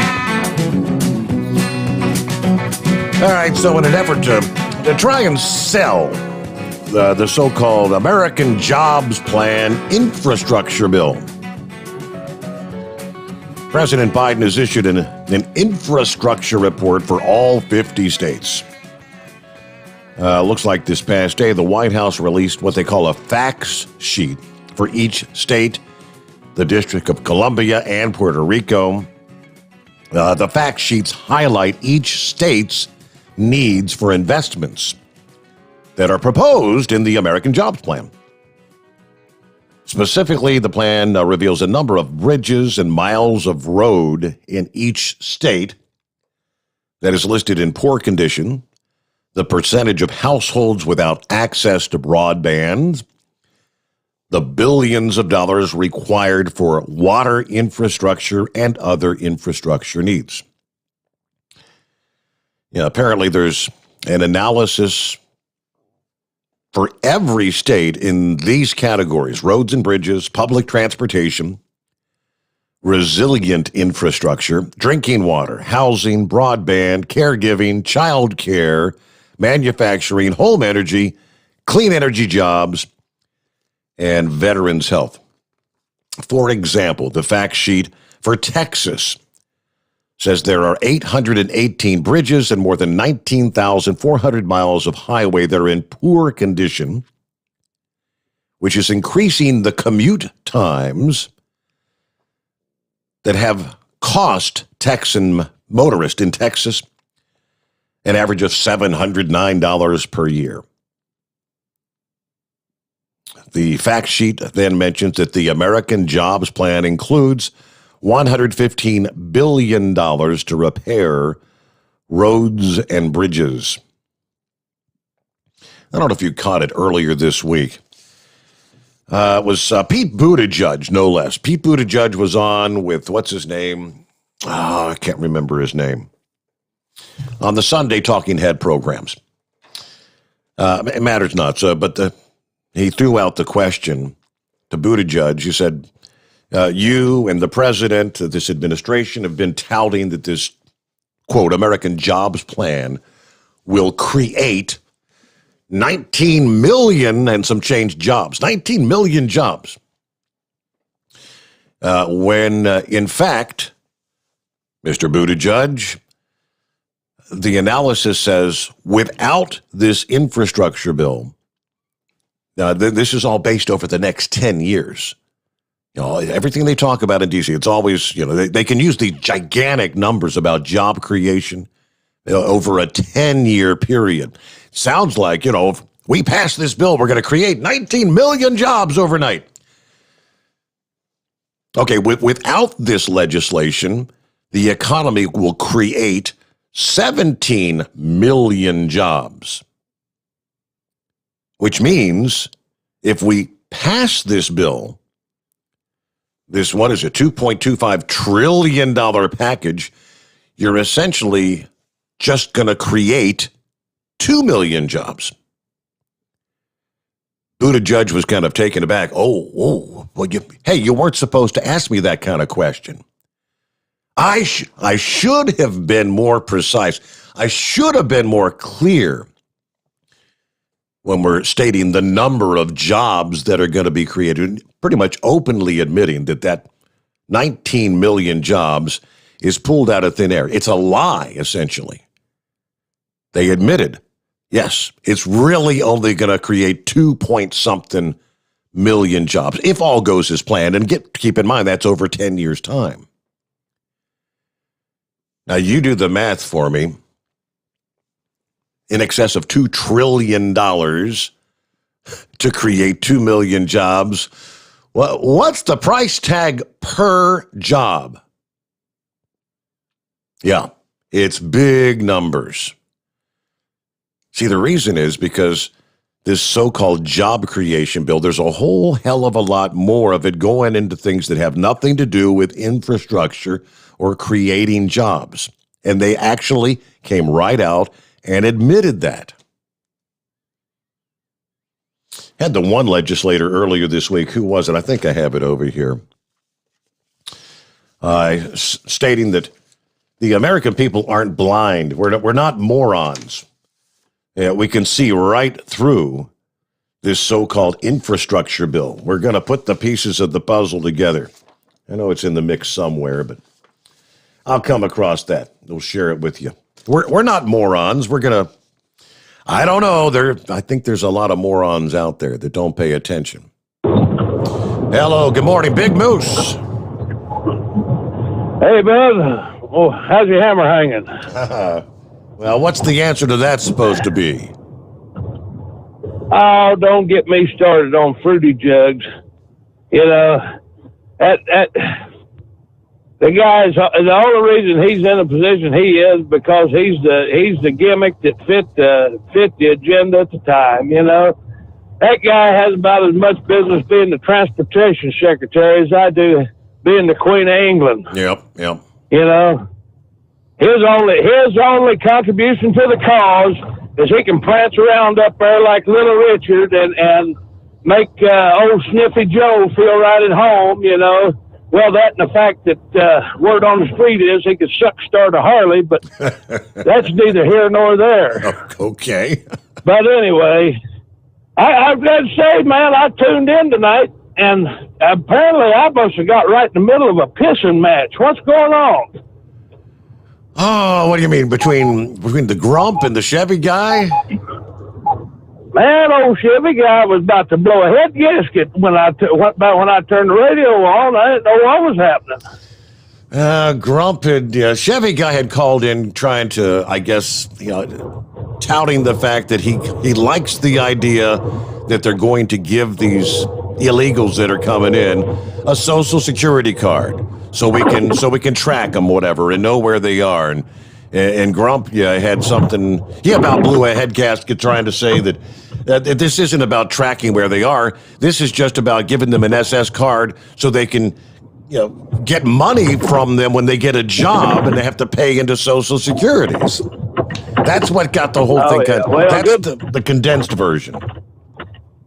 I got you. Well, Social Security, it's been on life support for 20 years anyway. They stick any more IVs into Social Security, it's going to be going forward we know it anyhow, so I guess that really doesn't make any difference. Yeah. And as far as these illegal workers go, that's not a new thing. I mean, that's not a new thing at all. Maybe the numbers have spiked a little bit, but I remember way back in the day going down to them berry farms and citrus farms and potato farms, and Lord have mercy, man, there's enough Mexicans down there to remake an Alamo movie, and this is not a new concept. It just, like I said, it's just one of them things. You can beat your head against the wall, but some people are like owls. The more light you shine on them, the less you see, and I'm afraid that's where the Democratic Party has been for a long time.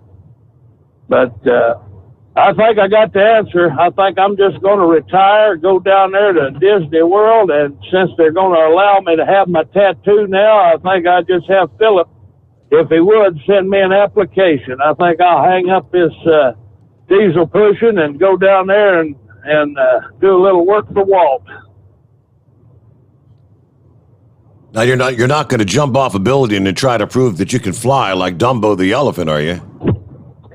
No. Oh, okay. I go down there, maybe dress up like Mickey Mouse or, something like that, Hell, you'd be the biggest mouse that'd be the biggest mouse in history. Well, see, my tattoo's the only thing that's kept me from doing that. That's always been my lifelong goal. Yeah. I only got the one tattoo, though. Yep. I got Shorty tattooed on it, a certain appendage. And when I get excited, it says Shorty's Truck Stop and Real Pit Barbecue, 3100 Alameda Street, Chattanooga, Tennessee, 37341. Oh, boy. Hey, keep it fixed and spotted and solid. We'll be 10-10 till we do it again. All right. Boy, that's quite the message there. Yeah, I found the scoop on it was Senator John Kennedy of Louisiana, who says the American people are not morons. And they're seeing through the Biden administration's claims on this infrastructure plan. President Biden has invited some of my colleagues today to visit the White House and talk about it. I think that's a great thing, he said. However, he said, I hope my colleagues tell Biden that there are many questions on this plan because it has more red flags than the Chinese embassy. Show us the list of projects so we can debate about what kind of bill this is. Yeah, show us a list of the projects you have in mind. You know, you're asking us to get in the van, so show us the candy, all right? He also called on Biden to stop the Niagara of lies that he and his staff are telling about this proposal. It's actually embarrassing, he said. We can read the Moody's Analytics report. Tell the truth about this thing. Republicans understand the new Green Deal is a big part of this Biden plan. So we have this fundamental question. I think the whole plan cost $2.3 trillion with a $1.7 trillion tax increase. And by the way, a trillion is 1,000 billion. Before we do all that, tell us how much your Green New Deal is going to lower the world temperature and over what period of time, Joe? I mean, that's what we're doing. Right? Yeah, the climate activist, the Intergovernmental Panel on Climate Change, part of the United Nations, says we can only allow world temperatures to rise another 1 degree before the apocalypse. That's the theory behind all this. Okay, tell us how much your plan is going to lower world temperatures, Joe. Then you've got to explain how many jobs your corporate tax increase is actually going to cost the American people. Our companies compete with every other country in the world for business. Given the fact that we live in a global economy and capital is mobile, any person who has even a casual relationship with the discipline of economics knows corporations don't pay taxes, people pay taxes. Workers pay them in lower wages. Investors pay them in lower returns. We pay them in higher prices. Those are all the way we pay the taxes. Tell us how this is going to impact the American consumer, and let's be honest about it, Joe. And then he actually delved into the whole this call for a commission to study an expansion of the Supreme Court,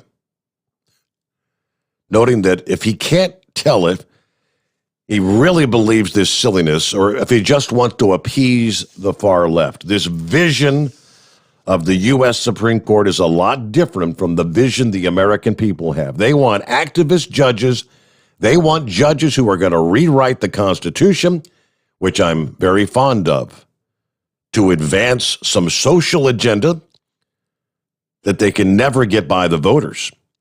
They want activist judges who would basically be a politician in a robe. Okay, and yeah, they're upset that the U.S. Congress just confirmed 3 real, call it like you see it, judges to the Supreme Court. So they want to pack it. All right, if he tries to give it to him, we're going to have one hell of a fight. I can put it that way. Yeah.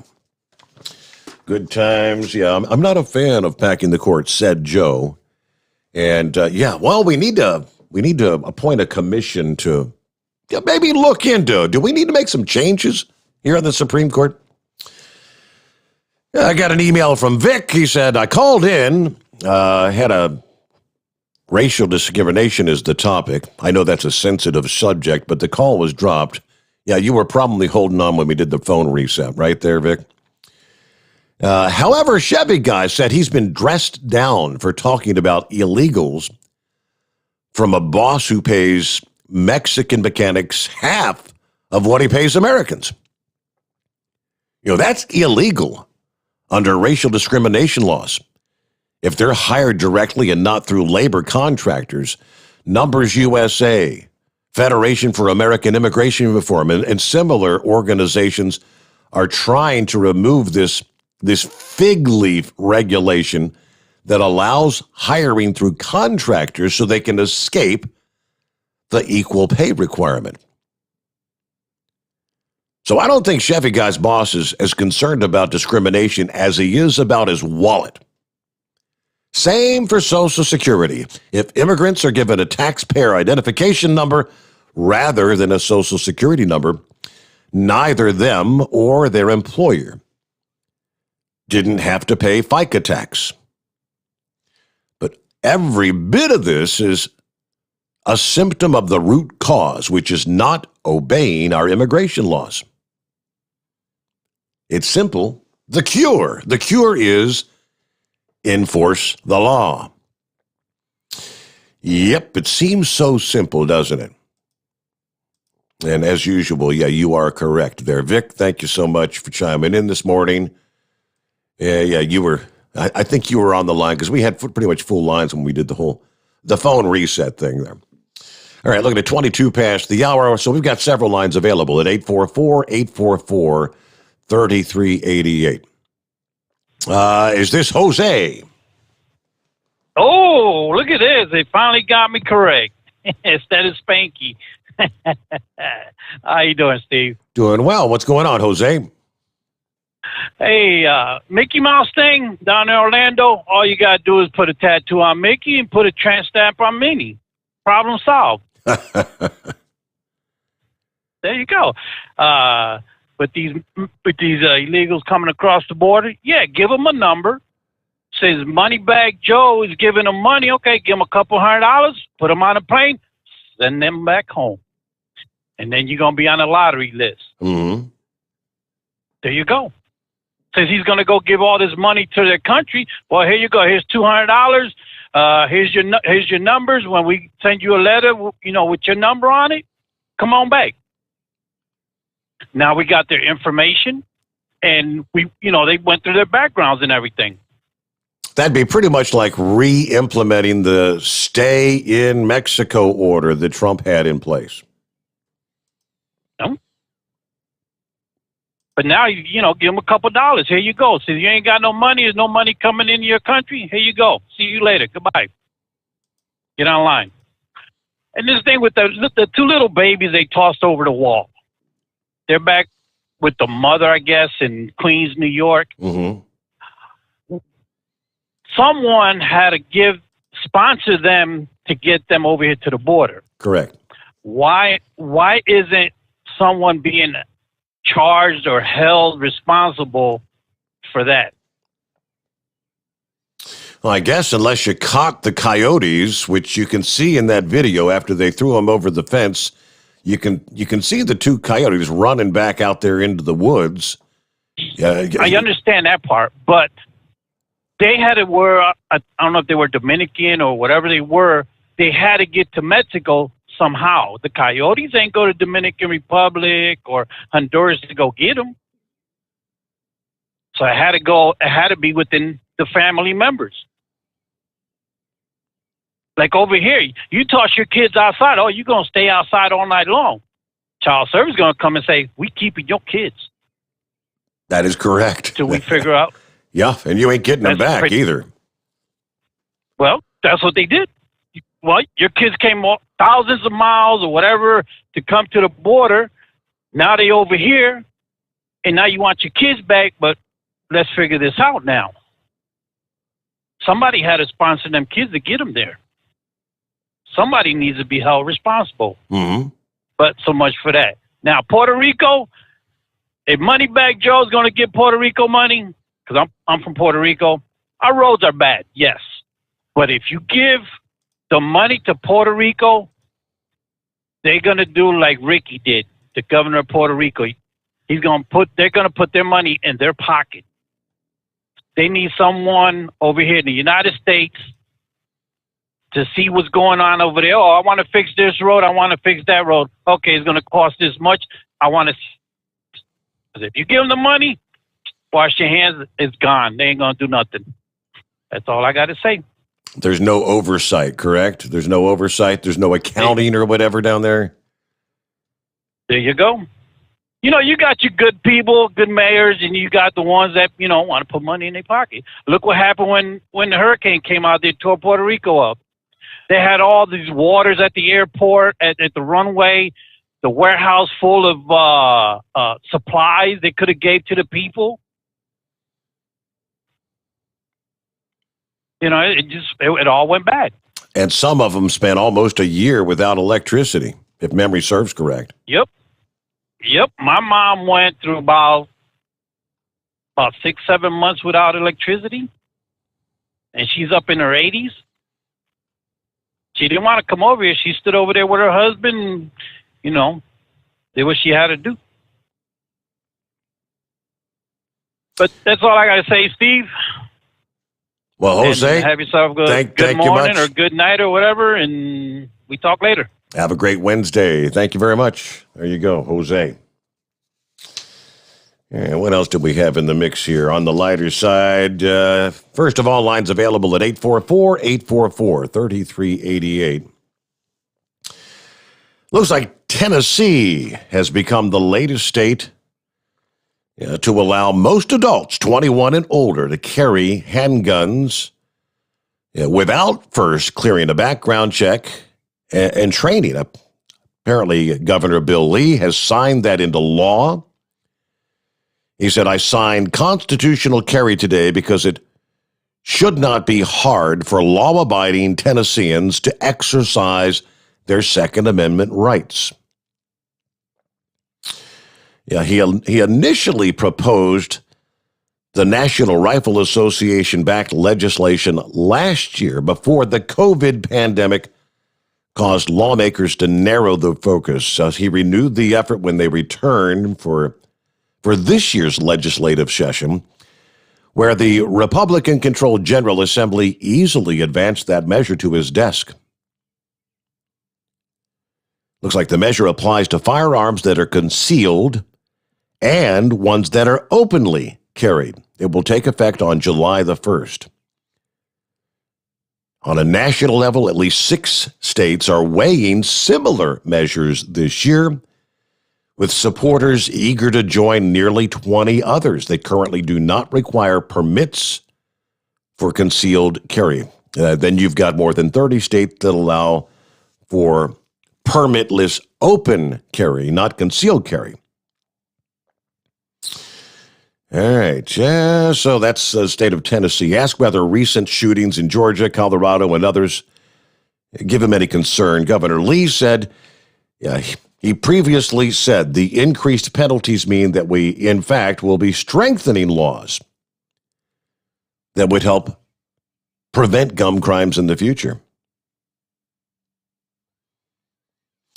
What are you looking at here? All right, we're up to news break time. We'll get back to your calls as we roll on into the early hours of a Wednesday. We call it Hump Day. Don't forget, you've only got, it's Wednesday already. Got today and Thursday. Go over to overnightdriveradio.com. Get registered for this week's giveaway, which, of course, this is going to be the final. This is week number 4 of our 4-week giveaway. Top prize, our Pluto Duo Stellar Electronic headset. That's the grand prize winner. The Pluto Duo bundle headset. Premium sound quality with Stellar Electronics noise armor technology, 99% noise reduction, 32 hours of talk time. You connect to the Duo, then you've got your full stereo conversation, and it works like it's a battery bank that will extend talk time up to 60 hours. $200 value. Comes in a nice case. Looks just like that right there, if you're watching. And again, of course, thanks to our friends at Hot Shot Secret, second prize winner, the Semi-Prevention Pack. That's a 64-ounce bottle of Stiction Eliminator and 2 64-ounce bottles of Hot Shot Secret Diesel Extreme. Just what you need to clean out and protect both the oil and your fuel systems on the rig.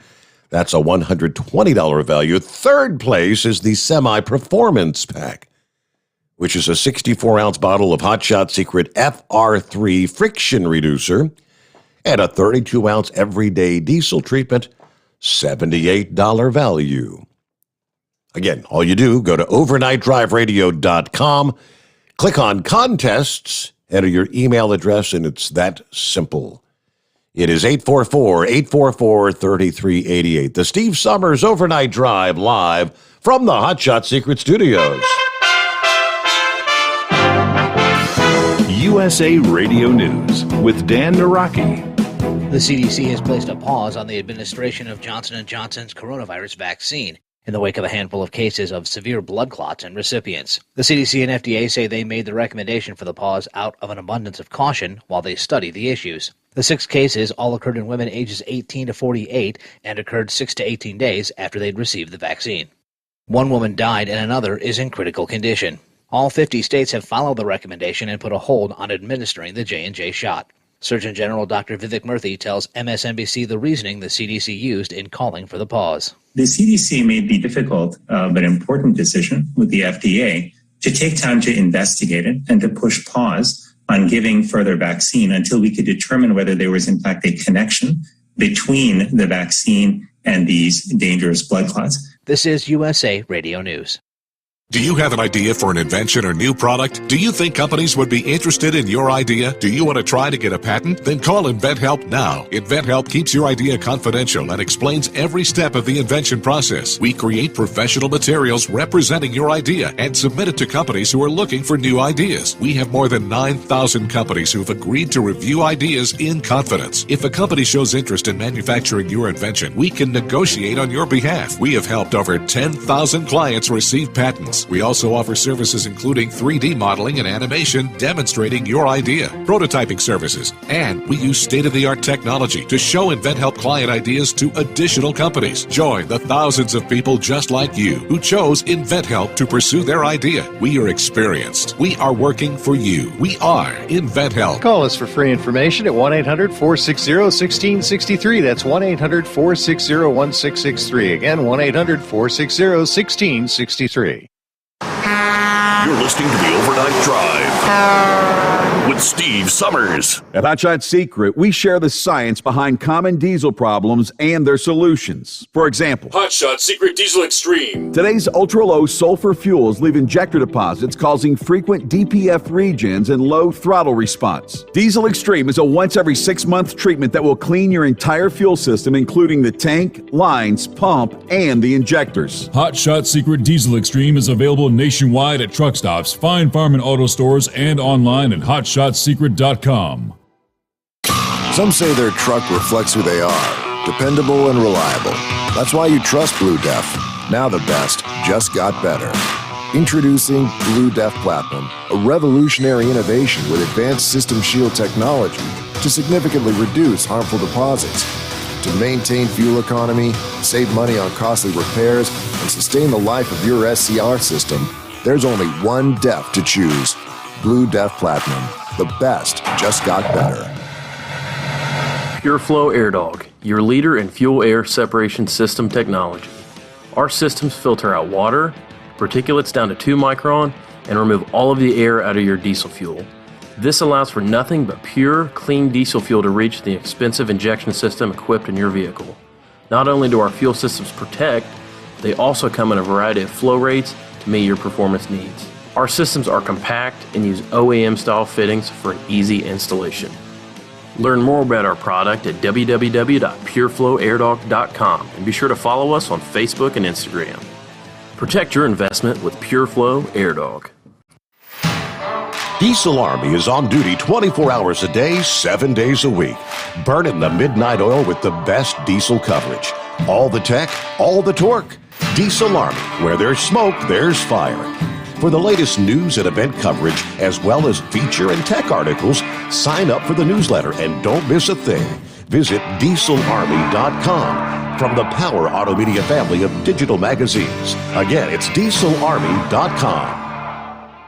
Dean Michael, the tax doctor here. I have one question for you. Do you want to stop worrying about the IRS? If the answer is yes, then look no further. I've been around for years. I've helped countless people across the country, and my success rate speaks for itself. So now you know where to find good, honest help with your tax problems. What are you waiting for? If you owe more than $10,000 to the IRS or haven't filed in years, call me now at 888-557-4020 or go to mytaxhelpmd.com for a free consultation and get your life back. For anything diesel, take it to Scheid Diesel. They provide a wide variety of services and diagnostics to determine what the problem is with the latest technology. From simple oil changes and preventative maintenance to fuel system diagnostics and repairs, engine rebuilds and cylinder head repairs, and rebuilds with our in-house machine shop. They also have on-site DPF cleaning for exhaust issues and DOT inspections. If your diesel is asking for some attention, Scheid Diesel has the specialist you need for anything diesel. Located in Terre Haute and Lafayette, Indiana, and Effingham, Illinois, Scheid Diesel has you covered. Drivers, you demand that your equipment's reliable and dependable, and that also applies to your headset for communication. Well, our friends at Stellar Electronic have you covered. The Pluto Duo headset bundle is the best communication headset you can find in the industry. No matter the challenging environment you're driving in, the Pluto headset will make you sound crystal clear all the time thanks to their 99% noise cancellation. And the Duo's not only a stereo converter for the headset, but also a power bank so you can charge as you go. Learn more at StellarElectronic.com or visit them on Facebook. At Hot Shot Secret, we share the science behind common diesel problems and their solutions. For example, diesel particulate filter regeneration. The DPF catches particulates left over from combustion. The DPF regeneration cycle cleans the filter with temperatures exceeding 1,000 degrees Fahrenheit. A computer sensor triggers the DPF regen, which is often accompanied by a loss of power and fuel economy. The frequency of DPF regens are in correlation to the cleanliness of the fuel burn. Under heavy operation with the dirty burn, DPF regens can occur multiple times per day. Hot Shot Secret Diesel Extreme Fuel Additive promotes a more complete combustion, creating fewer emissions and therefore fewer DPF regens. Vehicles using Diesel Extreme experience 83% less DPF regens. Hot Shot Secret Diesel Extreme is available nationwide at truck stops, fine farm and auto stores, and online at hotshotsecret.com. Hot Shot Secret, powered by science. Because Channel 19's a little congested. Call Steve now at 844-844-3388. The Overnight Drive.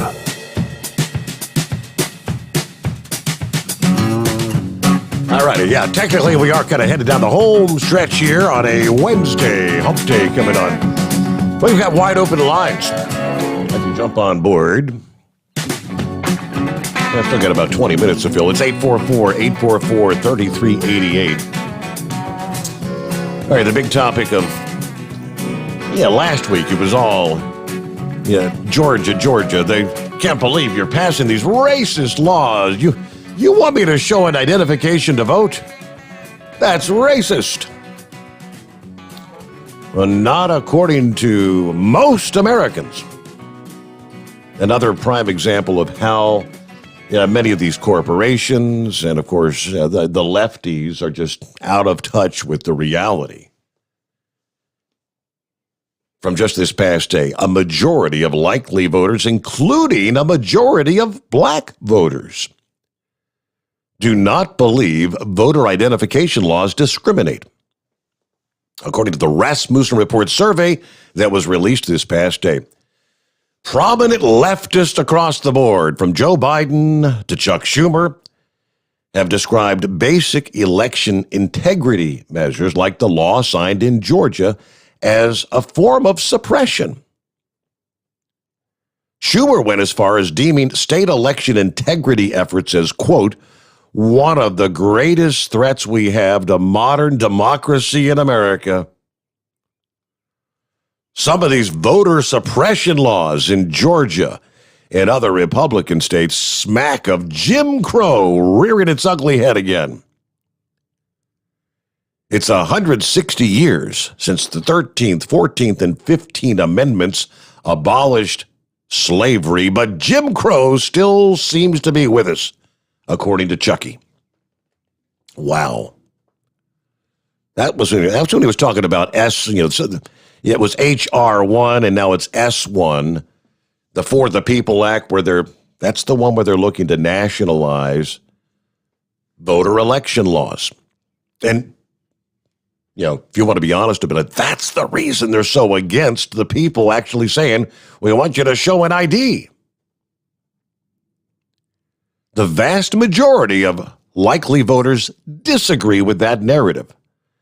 They do not consider basic election integrity measures like requiring valid photo identification to vote as discriminatory in any form or fashion.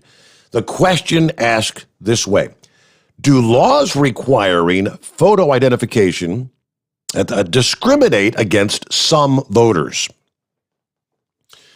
They surveyed 1,000 likely U.S. voters. A majority, 62% said no. 29% said yes. 9% said, I don't know. I'm not sure. What is more notable, 59% of black voters agreed that requiring photo ID at the poll is not discriminatory.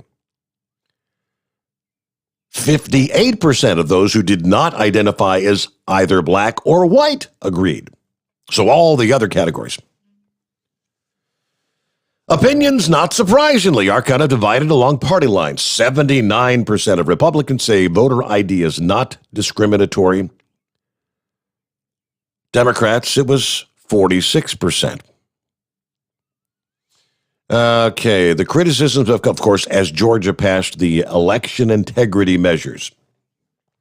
And Democrats in the House passed H.R. 1, the For the People Act, which would nationalize elections, pretty much stripping the states of their ability to implement basic election integrity measures like a voter ID, as well as systems that would clean the voter rolls.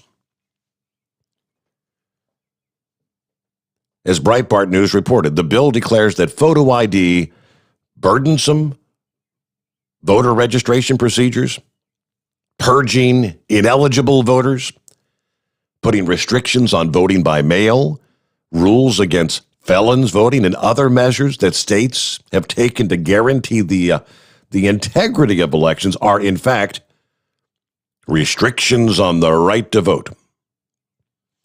H.R. 1 also calls for a nationwide vote by mail without a photo ID. That's what H.R. 1 is looking to do.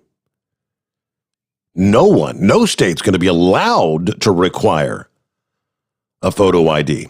No state would be allowed to prevent anyone from voting by mail, even without a photo ID. That's not where the American people stand. Now, right along that same line, Representative Buddy Carter, who is from Georgia, by the way, defending Georgia's efforts to shore up the election integrity in that state. He contends Democrats, including the failed gubernatorial candidate Stacey Abrams, President Joe Biden, Senator Raphael Warnock, the Democrat from Georgia, they're the ones persuading the corporate CEOs to oppose the law with lies and misinformation. There is nothing in this law that's restricting voting. In fact, it's just the opposite. It expands voting. It makes it easier to vote, whereas it makes it harder to cheat. If these CEOs would stop listening to the misinformation and the lies that's being spread by Abrams and Biden and Warnock, then they would understand. If they just read the damn thing itself, they would see it actually does expand voting. We actually added an extra Saturday into the early voting period. We gave the counties options to add 2 Sundays. Now, most of these CEOs are sitting in their ivory towers in New York State. And if you compare New York with Georgia, you'll see Georgia actually has much better voting regulations. In New York, they only have 10 days of early voting. We have up to 19 days. In New York State, you have to have an excuse to vote absentee. In Georgia, you don't. All this is just ridiculous. It's nothing more than lies and misinformation being spread by Joe Biden, by the Democrats. And then they say, oh, no, you're going to take the all-star game out of Georgia? Oh, how terrible. Well, yeah, it's because of your misinformation and your lies that they're doing that. Thank you very much. All right, here we got on the line. Somebody wanted to talk about the Georgia election laws, I believe. Yeah, this is Vic. Hey, Vic, what's going call on? Back in about like I said, today with this woke culture, I know if you didn't want to discuss that topic, but I was trying to get through to kind of explain it. Chevy guy's problem is not about discrimination; it's about the dollar bill.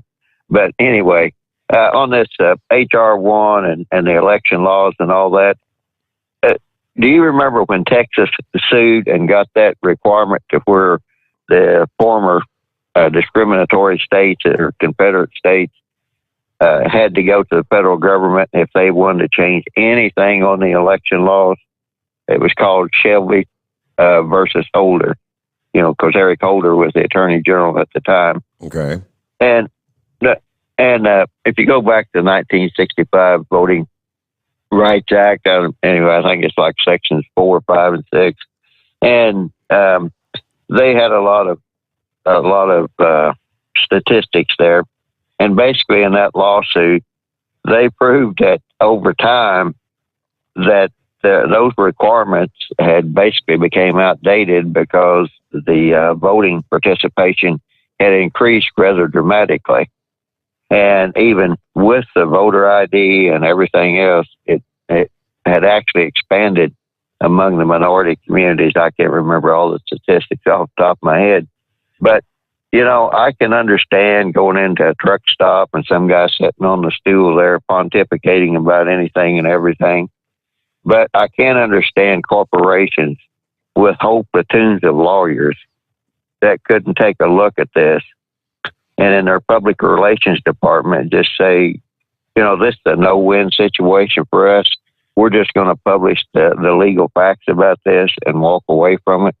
So I don't know why they're so intimidated on this, but, maybe there's some dark agenda somewhere. But that's like in Georgia. The big thing about that was whenever they cast a ballot and the signature was questioned, they had to contact the voter, and the voter had to sign an affidavit and said, yes, I cast that vote, and that's my signature. Well, Stacey Abrams got that changed to where if 3 poll workers agreed that, yes, that's their signature, then that vote could be counted.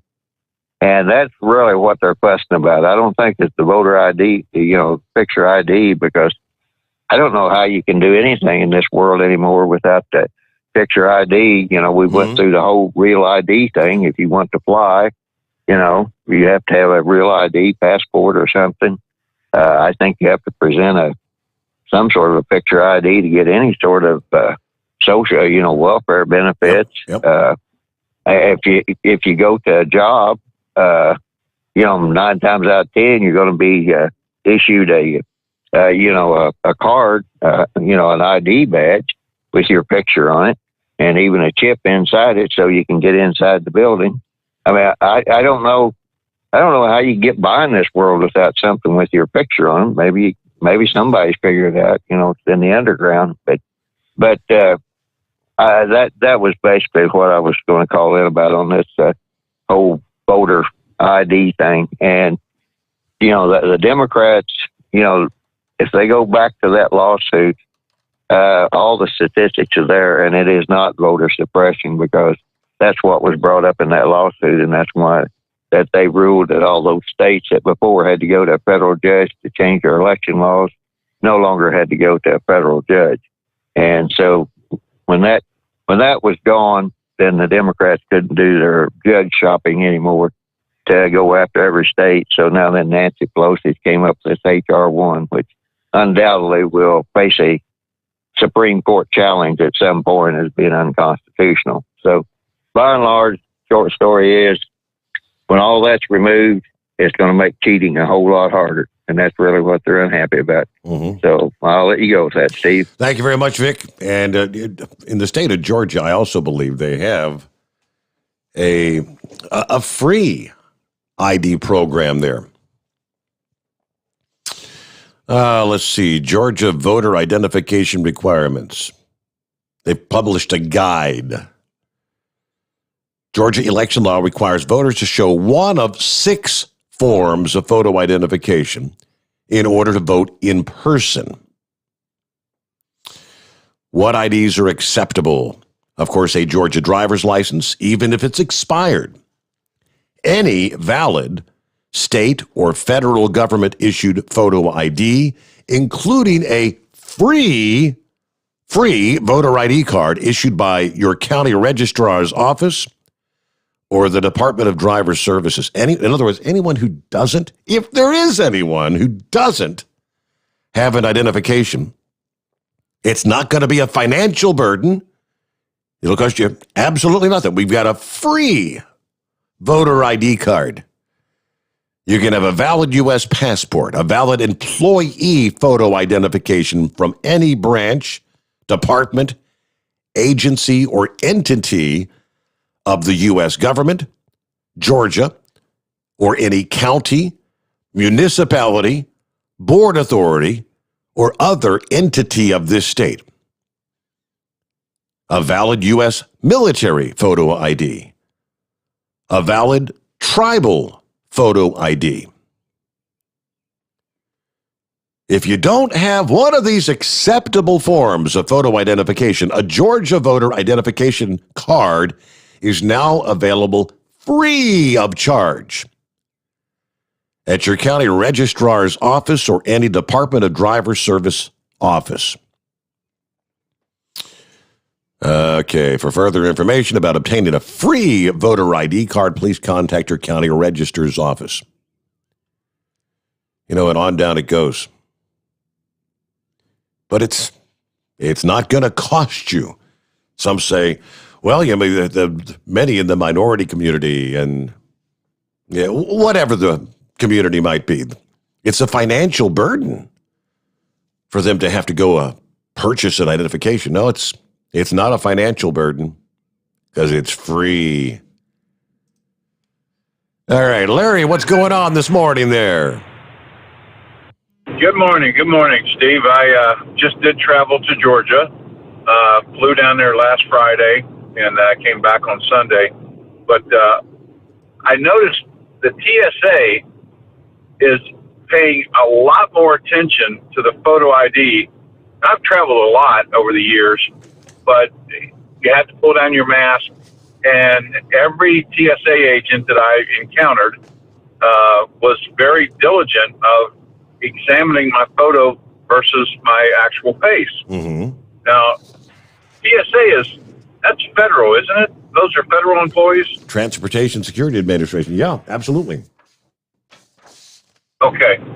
So, flew out of Cincinnati, and as I was putting my stuff in the little bins to go through the scanner, they insisted that, no, everything goes into one bin. In fact, the TSA agent that told me that, because it's different than what I'm used to, was very adamant that I should have known better. I mean, almost got scolded. Now, when I left Georgia, just the opposite. I was told to spread things out, and the computer had to be in a separate bin, and blah, blah, blah. Complete opposites. Federal controlled agency on both ends of the flight situation. How does that happen? The left hand doesn't know what the right hand is doing. That's pretty bizarre. So, and I've never heard anything. I mean, I haven't flown in a year and a half too, but I've never heard anything about if you're putting anything in the overhead bin, your stuff all has to go in the same little bin. Yeah.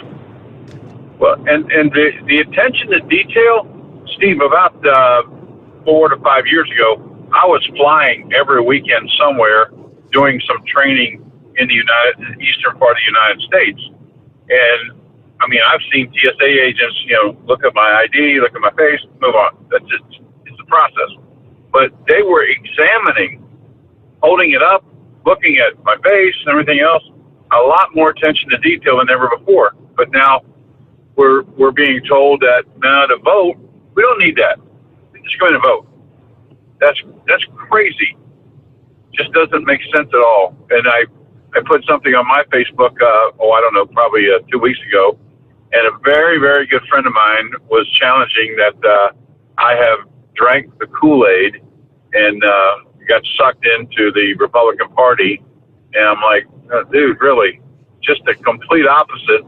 And it just doesn't make sense to me that we can even remotely talk about voting without some form of identification. And plus, like you just said, the identification process in I think every state is free to get an ID card. You just got to get off your butt and do it. Not that difficult, is it? Not in this day and age. Yeah. And I mean, if you want to be honest about it, like everybody's been saying over and over again, how does anyone in this day and age not have an identification? I mean, if you're getting an SS check, you don't get your SS check without having some form of identification. You can't get any sort of government assistance. Can't go to the bank to cash it. You can't go to if you don't have a bank account, you can't go to the cash checking place to cash a check without an identification. It's almost impossible to not have one. Steve, you can confirm this with Pepe. Let's just say that there's some sort of a altercation, some sort of a investigation of something going on by law enforcement. If you are asked for ID and cannot produce one, they will run you in a computer and they will try to find a photo ID of you that they can look at their MDT and confirm that it's you. In the absence of being able to confirm that, you're probably going to get detained. Notice I didn't use the word arrested. Right.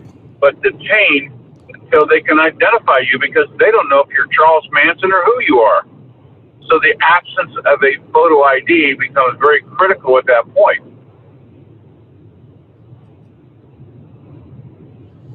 Well, I know people stand in line. I'm sorry. I was going to say, I know an officer who had pulled someone over, and you ask what's your name, and they were, you have to think about your name. What's your date of birth? They had to think about it. You know they were lying, and they were from another country, probably in the country illegally, but they didn't have any. They didn't have any ID. Or they probably have warrants against them. I've pulled people over, and they've given me the date of birth and everything else that was somebody else's, their brothers. Correct. And when long story short, I find out that they have felony warrants out for them. So it just doesn't make any sense at all, this reluctance to have an ID. I will guarantee you many people will stand in line for a Social Security check or unemployment check or some kind of welfare check a lot longer than they will stand in line to get a photo ID. All right. Well, Larry, you get to wrap things up for us here on a Wednesday morning. Have a great hump day. Thanks for checking in. Take care, Steve. And we close it out there. There you go. Everybody have a great hump day. Enjoy your midweek. Come back at the midnight hour tonight. We'll make our way into a Thursday. We'll be smack dab in the middle of April, 15th day of April tonight at the midnight hour. The Steve Summers Overnight Drive, live from the Hot Shot Secret Studios.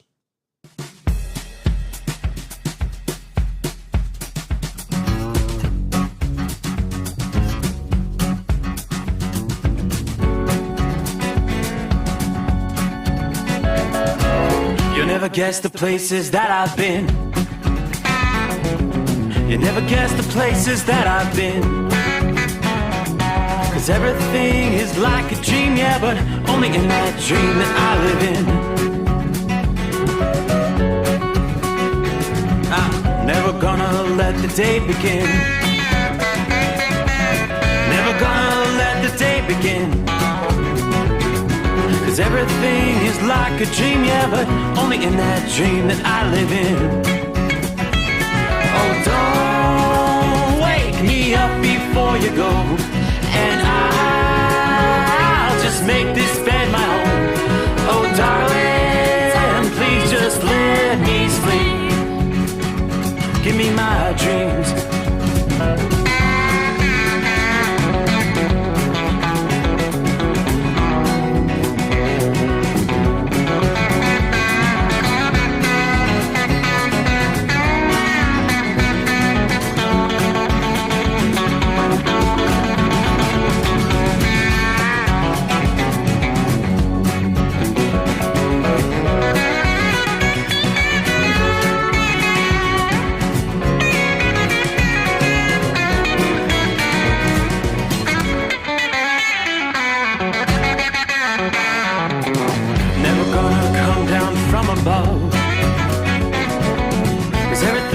Better from above.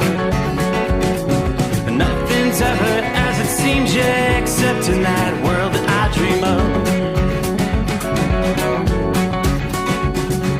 Never gonna lose the ones I love. Never gonna I love. 'Cause everything is like a dream.